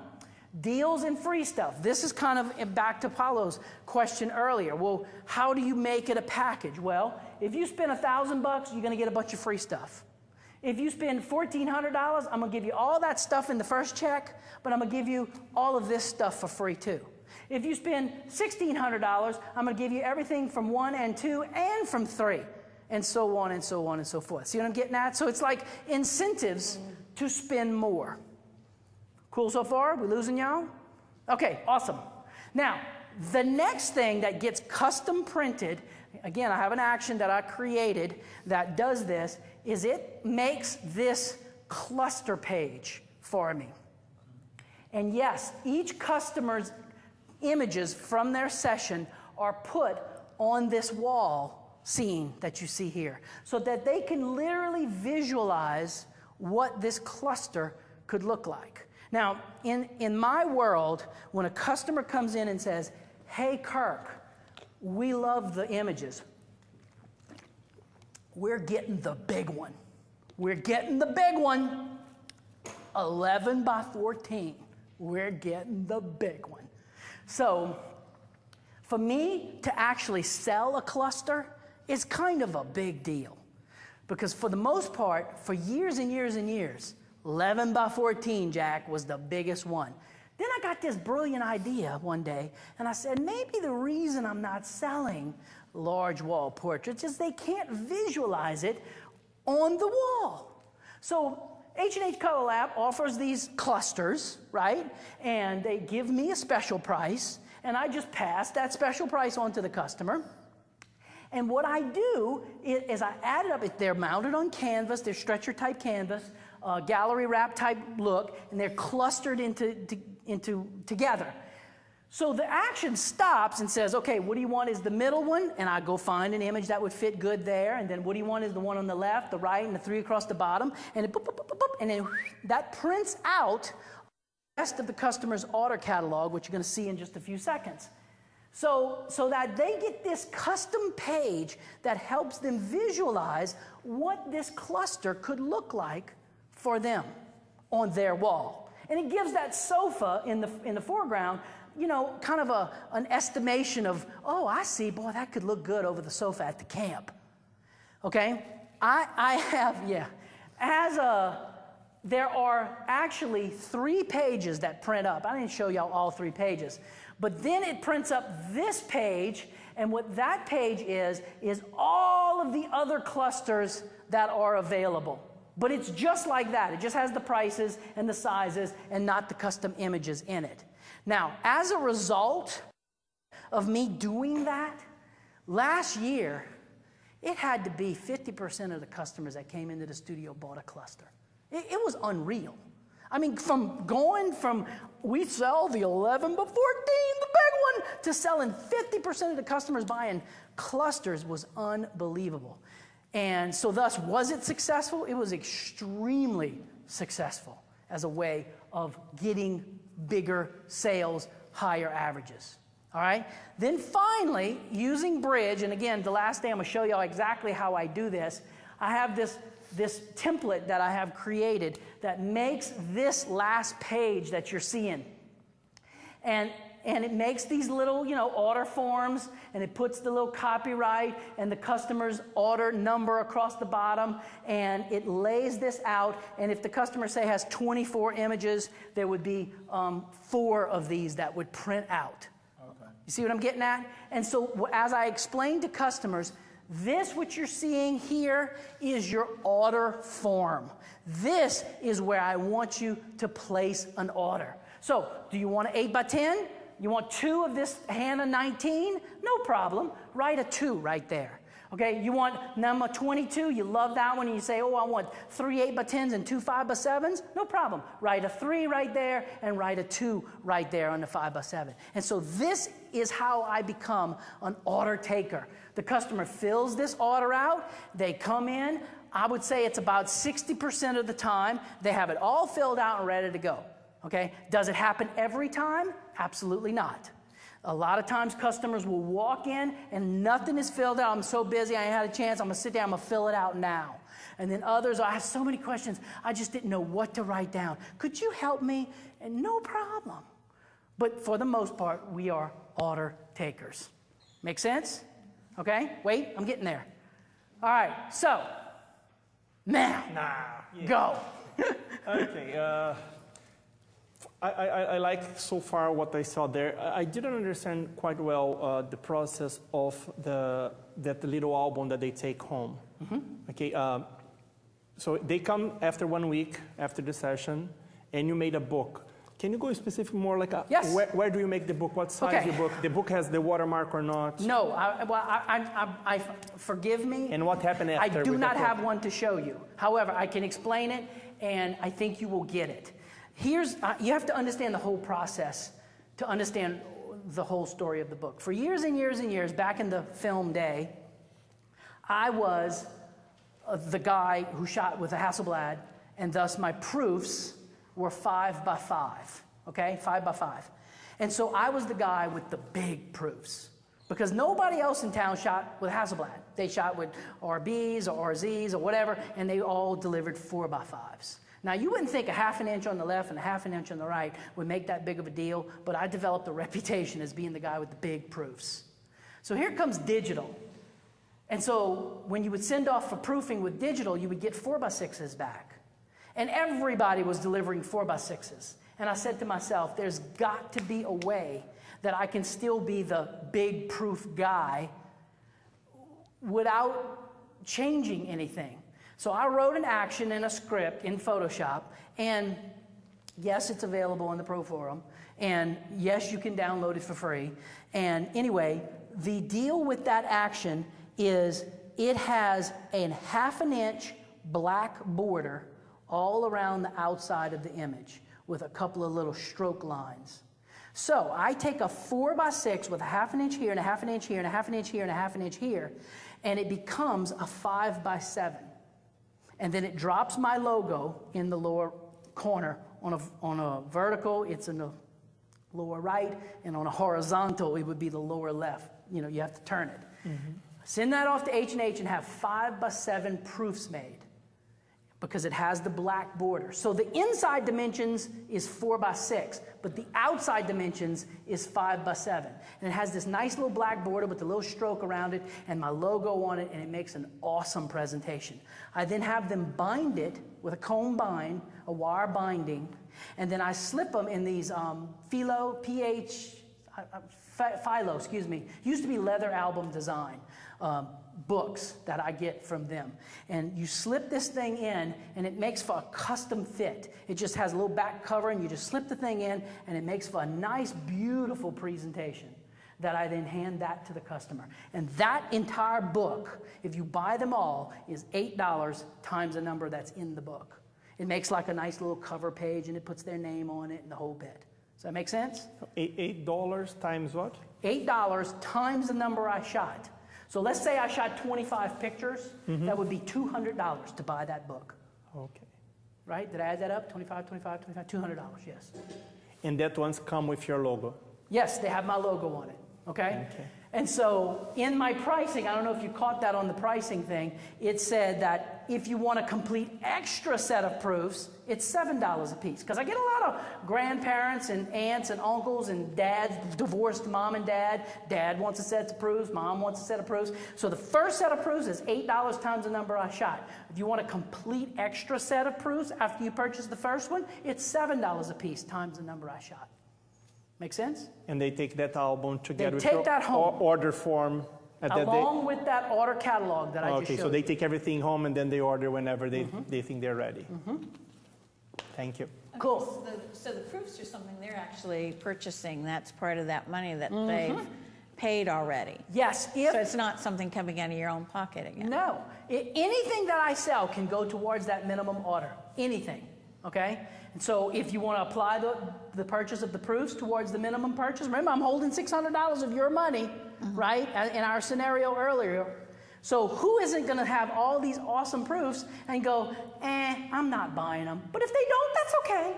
But it's 90-something% of the time, my customers buy every proof I shoot. Now, here's how I pull that off. And again, we'll kind of talk about this. I'm bleeding into different days. But when I'm taking pictures, click, click, click, click, I show them the pictures on the back of the camera. If they don't like something, I go, oh, no problem, babe. Delete. What didn't you like? Oh, I didn't like my smile. I didn't like this. I didn't like that. No problem. And we shoot it again. Then I show it to her. You like it now? Oh, I love it now. Now I love it. So they pre-tell me if they like it or dislike it. So if they ever come to me later and say, well, we're not ordering because we just didn't like them. They can't do that because I'm like, well, didn't I show them to you on the back of the camera? Why didn't you say something? You see what I'm getting at? I can't handle stuff like that. So thus, ahead of time, I tell people up front, this is what I do, this is how I do it. You know, y'all got internet questions? Okay, giddy up, let's do them. I figured as much. Giddy up, indeed. Everyone loves all your little quotes. They're great. We should make a book out of them. All right, you opened the floodgates with proofs. Okay, I knew that. Are you ready for it? I'm okay, come on. There's seriously like 10 questions that just relate to proofs. How big are the proofs? Already answered that. Okay, what is the cost of the proof book, or is that just a My freebie? cost, about 65 cents a print. That's what I think what H&H charges. Okay, and who pays for that? Does that come out of every client's pocket or the photographer's pocket? If the client wants to purchase the book of proofs, it goes towards the minimum order. You know, like let's say, again, I'm holding $600. Remember, we talked about minimum orders ahead of time. If the customer wants to buy every proof I shot, it's $8 times the number I shot. Now, here's a magic point, by the way. I don't know if you caught that on my price list, but did you notice that I charge $8 a piece if you buy them all? I charge $20 a piece if you just pick and choose. Okay, so now let's think about that. I shot 24. At what point does it become cost effective for you to buy every proof I shot? It's less than half of them. You see what I'm getting at? So it happens a lot where customers go, well, I know you shot all of these and we really like them all, but we're just going to get these 10. And I'll go, really? Well, 10 times 20 is $200. If you buy all of them, 8 times 24 actually costs less. Oh. Well, then I guess we'll just take them all. Good idea. That knocked out 2 more questions. I knew that one. And then are your proofs fully retouched and Fully special retouched. effects applied to them? Mm-hmm. Okay, and then you did I call that, by the way, pre-touch. Pre-touch, okay. Because it's pre-done and it's done to the nth degree. You will literally see me do that on the 3rd day. Okay. And have you ever had anybody say they don't want the proofs and just leave it with you? Yes. And what do you do with those? Here's by the way, to sort of answer that question. Kirk, let me just tell you what's really being said. Kirk, do you think anybody ever copies your stuff? That's what's really being asked. The answer is absolutely. And here's how I can tell it happens. Let's use our scenario again. It's a $600 minimum order because we're doing 4 outfits, 2 inside, 2 outside, some in black and white. We shot 24 shots. They come to place their order. I'm holding $600 of their money, and they'll go, okay, let's see. We want 2 8x10s and number 12. How much do I have left to spend? And I'll say, well, 2 8x10s is 110 minus 600. That's $490. Okay, well, let me see. I want 3 5x7s, and I want 2 of these and 1 of the. How much I got left to spend? About $44. Oh, let me think, 44. Well, 5x7 is 45, right? Yeah. Okay. Well, give me 1 more 5x7 and number 12. And where are we at now? Well, you owe me $1. Okay. All right. And do you want the proof? No. Nope.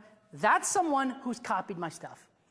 Now, if I do 100 seniors in a year, about 2 times that happens in a year. Now, most photographers at this point go, well, that is just unacceptable. I refuse to run my business for the 2% who screw me. I just refuse to do it that way. I would much rather make the 98% who love me. That's how I'm going to run my business. So if two people only want to spend the absolute minimum order amount, I'm ecstatic, man. I'll take that book of proofs, I'll stick it in the front as an example of what I do, okay? And I will show that thing off, and I will take their $600 and make a deposit like everybody else, and just grin and sleep real good at night. So, does that answer that question? That knocked out about 15 questions. I knew it was coming. I knew it was coming. Thank you. Cool. And we have a question from Houston Photo Chick. Have you had any trouble with clients not adhering to their commitment to a minimum order, and how do you handle that? It's very, very, very rare. Very rare. Like 2% again, Yeah, probably. you know, sometimes they'll come in. I've actually, believe it or not, extremely rare, had people never come in, take the pictures, pick up the proofs, and never place an order. Am I mad? No. Again, I held $600, and they took $200 worth of proofs with them. I figure I got myself a deal, you know? Yeah. So, but it does happen, but it's really rare. You just simply cannot run your business based upon the people who want to mess with you like that. Right. So Because then you're going to create more of it. oh my God, you start making policies for policies, and Yeah. oh, it becomes like this, it stops being fun. I do this because it's fun, man. Right on. Cool? Very cool. Question? Next question is from D, and also a follow-up question from Classical Romance. Since you don't charge a sitting fee, do you have to deal with many cancellations? My sitting fee is how I secure the date. And then the follow-up question from Classical Romance, how do you enforce the session prices and get them to commit to showing up? Okay, remember I said earlier that when they call to make an appointment, I say, well, we get a $100 deposit to hold your date and time. So I collect that when they make their appointment. That $100, sometimes it's $50, sometimes it's $100, but I get that $100 and we apply it to their account right there in the software. So the customer instantly has a $100 credit at that point. And so when they come in, and let's say it's back to our $600 scenario, they would only give me $500 more at that point. And that's how we do it. I don't know if that kind of answers both questions, doesn't it? Perfect. Thank Okay. you. Yes, sir. Who? Leroy. If you have somebody who comes in with one outfit and they want to do multiple locations in one outfit, is it the same price? Okay. I like that. I like that. I like that a lot, actually, because that is also quite rare, but it happens occasionally where dude comes in, he said, I want to take pictures with my car, and, and this is what I got, blue jeans and a t-shirt. And I'll say, okay, so are we doing some inside and some outside? Yeah. Oh, okay, all right. So that's one outfit inside, and then that's one outfit outside. Okay. So that would be 100 and 150. I'm going to answer a question before it's asked on the internet, because it's about to get asked. Wait a minute, Kirk. You said you only shoot 6 shots in each outfit. What happens if someone comes in with just one outfit? Are you telling me you're only going to take 6 pictures? Yes. It happened twice last year. Now, how long do you think it takes me to shoot one outfit? 6 shots. 20 minutes? Maybe. How long did it take me to retouch 6 pictures? Not long. Not long. So guess what I got to do? I got to go play golf. Right. It was awesome. It was beautiful. And the dude loved me. It was a guy I distinctly remember. We did some 6 awesome pictures. He loved me because his mom said, well, if you go on to Kirk Vauquelin, you having to pay for it. So he came in, he did one outfit, he spent dead on the minimum, and that was it. No problem. No, I'm not going to shoot more suddenly because what? I would have messed up the dude's budget. So I don't want to be that guy. I want to be the cool guy. I want to be the guy everybody likes. Pablo. I had one question before him. Now I have 2 questions. Oh, boy. First, just to complete, came in my mind. Okay, you said one outfit, but does it mean that it's just one backdrop? If it's inside? Oh, absolutely or not. Or you keep exchanging backdrops and on that session? Yes. With no cost, just because one? No, it's not outfits. It's not images. That's just a way that I calculate the minimum. Is based upon the outfit.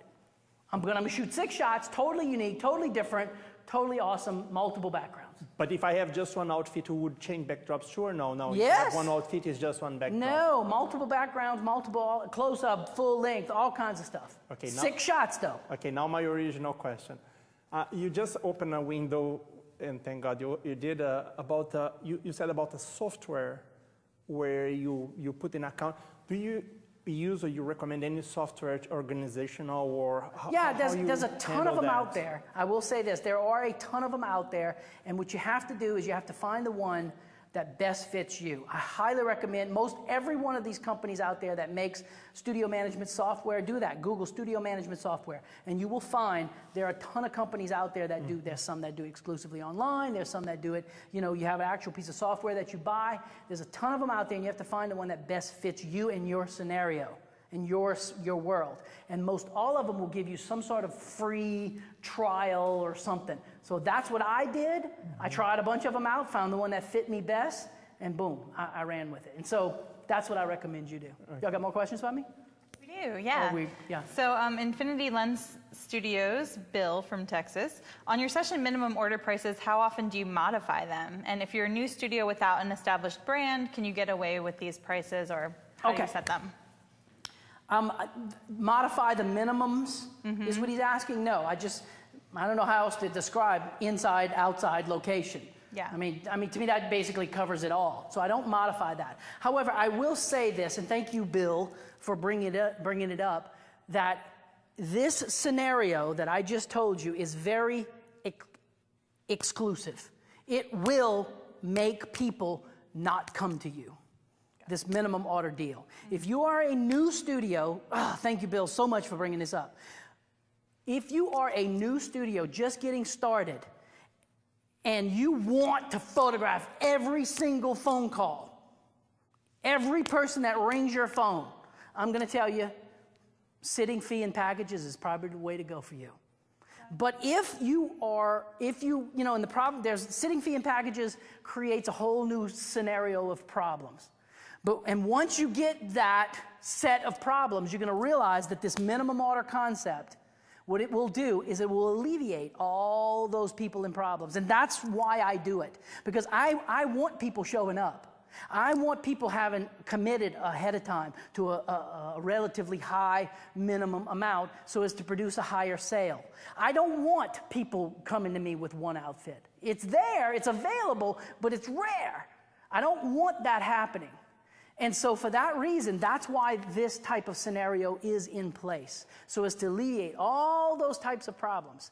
And so it depends on where you are, your comfort level and that kind of stuff, of whether or not you want this system. This system will force people to not come to you because there's so many hoops I have to jump through, that type of thing. So, yeah. All right. Cool. How about one more question Giddy before up. break? Sound good? Love it. All right. This is actually two people had the same question, from Nancy 23 and Tina 2. They're thinking the same way today. Do you meet with every senior family in person before the session to make sure they understand it all, and also plan with them, their clothing and such? Awesome segue into this afternoon. Perfect. Man, did y'all plan this? So what do you have for us when we come back from Are break? you prodding people with this stuff? You guys are just too it's much. honest. Okay, I just felt like the right time. We're going to talk about that kind of next. We're going to have a pretend session, and you're going to see how I do this on the phone. But, that's a lot of, I don't necessarily have a person, them literally sitting in front of me and having a pre-consultation. I think a lot of that stuff is good. I don't like, it just takes too much of my time, is why I can do it on the phone, or I can do it while we're taking pictures so as to eliminate some of the problem. But yes, we're going to literally do that next, because that's your next question. Kirk, what about this after, what's the very next segment? What are we doing? We're going to have a one-on-one with a pretend mom, and we're going to pretend phone call and that kind of stuff. So that's next. That's really exciting. And I like that we're syncing up already. This Yes, is good. man, we're like, yes, day one, we're synced. It's good. All right, quotes from the internet for you, Kirk. Smicer3 says, during break, I posted the model deal that you had on Facebook, and in just 10 minutes, 70 people viewed it and 5 scheduled a shoot. So way to go, internet. Way to apply what you're learning immediately and see immediate results. That's so awesome. proud of you. And B3 Barbie says, I just want to know know what Kirk eats in his Cheerios each morning to keep up his level of energy. We want some of that. And Brooklyn, That's on day 3. Yeah, that's day 3. That will be a lesson. And Brooklyn 2 is saying, this is a 2-for-1 class. I want to give this to every young person I know to learn about starting out in the real world. Thank you, Kirk, and kudos to the Creative Live team. Awesome. Thank you, guys. This has been an incredible morning, and there are so many tidbits of wisdom about relationship-based selling. Like if we just step back for a minute and listen to what Kirk is giving us, 2 great things: treat people the way that you want to be treated. Be reasonable. 2 things that are not rocket science, but I think as photographers, when we get with our clients and we're working on selling, we get so nervous about, are they going to buy it? Are they going to buy it? That we forget to ask simple questions like, what do you want? And then to follow that up with listening, basic things. So, and what I've loved about this morning is just that reminder to be human and to build that relationship in your business, and success follows easily through that. This has been an incredibly entertaining day already. We're offering all 3 days of Kirk's workshop for the price of $99 during the live broadcast. You can purchase by clicking the green button now. And with that, we will see you back in 15 minutes.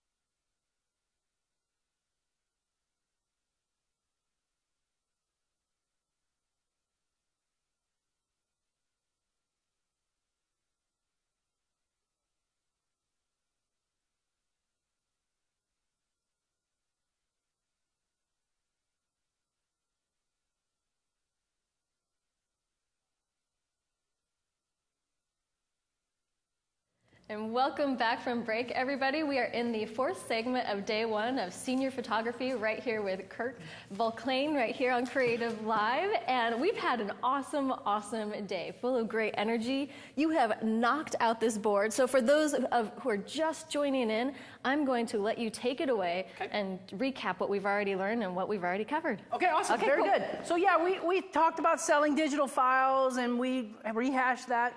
And basically, if you want to review that, I would say that if someone says, I want to buy digital files, ask them, what do you want the files for? And you would be surprised what they say. They may simply just want some Facebook pictures, in which case, sell them some pictures. Why not? Sometimes we just all too often get to go head to head with the customer instead of just simply selling them what they want to sell. So we talked about showing stuff, and we talked about competing with the big chains and social media and parents versus seniors. We talked about all that good stuff. And so I was going to start this segment by kind of starting to scratch off some of the things that we talked about before we move on. So we did talk about showing our products and different ways that we could sell those products. We talked about pricing. Was there anything else about pricing that y'all wanted me to talk about? Or Kim? I have a question. All right. On your Facebook page, Yeah. you have introduced something I just got to glance at, some special and all you can eat Yeah. kind of deal. Can you so explain happy- that to me? I don't understand it. Okay, I'm so happy you asked about that because it is really, it's really radical thinking, okay? And so here's the crazy, to show you how radical and willing I am to try just about anything. In my slow months, July is an extremely slow month for me, okay? It's so hot that nobody goes outside. We already talked about that earlier. So what I did was I thought to myself, what could I do that would cause someone to say, oh, it's such a deal. I'm going to go to them. And watch the internet world freak out whenever I tell this story. Get ready, ladies. Y'all about to light up like a Christmas tree over there. All right, so here's the way it works. For every outfit inside the studio, it's $300, okay? And for every outfit that we do outside the studio, it's $400. And that's it. No location. I'm not going to go on location or anything like that. Either inside or outside. I'll do them in color. I'll do them in black and white. No problem. I'm going to shoot 6 shots in each outfit, and you get whatever you want, 8 by 10 and smaller. So 8 by 10 for 8 by 10 and smaller. So if you want an 11 by 14, for example, or a 16 by 20, you have to buy that. Okay? But if you want 10 8 by 10s, I want 10 8 by 10s of every picture you shot, no problem. I want 25 by 7s of every picture you shot, no problem. I want 100 wallets of all 6 pictures. 100, 100, 100, 100, I want 600 wallets. But what if they bring 5 outfits? Then that's 5 outfits all inside? Yeah, let's Okay, so 5 times 3, because it's 300 per outfit. 5 times 3 is what? $1,500, and you can buy you can have whatever you want. Like an all-you-can-eat Chinese buffet, in other words. When you go into the Chinese buffet, do they say, now, you can only have a little bit of the egg foo young and 2 egg rolls, that's it. No, they let you buy whatever, they let you take whatever you want. But you're still doing 6 shots of 5 different outfits. 6 shots in each outfit. So that's 30 images. I'm gonna shoot 30 shots. What if they want 8 by 10s of each one? No problem. What if they want 2 8 by 10s No problem. for each one? Whatever you want, I'm gonna give you whatever you want. Still just Are y'all lighting up over there? Okay, so I did it. If you want to know what happened, yes. I did it. Here's what happened. Senior girl comes in, wants 1 outfit. Click, click, click, click. In the course of taking the click, click, click, she goes, you know, Dad, if I did this, and I did, because her dad came with her, and, you know, if we did 2 outfits, it would really be, you know, beneficial because, you know, what, you know, Momo and Aunt Noon and all. He goes, you know, you're right. Let's do 2 outfits. So they did 2 outfits. I collected $600 from them, and out the door they went. I made my little book of proofs, 12 proofs. I gave them the book of proofs. They came in. They just placed their order. Are you ready? You ready for the order? Yeah. 2 8 by 10s of 7 different pictures. So 2, 2, 2, 2, 2, 2, 14 8 by 10s. 4 5 by 7s of 7 different pictures. And 108 wallets of 7 different pictures. Got it? My cost at the lab, $300. I made $300. Cost me $300, made $300. Now you may think to yourself, well, that was lousy. No, remember, this was a slow month. I made $300. Now back to marketing, back to advertising. What is this girl gonna do with 700 plus wallets? What is she gonna do? By the way, they got my name all over splashed across the bottom of it. What is she gonna do? She's gonna give them to everybody. What is she doing for me? This guy's awesome, this guy's awesome, this guy. She paid me $300 to advertise for me. She's setting you up for October. Absolutely, she's setting me up. So did it work? Yes, it absolutely worked. And I can almost hear the internet world going, you are just crazy. I would never do that. But again, I looked at it not as a sales tool, but instead, I looked at it as a marketing tool. If that customer would have come in, by the way, they get 1 bite of the apple. 1 bite of the apple. I needed to finish that. So she cannot now come back to me and say, oh, you know what, I forgot to get 2 8 by 10s of number 12. You're buying those. You already gave her the farm. Huh? You already gave her the farm. That's right. I gave her the first bite of the apple. You got 1 trip to the buffet. That was it. Right. You see what I'm getting at? So I highly do not recommend you do this during your busy season. You'd be screwing yourself, basically. You know, I mean, you do not want to do that.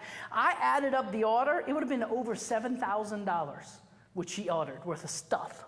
It was just unbelievable. When you added up all the wallets and the 5 7s and all the stuff that she ordered, over $7,000 worth of stuff. And she got that for $600. Did she get a deal? Yes. Absolutely. Is she going to advertise for me? Most Absolutely. definitely. How many seniors do you think I'm going to be doing next year in July? A lot more. Probably so. And let's say I get 10 of them, and I make $300 off of 10 people. How much am I making? $3,000 bucks, right? $3,000. And then they run around and advertise for me. So y'all follow the concept? It's just yet another layer of radical thinking that can get that advertising going out there. Who does all-you-can-eat buffet? Photography, right? I mean, It's crazy. Questions over there about that? No, just a lot of like mind blown. Someone would have wallpapered their bedroom with them. You know. You say that, but why don't you do that when you go to the Chinese buffet? Why don't do you walk out with the belly all, I mean, a lot of people do, but a lot of people just eat what they want to eat. Yeah, well, okay, whatever. Kurt, you can do a twist if you're a photographer that normally knows, oh, Monday, nobody always call me on Monday to shoot from 9 to 5. Yep. And you can do a small session twist on that one too, no? Yes, you absolutely could do anything like that counts to create buzz. And you could limit it. Okay, this is what we're doing, but we're only doing it for the first 3 people who call me on Monday morning. You see what I'm getting at? Anything to create a buzz. And that's what it was. I was using pricing, back to advertising and what it is, as a tool to create marketing for me. Cool? So I get to scratch pricing off now? Dun, da, da, da. Let me scratch this off. Boop, already did. Okay, someone asked, what was the most successful thing I have ever done? Oh, you're going to be so disappointed. I don't know if you recall, back at the very, very beginning, I showed you the studio, the trailer studio. Do you remember it said, Senior Portraits with a Touch of Class? That was a flashing arrow sign. Okay, flashing. You know, you've seen them on the side of the road. I found this flashing arrow sign in a pile of junk on the back of my dad's property. I don't even know who owned the thing. I took it out, I pulled all the guts out, I rewired it myself, and I got it to work. I plugged it in, I stuck it on the side of the road in front of my studio, and I would change the wording almost daily, having this special or that special. And remember, I was on Main Street. So as a result, you would probably remember that flashing, because that's where I did your senior pictures. Yeah. And that might be why your mom came to me, I don't know. But it absolutely allowed me to get on the planet. The very first year I was in business for myself, I did 200 seniors that year. Very first year. And it was partly because of that flash and arrow sign. So did it work? Absolutely. Was it successful? Absolutely. Would that happen today?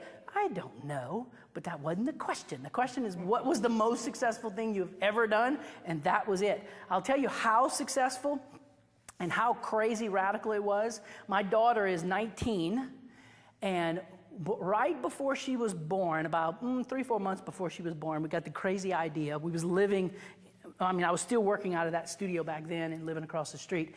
And we put on the sign, our baby is coming in 3 months.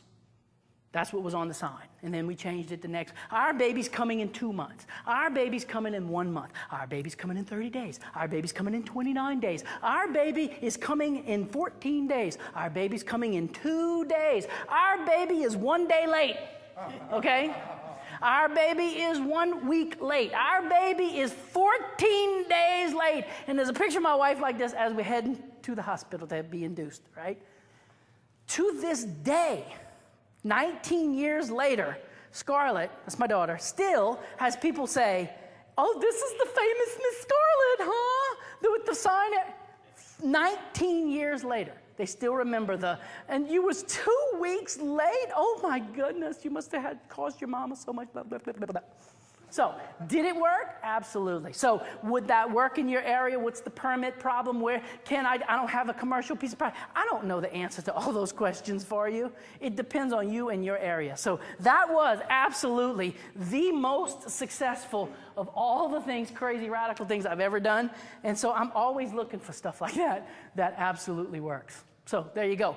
Contract versus non-contract. I wanted to say this earlier and missed my little time slot on it, is this.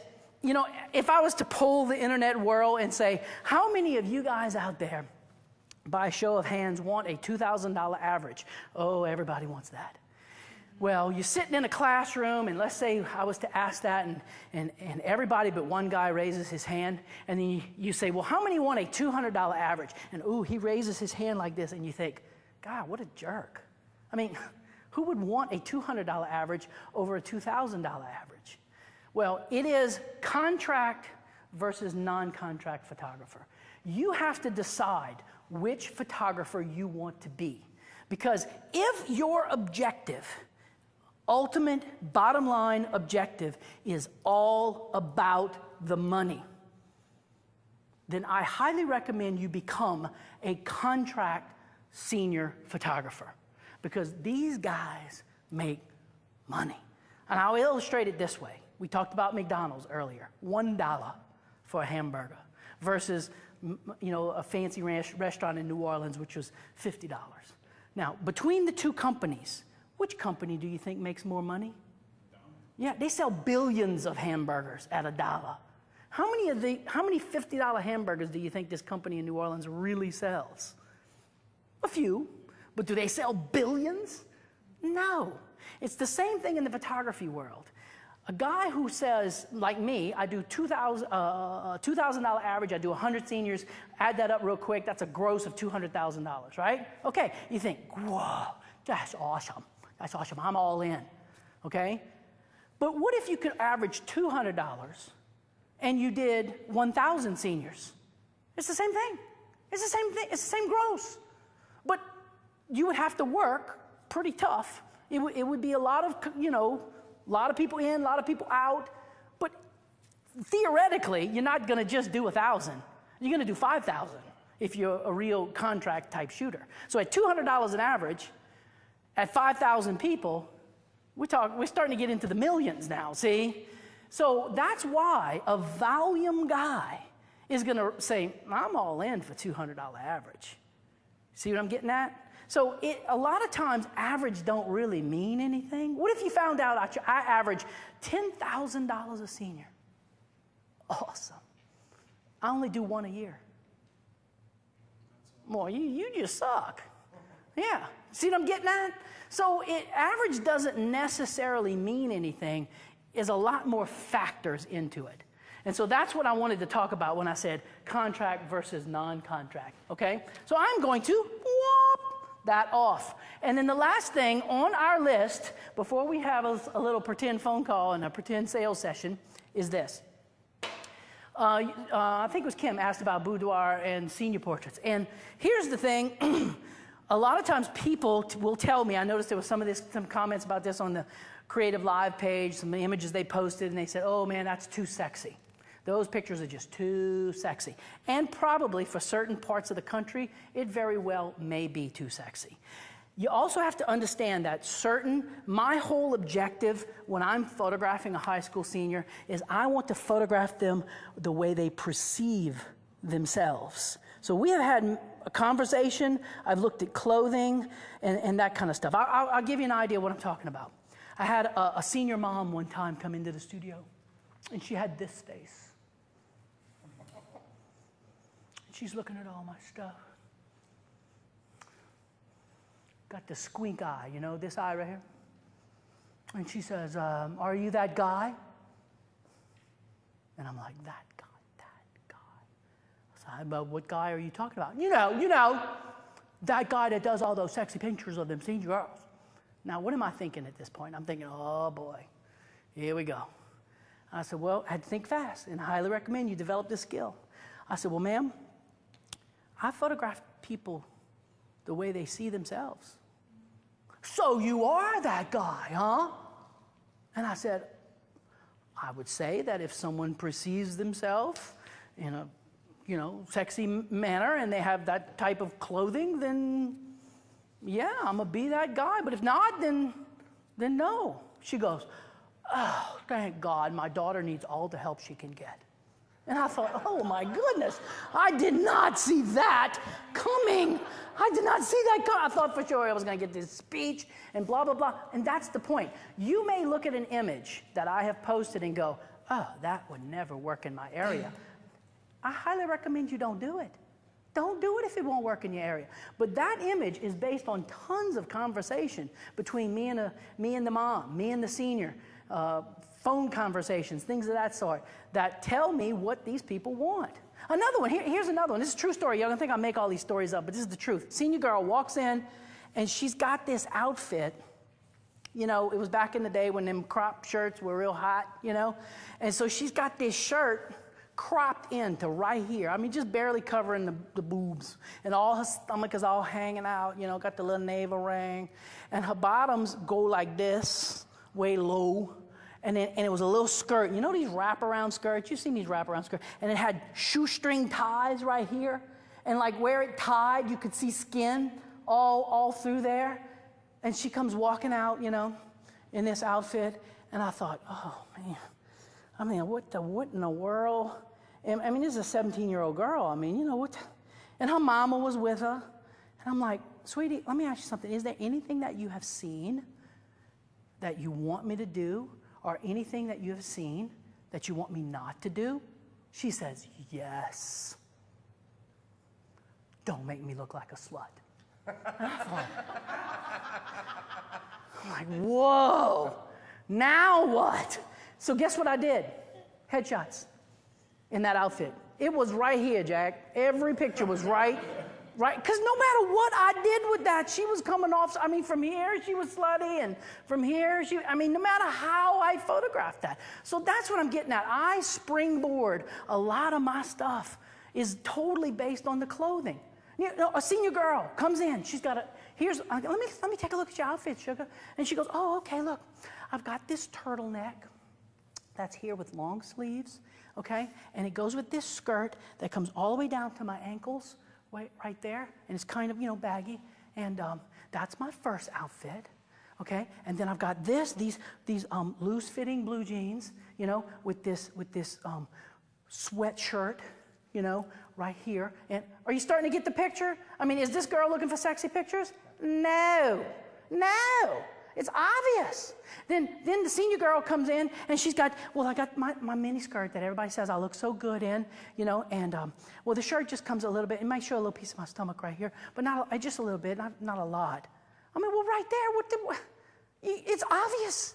It's brutally obvious what kind of images she's looking for based on the outfit. You can base everything on the outfit. Now, we kind of going to get into that tomorrow about, y'all asked about the sexy and all this other good stuff, and we're gonna get into that a little bit more. But I just wanted to address that just a little bit with the marketing concept so that you kind of get a visual of I'm not just randomly going out there taking these pictures. Cool? Does that help somebody? And so thus, when I talk about seniors versus boudoir, to me, as a dad, for the whole world of dads out there, and I see somebody's photography page, and it's got a ton of boudoir pictures on it, and man, these girls look good, and it's hot. Are you thinking, I'm comfortable sending my daughter to this guy? You're not going to be comfortable with that. So you think it's better to separate the brand? Separate the brand. I mean, if I'm Kirk Vauclain Photography and I do mostly senior portraits, then how about we make a boudoir section that's like a totally different name? I don't really do it, okay?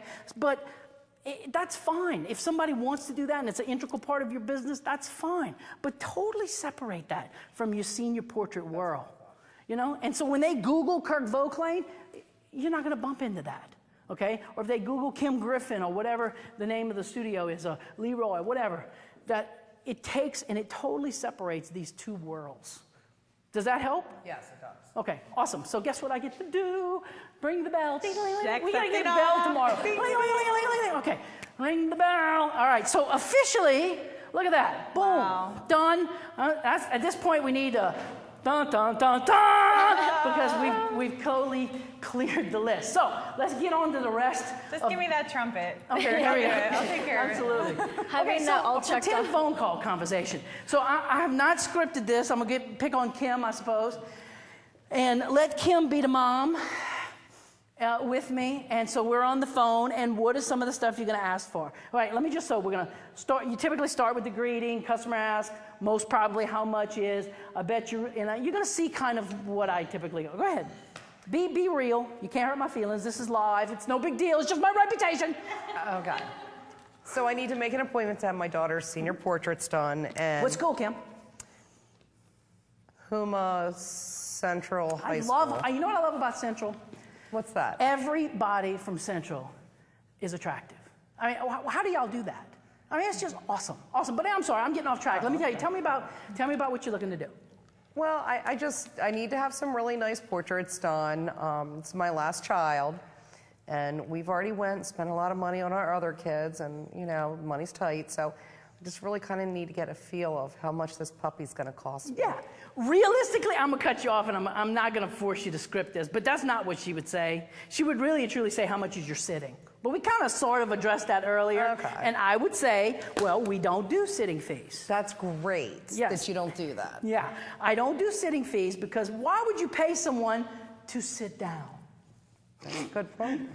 That's a good point. Think about it, Kim. If you go to the doctor, who really fixes you, the doctor or the pharmacist? The pharmacist. Yes. So if there was a way to bypass the doctor, wouldn't you do that? I sure would. This is what I do. I'm not going to charge you just to take the pictures. I am that confident in what I do that I know you're going to love the pictures. So there is no sitting fee. The sitting is totally free. However, there is a minimum order, and the minimum order is based on the number of outfits. And 100, 200, 150, 200, 150. I already told y'all how I do that, and I explained it to the mom.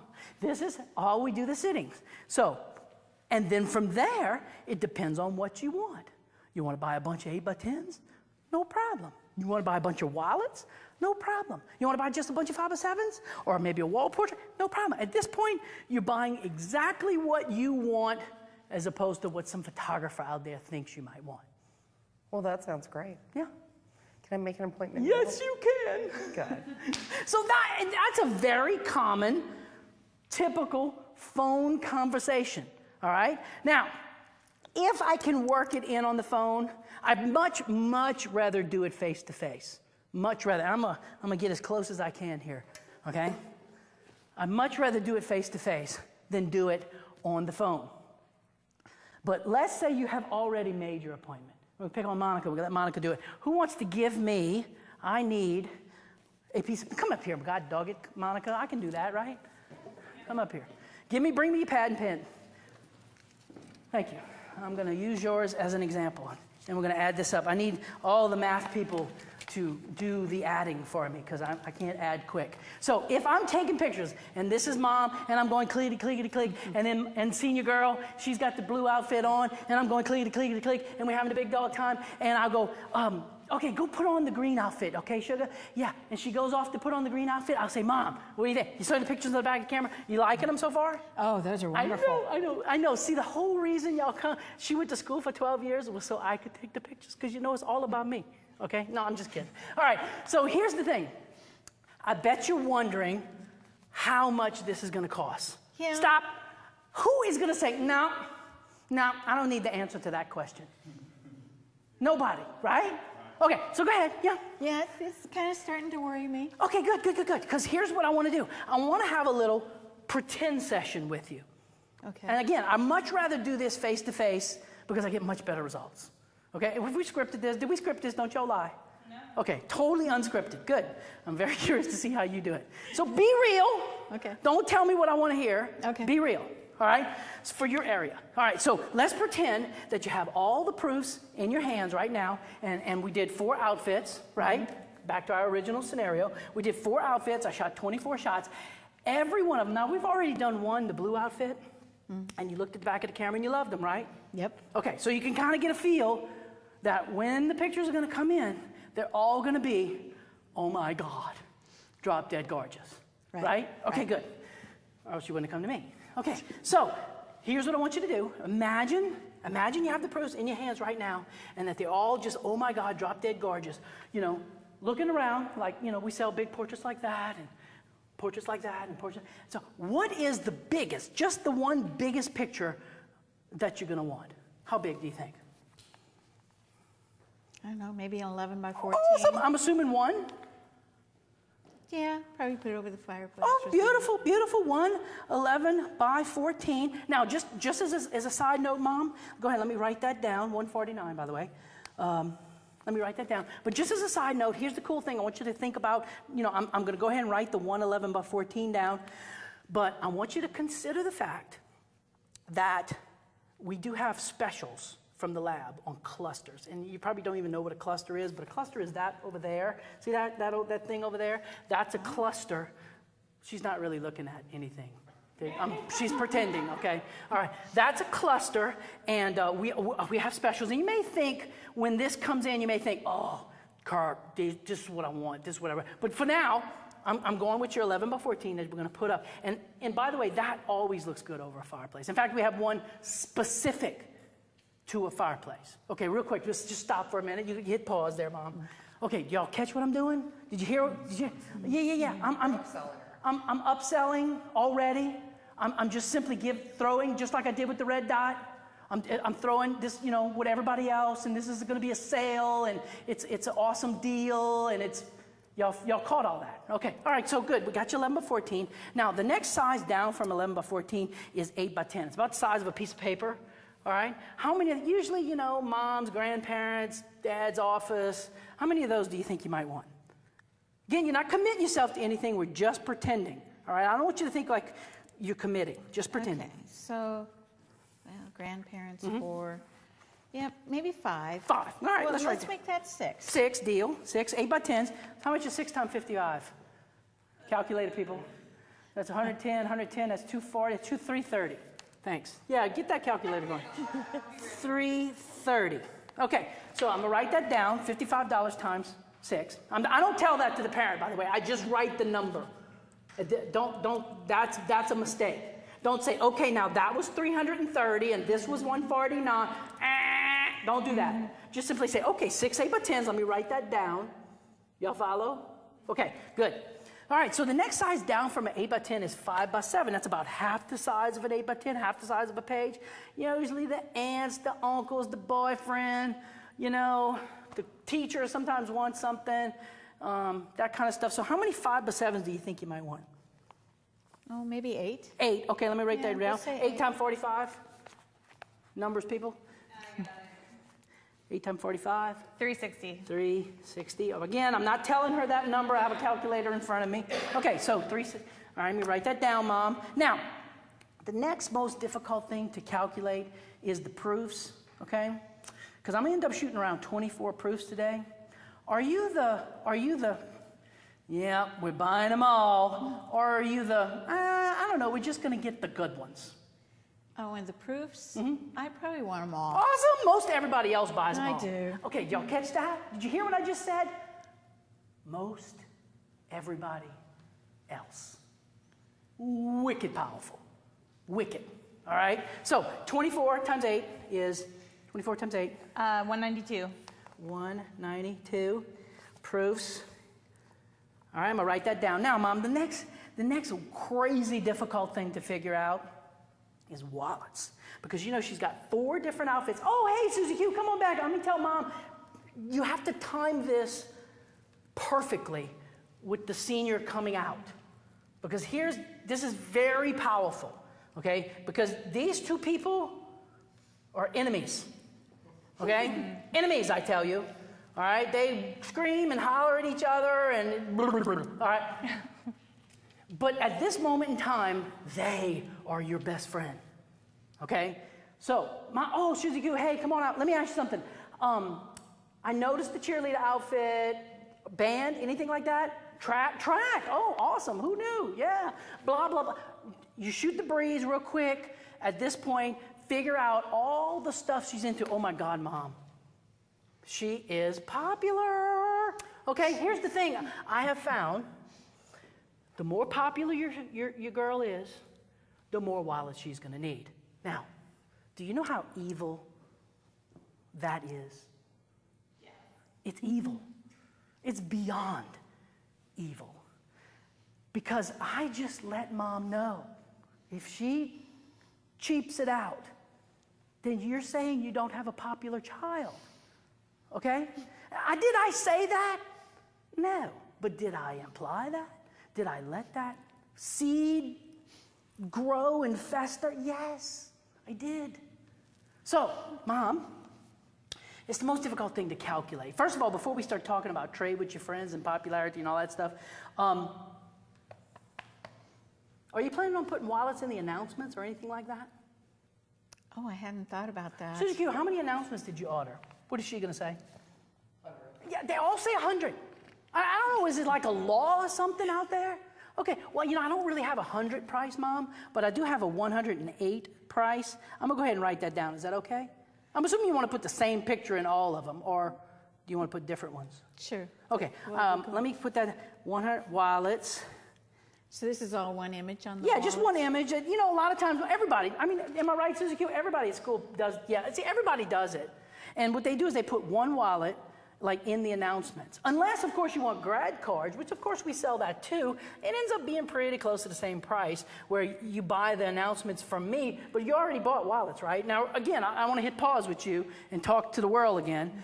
Is that in my world, by the time they come to me in October, they've already been hit up by all the different internet and, not internet, vendors, you know, they get the ring people and the little name card people, and they bought all this stuff. So usually my quote unquote grad card sales stink, no matter how great they look, but because they already have this. But every now and then they go, oh man, this looks so much better. I'm going to give this to people I don't like and order this for people I do like. So I do some grad card sales. So just think about, you know, that's just an alternative at this point. If you and your timing is such that you can get to the senior before all these vendors get to the senior, your grad card sales may actually be higher, in which case right now you're not saying put 108 wallets. You're saying, am I right, Sugar, that you're going to need around 100 grad cards? Oh, yeah, everybody gets grad card. I know. And look, mine are so cool. And so it's going to be this much. And so how about if I write 100 down? Is that okay, Mom? And so it's the same thing. In my case, it's 108 wallets. In somebody else's case, it may be 100 grad cards. Cool so far? All right, moving on. So now the next most difficult thing is trade with your friends' wallets. Now, I have found, Mom, that on the average, I mean, some get actually considerably more and some get less, that you need around 56 wallets for each outfit that she has. And correct me if I'm wrong, Susie Q, when you go to school and you show your friends your wallets and you have like 4 different wallets and you show them to your friends and you say, do you see my images? They go, oh my God, they're so awesome. I want one like this, one like this, and one like this. Am I right? Am I right? And look, let me tell y'all something. Hit pause right here. Do you know how ridiculously powerful this is? Okay, because y'all were all doing it. Y'all just didn't realize y'all were doing it. Just me going like this, your body starts repeating what I'm doing. If I'm going, you're not really going to want to ever go. And they're like, no, I'm not. I'm assuming you want. Yeah, I do. So it is unbelievably powerful, and it's so subtle. It is so subtle. So you want them to do something, you start saying, I'm assuming that what you're going to want like everybody else. And if you're going, you really want to go do, I can't believe you would want to, you see what I'm getting at? So it takes a little bit of Cajun ingenuity, if you will. I don't know, you got to kind of get used to it because it can come off as fake. But if you practice, it can happen. Okay? So I will tell Mom that, so you see, what happens is I can hear your brain thinking right now. You're thinking, oh my God, Kirk, 56, 56, 55, that's 200, that's over 200 wallets. She don't even know 200 people. But what happens is they're going to take one from each, and thus it's not really 200, it's like only 56. And I'm assuming you got at least 56 friends. My goodness, track, cheerleader, you're at school all the time, you're like popular. Oh, you're going to have to tell your friends only one picture. Well, that's cool. Listen, I know. Listen, hush up. Listen, I don't want y'all fighting right now. Seriously, no fighting. Because we're just pretending right now, Mom. So for the sake of pretending, can I write down 56, 56, 56, 56? Or do you want me to write 56 3 times? Or what do you, look, listen, I just want to make you happy. What do you want me to do? Let's compromise with 2. Okay, 56 and 56. Okay, 56, all right, and 56. Oh, gosh, okay, 3. 3, 56. I know. 56. Okay, so 56, 56. All right, so thus, let me review. You said 111 by 14. You said 6 8 by 10s. You said 8 5 by 7s. You said all the proofs. You said 108 wallets or grad cards. You said 56, 56, 56 wallets to trade with your friends. Oh, yeah. Am I right? Oh, yeah. Okay, cool. I'm gonna turn this over to you. Add this up for me real quick while I keep talking to Mom. Whoop, pen. Okay, so that is very, very much, Mom, I'm going to finish talking to you when you're sitting at your seat. That is big hand, big internet hand. Okay, thank you. Thank you for doing that. That is very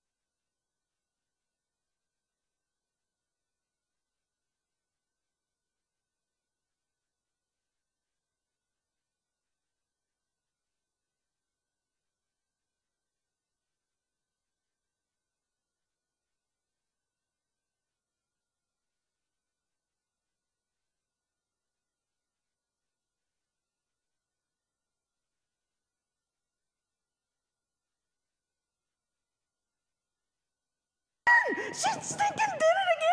She knew what I was doing. It just cracks me up. If you can, it's so hard sometimes, but if you can outweight them, they will absolutely, because it gets weird. And they go, well, that's what I figured. Okay, well, let's take pictures. If they mentally commit to $1,307, they'll easily spend $2,000. And if they do that to me, they'll go, well, that's what I figured. I will then say, now look, we haven't even begun to start. Is this yours? We have not even, well, that drives the camera dudes crazy. All right. We have not even begun to talk, Mom. You know, if she goes, remember, she says, well, that's what I figured. I will say, because we haven't even started talking about these panel things. And don't forget albums. Oh, my goodness. Almost every senior that comes into my studio ends up with an album. I got the big album. I got the medium album. I got the little bitty album. I got the mini albums. And so, you know, you're going to probably want one of those. And then, of course, there's the clusters. We talked about the clusters. So, I mean, that could easily add, you know, $500, $600 to the thing. And so, you know, shoot, man, you might be looking at $2,000.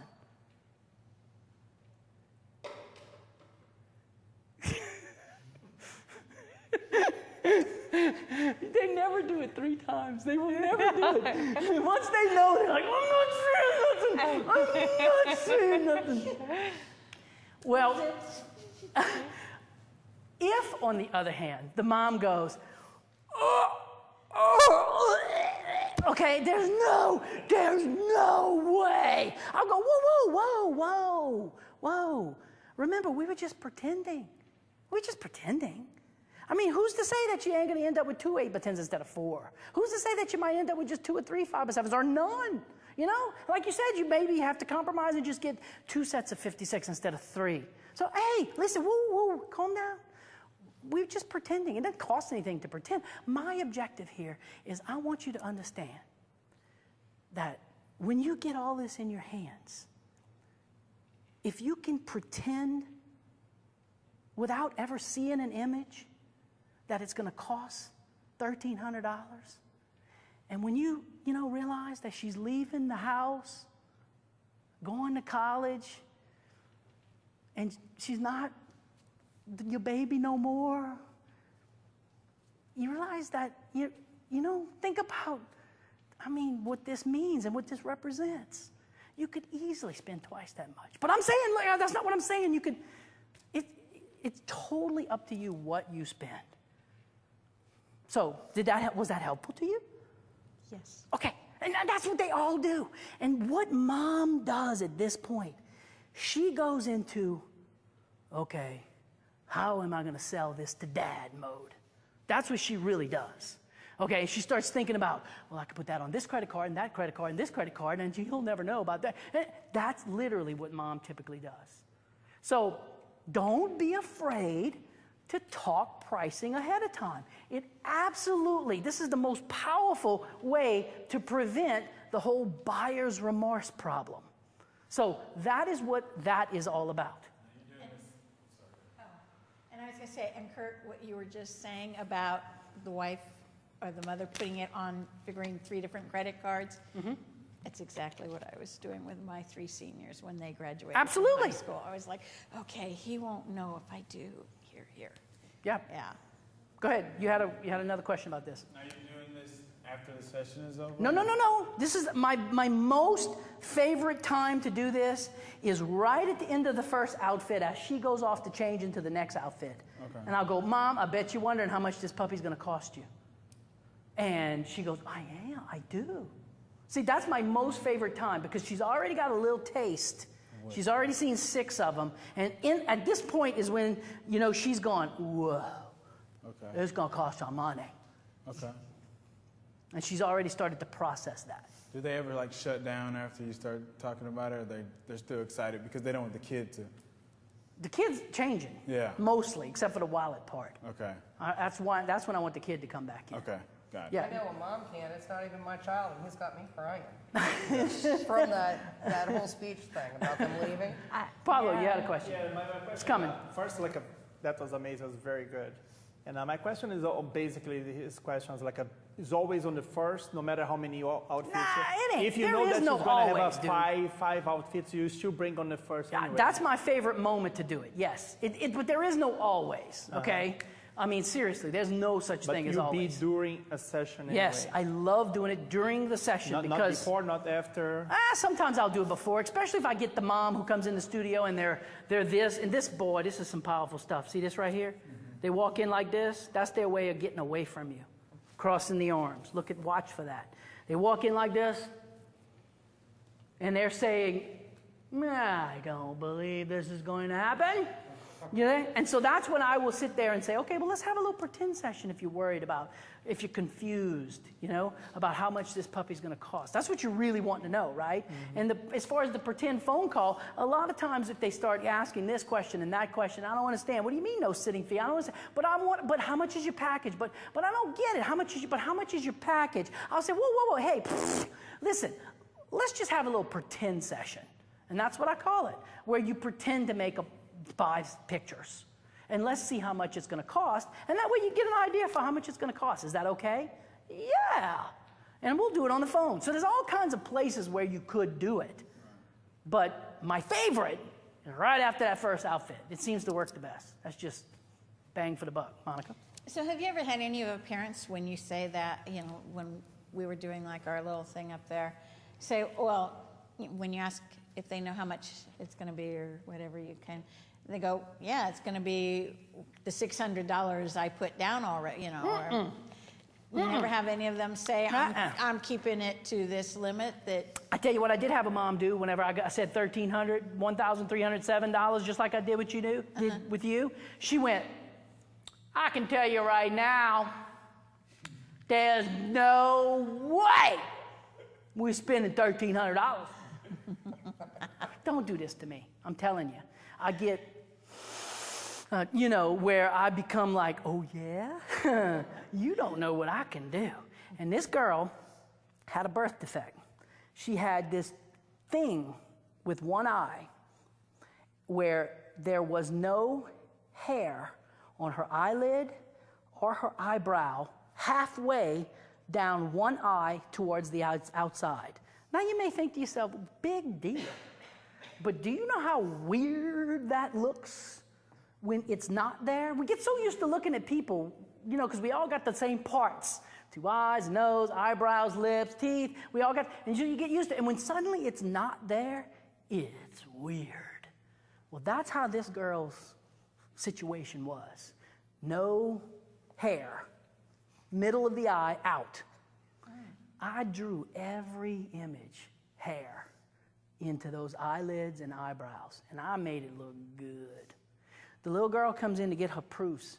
She's boo-hooing before she walks out the door. If they cry, they buy. Okay, I hate to be so cold, but it's true. She's boo-hooing before she gets out the door. Mom comes in and places the order. It's $1,600, okay? And this is me.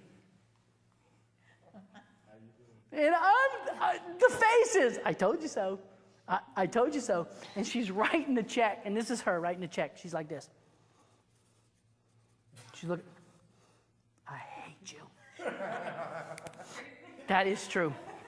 That is absolutely true story. And I'm like, I told you. That's why I did this. But she hated me, but she loved me because them pictures were awesome. Yeah. Awesome. So, okay, I bet there's some questions out there. Always. There's a lot of, Kirk, you're great, and I know that I'm going to be calling everybody sugar after this class.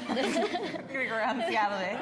And Tina too It's says, spelled S-U-G-A, sugar. Sugar? Yeah. Sugar. and Tina too says, I love Kirk's larger-than-life personality, and then Firecracker said, shut up, ha ha ha. Shut up. So we did have a question.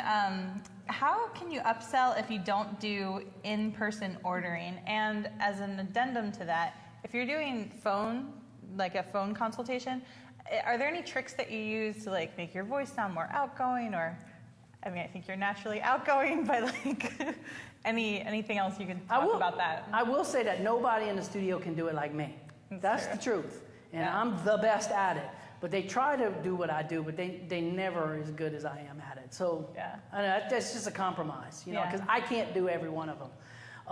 And it's tricks, no, I got nothing for you there. I don't know, it's just from doing it. Yeah. Upselling is, as I said, while I'm shooting. It's not uncommon for me to go click, click, like this mom. Click, click. She said, oh, well, 2. You're going to have to settle for 2. No, she's not, because I'm going click, click, like, I'm like, I don't know how she's going to settle for 2, Mom, because look at, Mom, get here. Would you look at this? Would you, look, I mean, look how her face is right here. Could you not see? That would be the best one. That would be, whatever. But y'all, look, whatever you decide, it's up to you. And then click, here's another one. Here's another one. And so it's not uncommon for me to upsell while shooting. Because again, nobody can do it quite like I do it. And so, I don't know, that's what I say. And basically, from that point, we take orders. Now, it does happen occasionally where someone comes in and they are at 11 by 14 and one of the girls or whoever, they'll say something along the lines of, okay, you do know that 11 by 14, let me see 11 by 14, where is it? Oh, look, way down there at the bottom of the shelf. Yeah, the one on the floor, that's it. That's an 11 by 14. Oh. Well, I thought that was 11 by 14. See, people sometimes get hung up in the numbers, and that's a mistake we make, is they'll say, I want an 11 by 14. And the trick beyond that is to go, what is an 11 by 14, by the way? Show me with your hands. And they'll go, 11 by 14. And I go, well, actually, that's actually a 16 by 20. No, I want one, 11 by 14 like that. So, well, that's a 30 by 40. Oh, well, yeah. How much is that? And that's how that conversation goes. Mm-hmm. Cool? Yeah, that's great. Okay. Very organic, once again. Another one? Or moving on? Yeah, sure. There's another question here. Okay. Speaking of shooting with moms sitting in the room, Senior Lake is wondering, what are the rules for shooting kids by themselves? Should parents be present as well? As a former teacher, I always was warned never to be alone in the room with a student. My advice, I mean, whenever someone asks me about that, whenever a parent says, can we come? And if I'm on the phone, I don't know that all the girls do this, but if I'm on the phone and a mom says, by the way, can I watch? I will say to the mom, if a photographer ever says you can't watch, leave. That's my advice to you, Mom. So I can watch? Absolutely. Not only are you going to watch, I'm putting your butt to work. So you're going to be doing some stuff for me. I need you to hold lights and various things like that. Really? Yeah, absolutely. Let's go. I want you in the room. And so I have, in my studio, security cameras for this reason. And I don't know if you want to go to that extent or not, but I have security cameras in the studio to where it's all being recorded. Kind of like y'all little camera up here over my head that records all this during break and stuff. That is for the simple reason that if these 3 words are ever spoken, I am out of business. If somebody was to say, he touched me, that's horrible, but that's the world we live in. I'm going to say you touched me unless you give me blah, blah, blah. I mean, that's the crazy world we live in. And it's a shame that we live in that world, but for that reason, I have a huge, wonderful security system to hopefully prevent anything. I don't know if that really addresses that question, but my deal is I want mom and dad in that room, and the sister and the cousins and the aunt and the noons, and for the most part, that's Louisiana. I mean, it's just a big family affair. We all show up for everything. So there you go. Follow-up question from Dude of Honor in regards to the parents being there in the room. Does that ever raise the question of what about parents taking a photo with their own phone or point and shoot? Last year was the first time it ever happened to me, where I was shooting to the iPad, and the mom proceeded to take, with her phone, every picture I did on the iPad. And I was so shocked. I got to tell you, it was like I saw you ever heard these stories about the dude? They see a UFO and they got a camera around their neck and they go, why didn't you take a picture? I was just so amazed. I just never took the picture. That was me. I was completely shocked that she was doing it. I was like, and I never said a word. I just let her do it. And I was like, and when it was all said and done, I was like, why didn't I say something? Like, excuse me, what are you doing? I thought, God, I just was so shocked. So it's only happened to me once. And I guess when it happens again, I'm going to say something. But when they take their camera, and I have it all set up, and they're way back here, because I shoot with the 70 to 200 the most. You'll see me again tomorrow. And they take their camera, and you go, and I'm like right here, and they're right here, and they're going to take a picture. What is that really going to look like? It's going to look like dirt. So, yeah, I don't care if they do that. That's what my wife does with my daughter. And so God bless them. You know, it makes them show this whole experience and just have fun with it. Tag me while you're at it. You know? That's awesome. Lots of more questions coming in, but I think you might be covering them let's coming go up. there. So let's continue on. Let's go on. So, what does it take to get a $2,000 order? All right? So, here's some of the steps that I think you should go through to pull this off. Step 1. Collect a $1,000 deposit up front.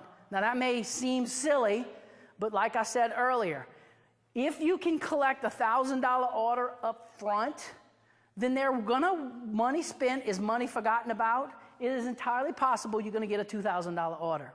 Okay? Stop selling packages. Now you can already begin to see with my system why I say stop selling packages is because if I had a $500 package that included an 11x14 and 2 8x10s and 3 5x7s and I just took this huge sale away from myself. Why not just let them tell me what they want and then price it accordingly? Plus, by having a specific package, you get people locked into this concept of this is how much this thing is going to cost me. And that's not what I want. I want them to think in terms of minimums. This is the least it's going to cost me. It's probably going to cost me more. Does that make sense? So that's the second key.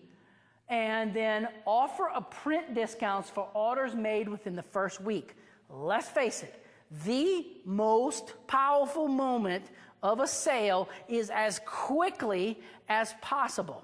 Okay? And that's usually about a week or within a week of the actual photography. People are the most excited at that moment. I'll use me as an example. A buddy of mine took my wedding pictures. Okay? It was my boss at the camera store at the time. And he literally, here, Kirk, 26 years ago, handed me the negatives. Do whatever you want with them. It was 6 or 7 years after we were married before I ever made an album. And I held the negatives. Why? Why? Because it's just, every day that goes by, it was less and less and less fluff. It was less and less excitement about the whole thing. Same thing with senior pictures. If you allow them to order, take the pictures and look, order in 6 months. Your order is going to be way less than if you could force them to order right now. So the quicker you can get them in the ordering, the higher your number is going to go. So thus the reason I offer a print discount if you order within the first week. Is it really a discount? Yes, but it's what I want to sell the thing for. Make sense? Okay. And take fewer images. Pre-touch everything. All right? What I mean by pre-touch is you're going to see me again do this on the last day. Anything and everything that can be done to an image, I do it. If I feel like this hair is out of place, I fix it. If the bags underneath the eyes are distracting, I fix it. If the skin needs softening, a zit needs removing, a shirt is bulging funny, anything and everything that can be done, I do it. Anything. Because I want the image to be absolutely as perfect as possible. I do not want the senior coming in and then I show him the picture and then I say, now just trust me. Just trust me. See this little bulge right here? I'm going to get rid of that for you. Just trust me. And you see those 3 zits you got? I'm going to get rid of that too. Don't worry about that. Don't even think about it. Don't pretend you don't see it. It doesn't work. When I first started doing this, the average, I got to think, it had to be at least $400. At least $400 it went up just by pre-touching. Just by simply having every image perfect as it can be, and that's the first time they see it. It had to add at least $400 to my bottom line per senior. And when I say take fewer images, remember, I only shoot 6 shots in each outfit. So imagine if I'm shooting, 300-400 shots of a senior, and then you had to pre-touch all of that. There's no way they're buying all that. So you're wasting your time. And then thus your only choice is to say, well, I like this one, and well, I like this one, and I like this one. So I'm going to retouch those and then show them all the pictures. We're going to have a little sales session, and I'm going to explain to them that if you want this, it's going to look like this. It ain't going to happen. And if anybody in the internet world is doing that, I think that's wonderful. But if you're really honest with yourself, which one do they buy? They buy the one that's already been retouched. They go, well, I just love that one. Well, then, you know what? I'm going to say this about 5 times tomorrow. How many people, if you catch yourself doing this, you got this scene all set up, and you're about to take the picture, and everything's perfect, and you take the picture, and you go like this, click, click. Ask yourself, what was the second click for? Well, what did you do? Oh, well, that's in case the first one don't come out. Nah, bull. I mean, these cameras are awesome. Has the first one never come out? The first one always comes out. You got a little screen on the back of your camera showing you that it came out. What is the second click for? Why do it? You're working your camera more than it needs to be worked. You're creating more retouching for yourself. You have to do more editing. It's a complete waste of time. Here's a radical idea. Push the button 1 time. That's it. Just shoot 6 pictures and make every one of them perfect. If you do that kind of stuff all together, you're going to find that your average shoots up excessively. In my case, $2,000 order. Try it. Prove me wrong. I'm okay with that. Cool? All right, so I figured we'd do a little bit of a review. Okay? So this is some of the stuff we talked about. Advertising, what is it? It's communication through from your thoughts. You're communicating your thoughts into the mind of your customer. That's what advertising is. Just remember the red circle when you think about advertising. Imagine trying to sell a red circle. The 2 circles have to match. If the 2 circles match, it creates a sale. The most powerful of all advertising out there, especially when it comes to high school senior portraits, is word of mouth advertising. Do whatever type of advertising you do that promotes that in your business. Every time you do, like billboards, it's going to promote word of mouth advertising. Whereas some advertising, it's just boom, in the moment. I don't do in the moment advertising. Only advertising I do is advertising that's going to continue to promote word of mouth. Marketing on a limited budget, try to find ways, do little tricks, do little things to get the seniors to market for you, for them to show your stuff. If you do that, then someone is actually, in fact, paying you to advertise.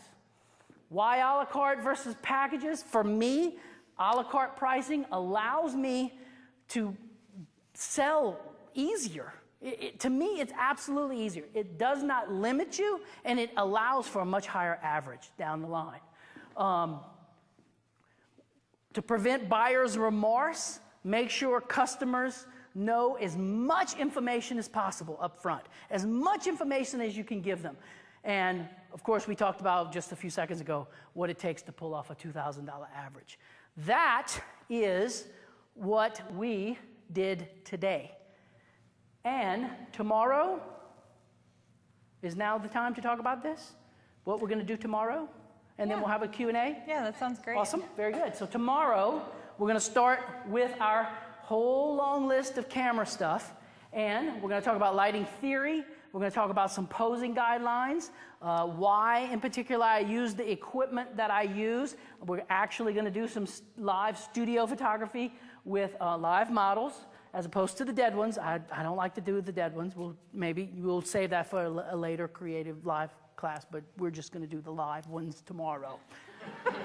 Thanks, Kirk. I appreciate that. Yeah, I know. And we're going to do some stuff in outside, natural light type things, and how I do that. I'm going to show you that. And we're going to talk about the benefits of great photography. So that's the kind of stuff that we're going to do tomorrow. Cool deal? Now, great. So with all of that said, I bet by now somebody has got a question. Normally, I would be looking to go over this, but we did it. We did it. Gold stars. Any other marketing question that you guys may have about what I did? We'll start in studio. As always. As always, giddy up. Okay. Let's put it this way. For some reason, especially with seniors, I have been shot kids, pets, boudoir, weddings. But for seniors, for some reason, I have this kind of a block. And it's almost as I asking you, give me a homework. Like I got a homework for you. What would be my first, like I say, now, say, Paul, you have to do this. Is it Facebook, or should I stop some teenagers in the mall? What should I do to start? Like I say, look, I need to start this. I need to start A, this, B, this. Like almost as I have no idea what I am doing, just please. I would start playing with the concept of what I'd said as far as the Facebook thing. I would try that. Okay, I would try to do the models wanted thing. I would try to, market. I would try to get somebody, high school senior in my studio that is a 17-year-old literally graduating this year, 2014 senior. If I was you, honestly, I would do this senior exactly the way you do your boudoir stuff, minus one thing. They got clothes on. Okay, I'm serious. Do the same pose, do the wet hair, save that to last because you can't do that first. I would, all that crazy stuff that you do with those models that I've seen that you send me a link to your website, I would do that, but I would do it with blue jeans and t-shirts or sweaters and all the things that a high school senior does. Do the same kind of pose, do the same kind of light, do all of that kind of stuff. When they're overweight, do it, still do it. Still do it. And you're going to have people that will spend money with you. Okay? And then they're going to show their stuff. You need to get away from the mindset, because we talked about that earlier. You need to get away from the mindset of, I don't like doing guys, and I don't like, yes, because these people are not models. But your objective, and that's your homework. You want homework? I want you to take ugly people and make them look like those models that you did. You can do it. I know you can. But that's the concept. That's your mentality. Okay? Even if you have to do some free sessions. Because you start showing that stuff, and regular people go, he can make me look like that? Buddy, you could write the check. But that's going to have to come from you first. You first are going to have to pull that off. That's it. That's my homework assignment for you. Thank you. Cool. I thought this was an interesting question from Stephanie Marie Photography. As far as birth defects, acne, and birthmarks go, do you always discuss this with your clients? Do you just assume they hate their acne and edit that away? Okay. What if anything that isn't normal or regular goes away. For example, acne. Name one high school senior that goes, I love my acne. I can't. No, because it's not normal and regular. It's today you have acne, tomorrow you don't. The next day you got nervous, you picked it up, you ate fried chicken. I knew not to eat fried chicken, and you got acne. Oh, chocolate did it to me. I knew it would do it to me. Right? Yeah. Okay. So acne's not normal and regular. It goes away. Okay. But a mole, I don't know if this mole is something they hate, love, could care less. And that is the exact terminology I will use. I have a mirror that I use in the studio on tables and things like that to throw light back up in the face, and it's a plexiglass mirror. You can get plexiglass mirrors anywhere. I will take that mirror and I will hold it up to them, okay? And I will say, and I'll touch them on the face. You see that? Yeah. Love it, hate it, could care less. Hate it. So if I made that go away, you loving me? I love you. Yes, no problem. Yeah. Hate it, love it, could care less. I could care less.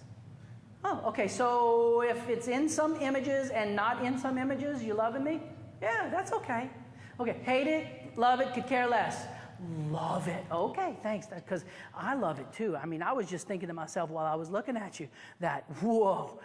I mean, it makes you, and I would have been, so upset if, in fact, you would have asked me to get rid of it. So I just wanted to make sure that, thank you, that's awesome. Thank you, that's perfect. So, birth defect. Let's say there was a guy I did a few years ago, and he literally had this big brown birth defect across his face. And he's like, dude, it's me. It's who I am. That's like me walking, and this is literally what I told him. I was like, dude, I love that. Because it's like me walking into a studio and going, can you do something about this red hair? Because I hate red hair.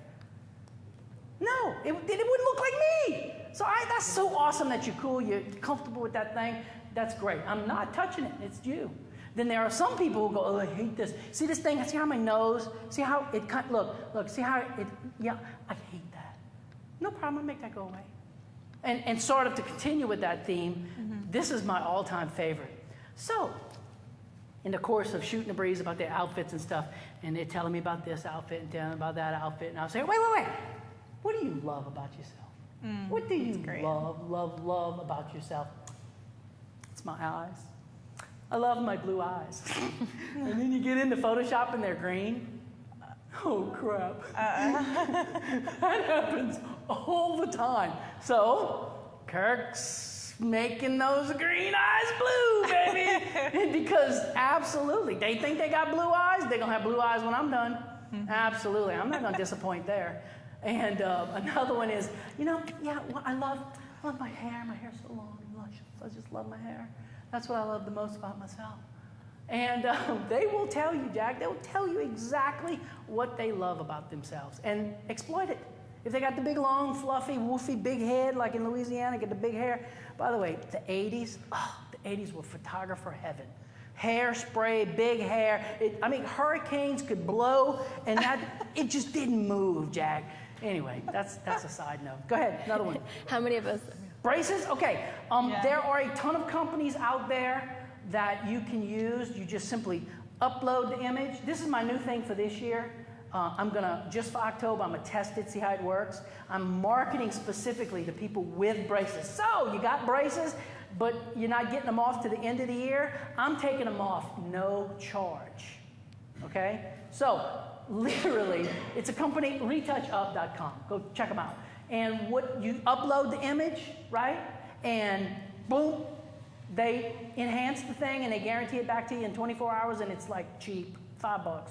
It's cheap, man. And so I tested that. That was one of the models I did in last month, that I put the before and after, and she had braces, and the braces were gone, and people were like, whoa, that's awesome.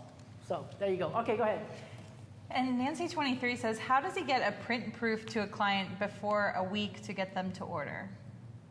Maybe within a week to get them to order. You had that special pricing within a week? Oh, you know how you're the like, week. order within a week. Okay, I get it. I'm sorry for the confusion. Yeah. The week does not start until they pick up their proofs. Perfect. Yeah, thanks for asking that, by the way, because customers sometimes gets that confused too, and they got it confused so much at one time that's part of our repertoire that we go through with them at the end. This thing I just did with y'all, I kind of do that, except it's a whole lot less winded. I do that with the customer. I sit there with the order book, and I flip through every page of the order book, and I explain, now let me tell you what this is, and let me show you what that's a cluster, and I go through the whole thing. And when I go over the part right here that says order within 1 week, I said, now listen, let me explain to you about 1 week. 1 week starts the day you pick up your proofs. Oh, I get this. Oh, okay, because we're going on a cruise next week, and then she's going on that, so we probably won't be able to pick those up for about 2 weeks. Oh, no problem, because your week don't start until you pick them up. Oh, okay, thanks, Kirk. So that's the answer. Perfect clarification. That's great.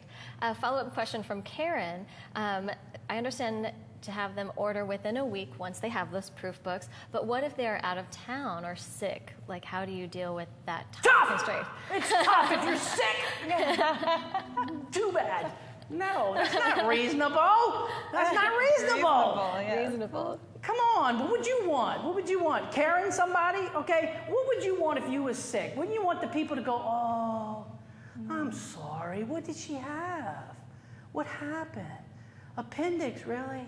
Your dog ate your appendix. Oh, it's crazy. Hate when that happens. I can't happens. believe that. I had my dog eat my appendix once, and it was horrible. It's so painful. Yes, of course you can order. No, in fact, take an extra week. That's just reasonable. You got to be reasonable. You got to be real, man. You have to be real. Go ahead. This is a great question from Qual's Photo from Jackson, Mississippi. And what marketing schemes have failed over the years? What are some of your best failures? And for instance, what about putting an ad in the school yearbook? Or my ad in the school yearbook, I don't know if it works or don't work, because my objective with the school yearbook ad is this. Most of the time they come in threes. So this is what I see. Understand what I see. I see $6,000 walk into my studio and ask me for a favor.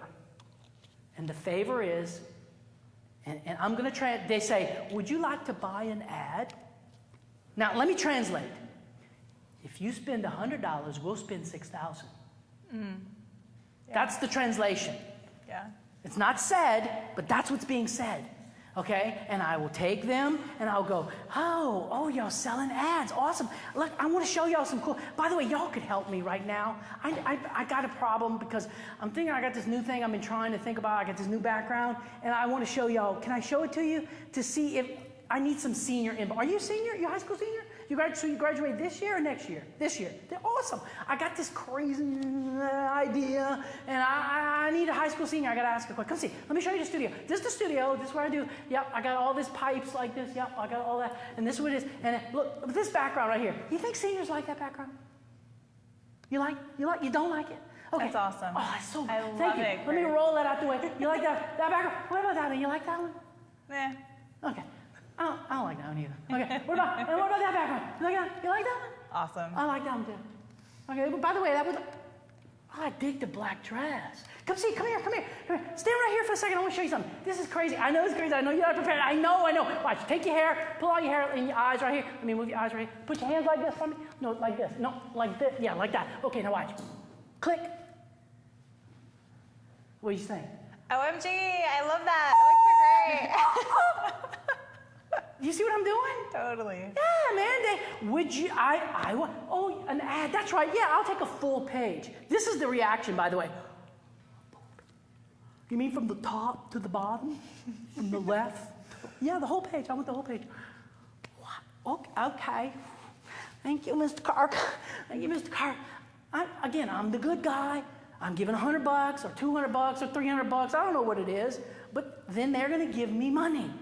And so I could care less whether or not the ad really works. You know, that's the point. One failure, quick, that I thought of, I was walking through a trade show somewhere, and I thought this crazy thing was really, really cool. Rubber stamps. I'm like, I love this. This kind of sounds cool, doesn't it? You know, like an ink rubber stamp, but you put someone's picture on it. And I thought, man, that would be cool. You could buy that. I got their address, but their picture on the address. It failed miserably. Nobody wanted the thing. It was expensive. So I don't know if that answers his question really. Everything I've ever done really does produce something. It just don't always produce like you want.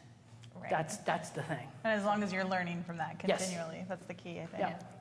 Awesome. All right, how about one more question? Let's do one more. All right, absolutely. One more is going to come from Karen, who asked, do you offer bonuses? And if you buy so much, you get this or that, predetermined bonuses? If so, what products? Yeah, I mean, it's always little things. We actually talked about that a little bit earlier. It's always these little crazy things you find at trade shows and all these little products like, like a dog tag or an accordion wallet. I get all these from H&H, like cell phone covers. The thing about cell phone covers, I thought this was going to be the greatest thing since sliced bread.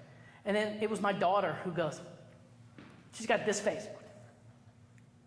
I go, what? This is awesome, man.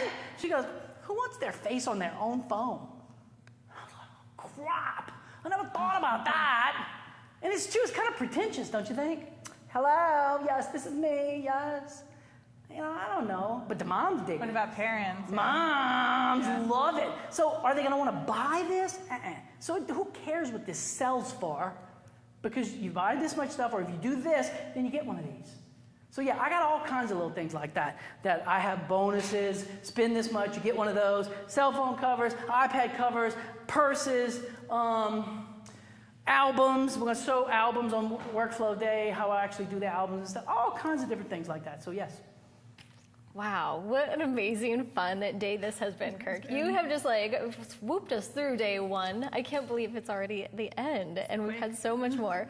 We just want to say thanks to the internet out there. You guys have had fantastic questions. You've been so engaged. We haven't seen the chat rooms this busy in so long. We've just enjoyed you so much, and you guys are the reason we are here. So we just want to say thank you all for being here and energizing us along this journey. You guys in the studio audience, you guys have rocked. Awesome questions.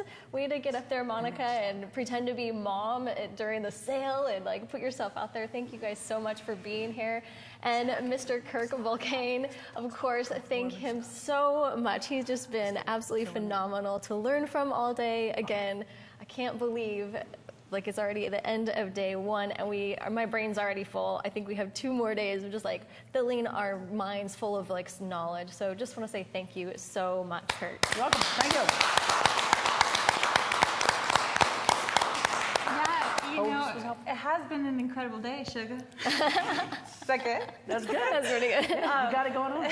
So Kirk, I know we already talked about what we're doing tomorrow, but if you could just give us again a reminder, a quick few bullet points of what we'll be doing tomorrow. Mostly cameras. Everything and anything is related to cameras, posing, lighting, that kind of stuff is what we're going to be playing tomorrow. Perfect. It's all of the, picture taking stuff, everything, lenses and why I use this camera and that camera and flashes, and we're going to set up a studio back there, and we're going to go on the roof from what I understand, and that should be kind of fun. Whew, it's like crazy what you have to do to get there. And we're going to, do that kind of stuff. So yeah, it's going to be fun. Same stuff, more fun. Okay, more fun. Right on. Well, we want to share some of the goodness from the internet. Again, as Lorraine mentioned, thank you all so much for your participation and your fun today. Megan G Photography says, now I know to keep my pricing where it is for this year. Thank you. Welcome. iHeart Pro Forum, not a question, but the truth. I've been photographing seniors for 10 years. I could not be where I am without Kirk's inspiration and knowledge sharing. He gives so much to this industry. Thank you, thank you, thank you. Awesome. That almost made me cry. And Amanda, thank you. I'm loving all this information. I'll be purchasing the course. Good deal. Right on. Right on. Well, it has just been a powerful day, and Kurt has been teaching us how to do so much marketing. You don't have to do it on a huge budget. We can market through our clients. He taught us how to listen to our clients about what they want and then providing them with a product that they actually want. You can do this. You can make a living doing what you love to do, and that's photographing people and working with people. Kurt has surprised us, of course. He doesn't get any better. He's going to do this. He is offering everybody here a PDF. There is a digital swag bag right over on the course page. So everybody here can receive this digital swag bag of discounts, and just go over there and just download the PDF. He's also included, just for everybody, a PDF of his pricing guide. So I know that he was going through that earlier in today's program, so you can have a copy of that pricing guide and learn from that along this journey over the next couple of days. And then there's still more. Those of you who choose to purchase this course, all 3 days of materials, that's everything today, tomorrow, and Thursday as well. It's $99 during the live event, and Kurt is throwing in a senior portrait retouching walkthrough video in HD format, which is absolutely so valuable because we don't always get that hands-on, instruction of how to actually properly go through Photoshop and walk through and touching up an image there. And then he's also including his Photoshop actions. It is just jam-packed of goodness. So head over to our course page, get the free downloads, a digital swag bag for all of you. Those who purchase the course, you can also get the extra bonus materials. And with that, we will see you back here tomorrow morning at 9 a.m. Pacific time, right here on Creative Live. That's a wrap today.